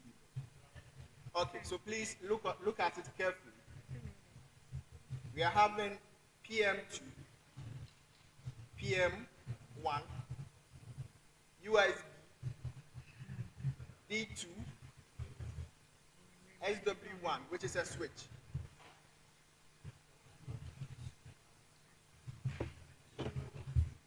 Please, are we all on the same page?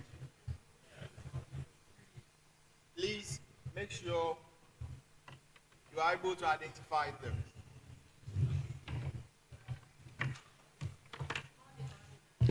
Come again. No. On that board, you will see a PM2, PM1.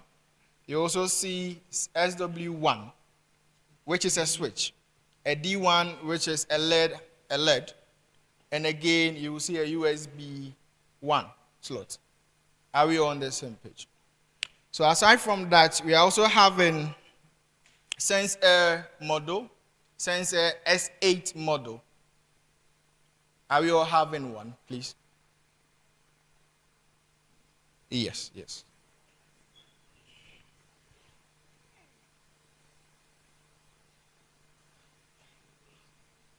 So please take note. The S8 model goes to the PM2 slot.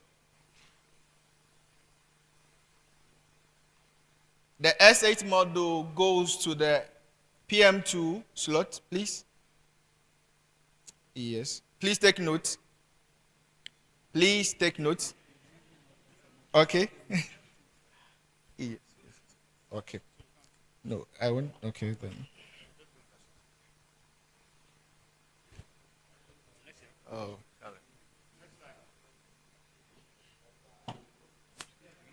No.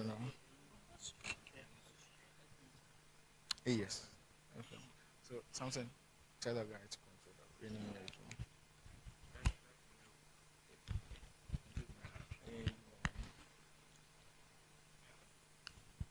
All right then. So please take note. The first step is to connect the sensor S8 module to the PM2 slot on the PCB. Please be careful with the connecting cables. If they break, your device might not work as it is expected. Okay. Please, do you need any assistance? Yes, please. So please, let's work on that. So this is the base.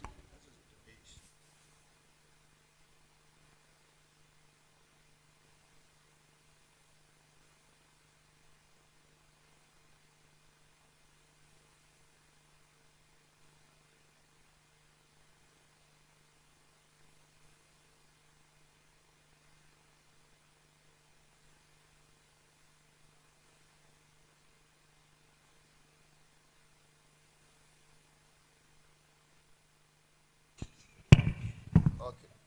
So please, along with, we are all starting, please. Okay.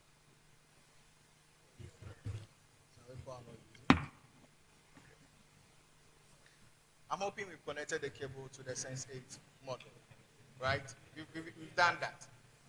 We've done that. Okay. So please, with your PC board, you connect it to the base.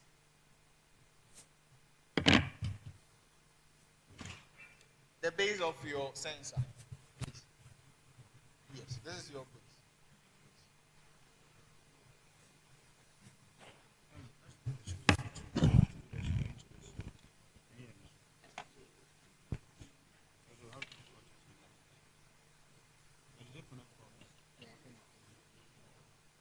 All right then.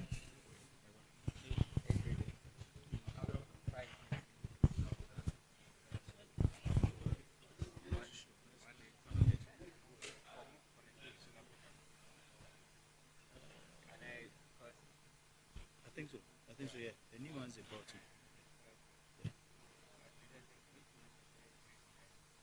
The battery one.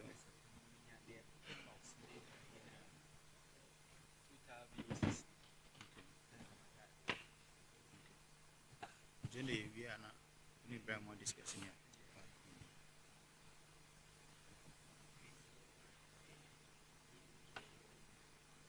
No, I think 1 and 2. So it's right. So it's the board. The board now goes to determine what you want.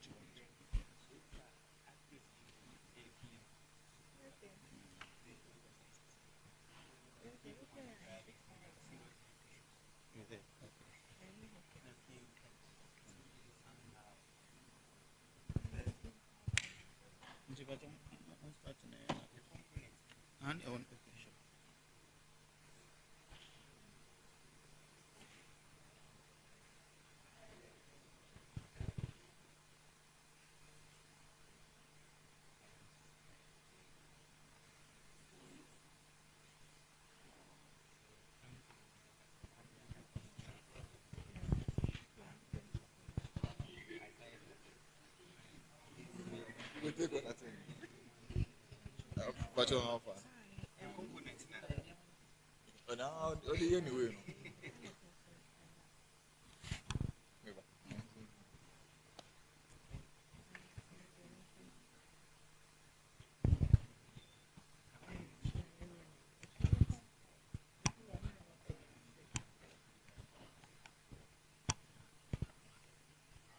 So basically,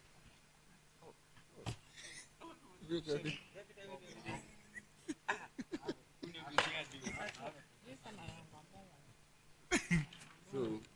these 4 components, right? So we are connecting these two sets, and it fits is 9 it fits into this.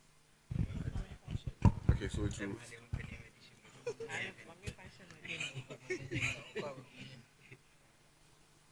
Like this. Yeah. Is the thing that Yeah. Perfect. And see, to make it easier, everything between the yards open. Okay. Then we can put this one. Everything must screw this. Screw. Yeah. Small one. Very cheap. And I know you see.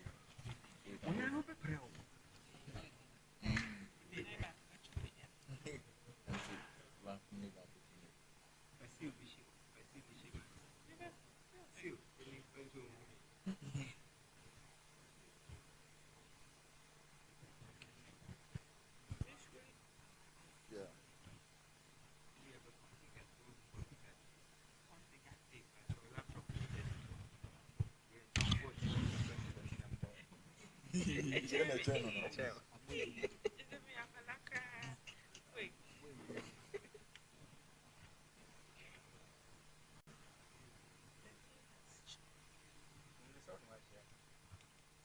A new hole. This one massaging. Yeah, baby.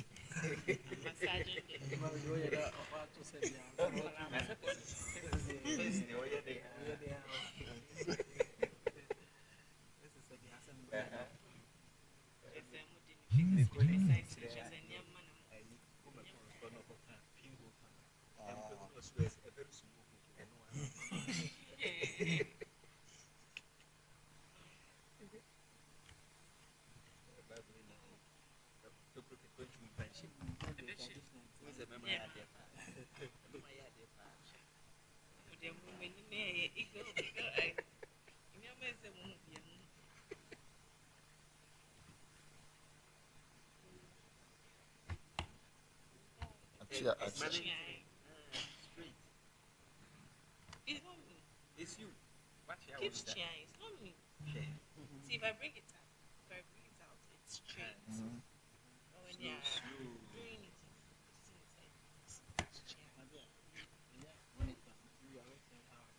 Okay. Oh, okay. I'm on sensor. When the sensor now, make us a region. J. We are not saying I'm Mathias. Mathias. Sure, sure.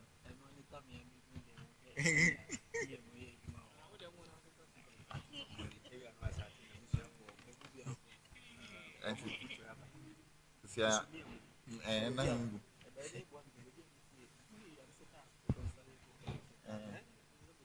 So this one.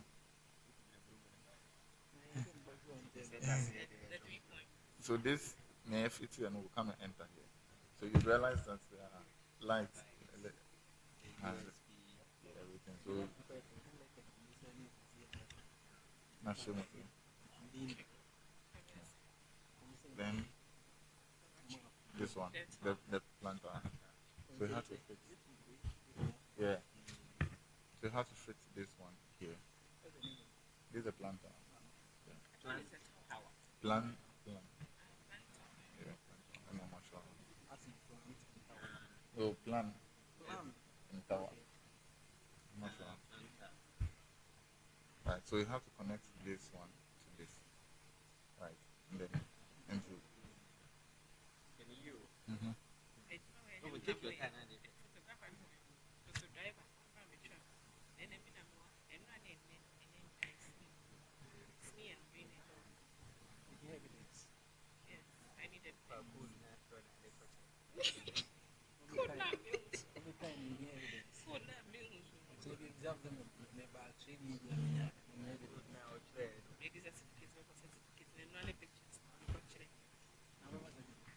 Yeah.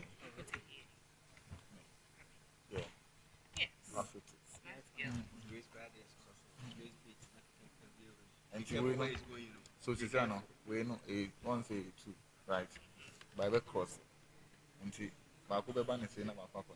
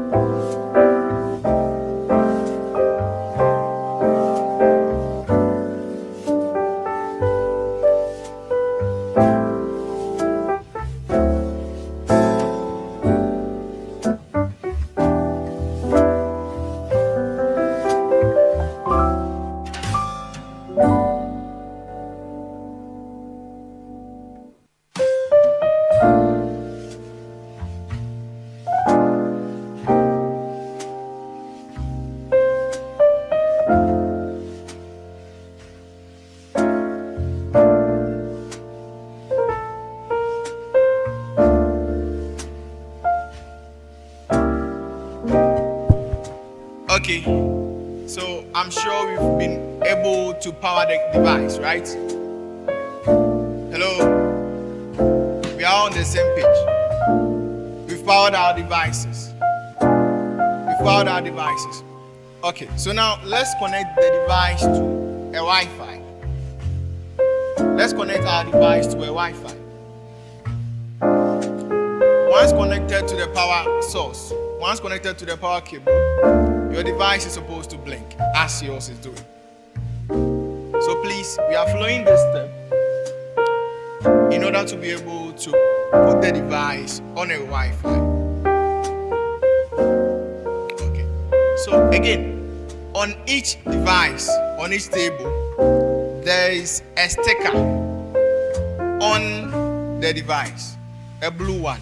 Are you all seeing the same thing? Oh, come on. There's no sticker on your table. Okay, hold on. Okay, are we all seeing them? So, can we address that? Okay. There's no sticker on yours. There's a sticker. So please.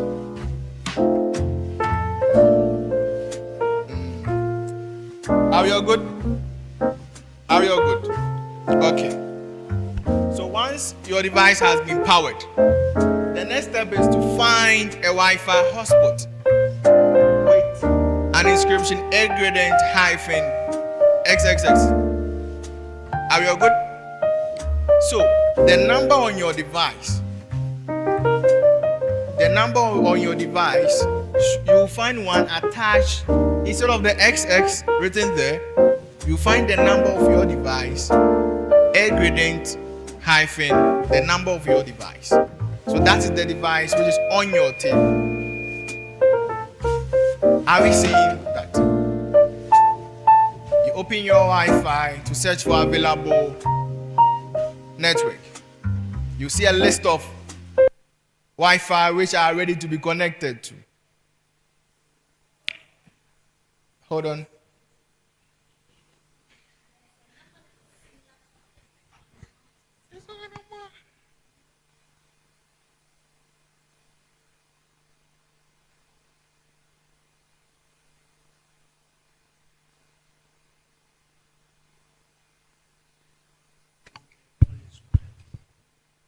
So it will ask for a password.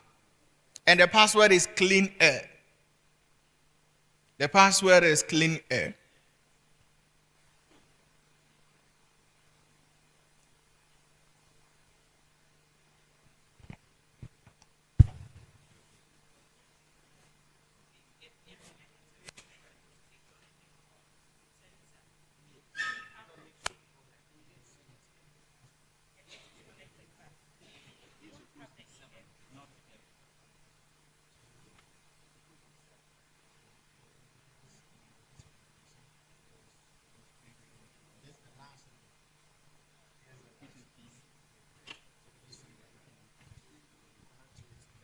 Put in the password.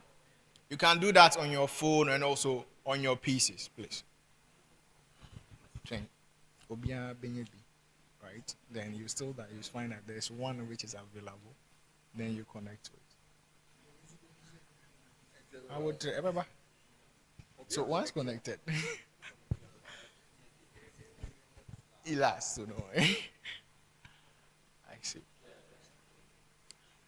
So are we up to the third bullet?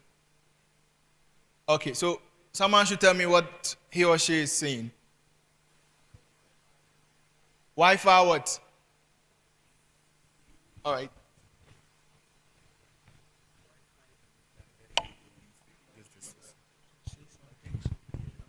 So Wi-Fi manager, configure Wi-Fi, info, exit, updates. Are you all seeing the same thing? Are you all seeing the same thing? You are seeing the same thing? Okay. So configure Wi-Fi. Select configure Wi-Fi. Yes, so yes. So yes.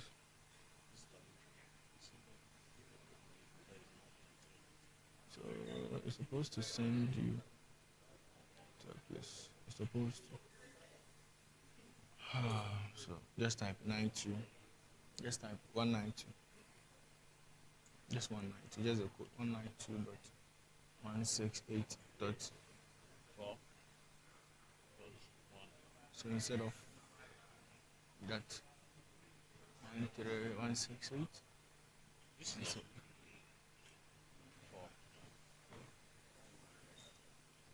Yeah. So are you on the same page? All right. So we are going to configure it to a Wi-Fi. In here, there's a Wi-Fi called ISA with the password on the wall, and I'm certain that it is in the WhatsApp group. Yes. I will check. Right. I will check. Don't worry. You'll catch up. Just listen. Yes. Obi baby. Yes. Akabako. That's fine. All right. So please select configure Wi-Fi. All right. So you should see some available password. You should see some available Wi-Fi. You should see the good. You should also see ISA among other stuff and all that.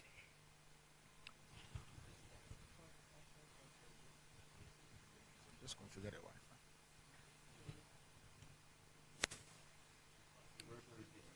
Okay. So the password for ISA.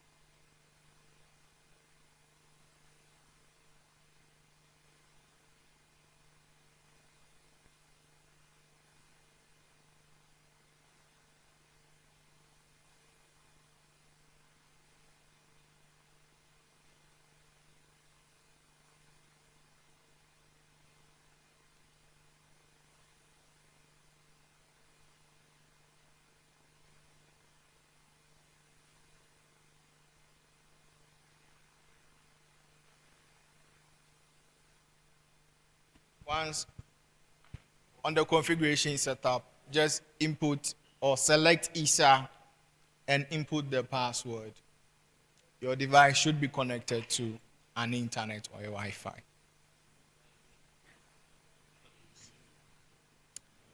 So you are not connected to the device. So please, yes, search for it. Oh, so yeah, 2-4. So search for the last thing. It's not here. It's not here. Somebody's okay. So please turn it off. Don't worry.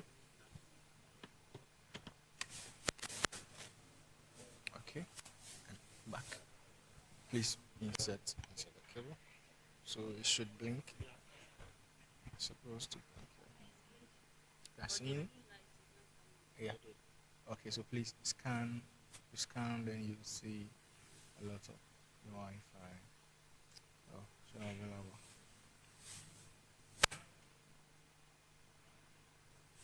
Please note your ID. You are seeing it. 24B4. Which means that somebody has configured yours for you. Yeah. So please try as much as possible to configure the device on your table. Others are configuring other people's device. So please configure the device on your ID. Or more.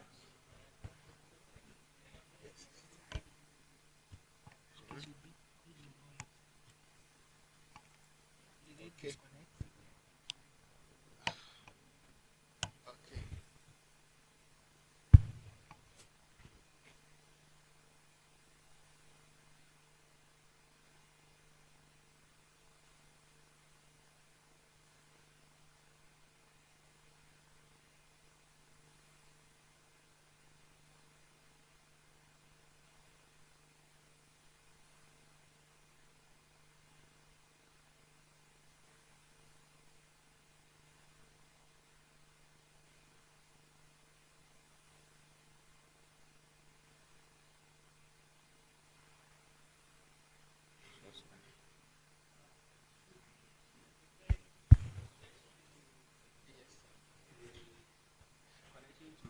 Ingredient server, we should continue.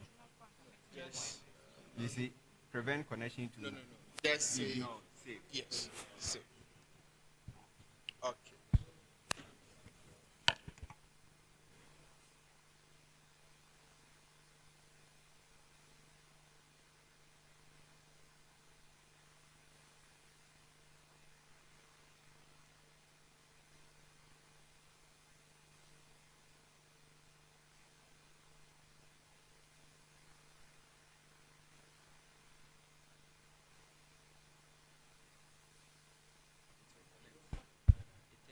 So from here, I'm seeing device with ID 24B4 is online.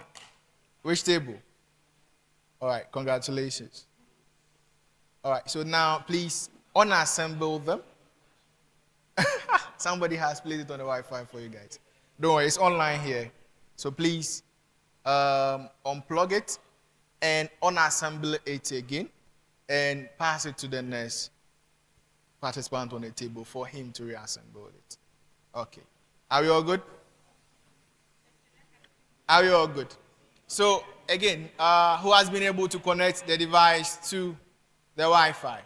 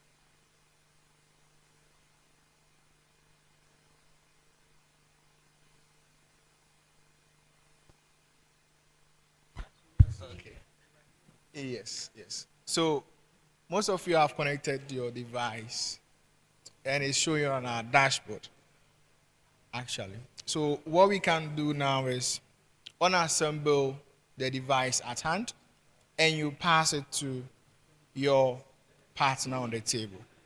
So please unplug it and unscrew it and unassemble them and pass it to your partner, please.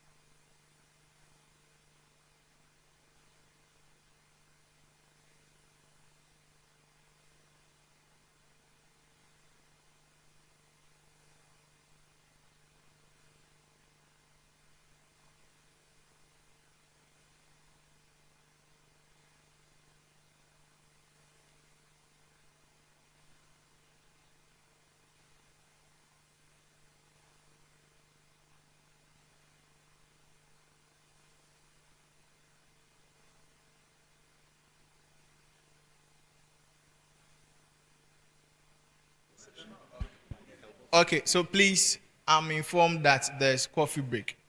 So we have to decide whether to take a break and go for the coffee break and come back and continue. So should we go for the coffee break, then come back and continue with the sensor assembly? Okay, so that's fine. Please make sure the device is well on the table before we leave. Okay. Yes. So we will be going for the coffee break. After the coffee break, then we come and continue with our session. Yes. With the same, we are continuing the session. Okay. Okay.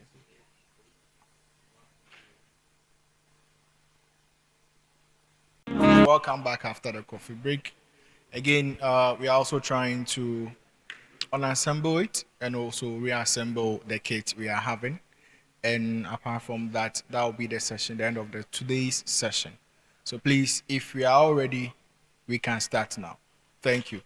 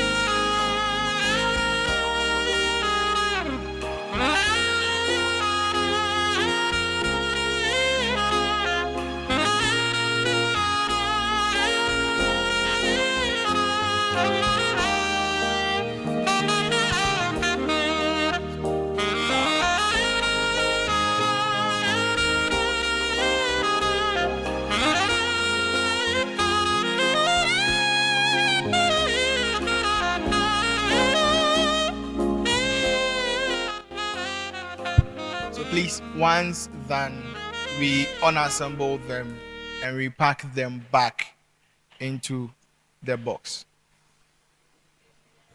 Yes, once done, what we have to do is that we have to unassemble them and pack them as they were before we assemble them. Right. Okay, so please, the screws and the screwdriver goes into the brown paper bag. The plant tower goes into the enclosure, so as the other component. Thank you very much.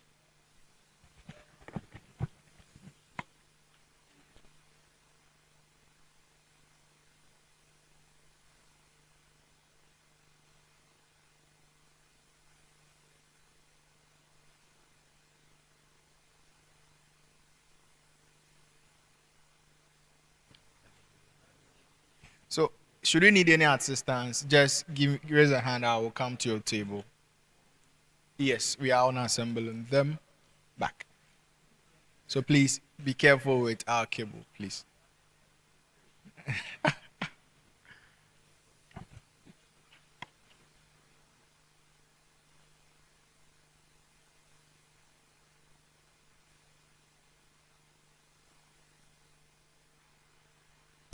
It's almost 5 p.m. and we would like to get a brief recap of what has been covered so far from Jonas, coming from the Ghana Met Agency. So please, a brief recap of what you've learned today.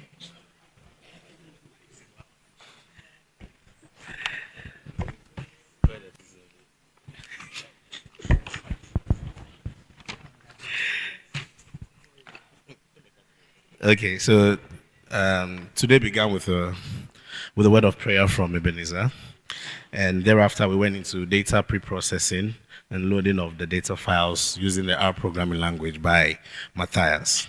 And then we went for a quick coffee break. And then Cosmos took us through data retrieval practices and automated access to multiple data sources for accessing air quality data. And Teddy also showed us a thing or two about the different types of indoor air quality sensors as well as outdoor, and then showed us how to put them together. After that, Ibrahim took us through assembling and disassembling and configuration of the air gradient air quality monitor.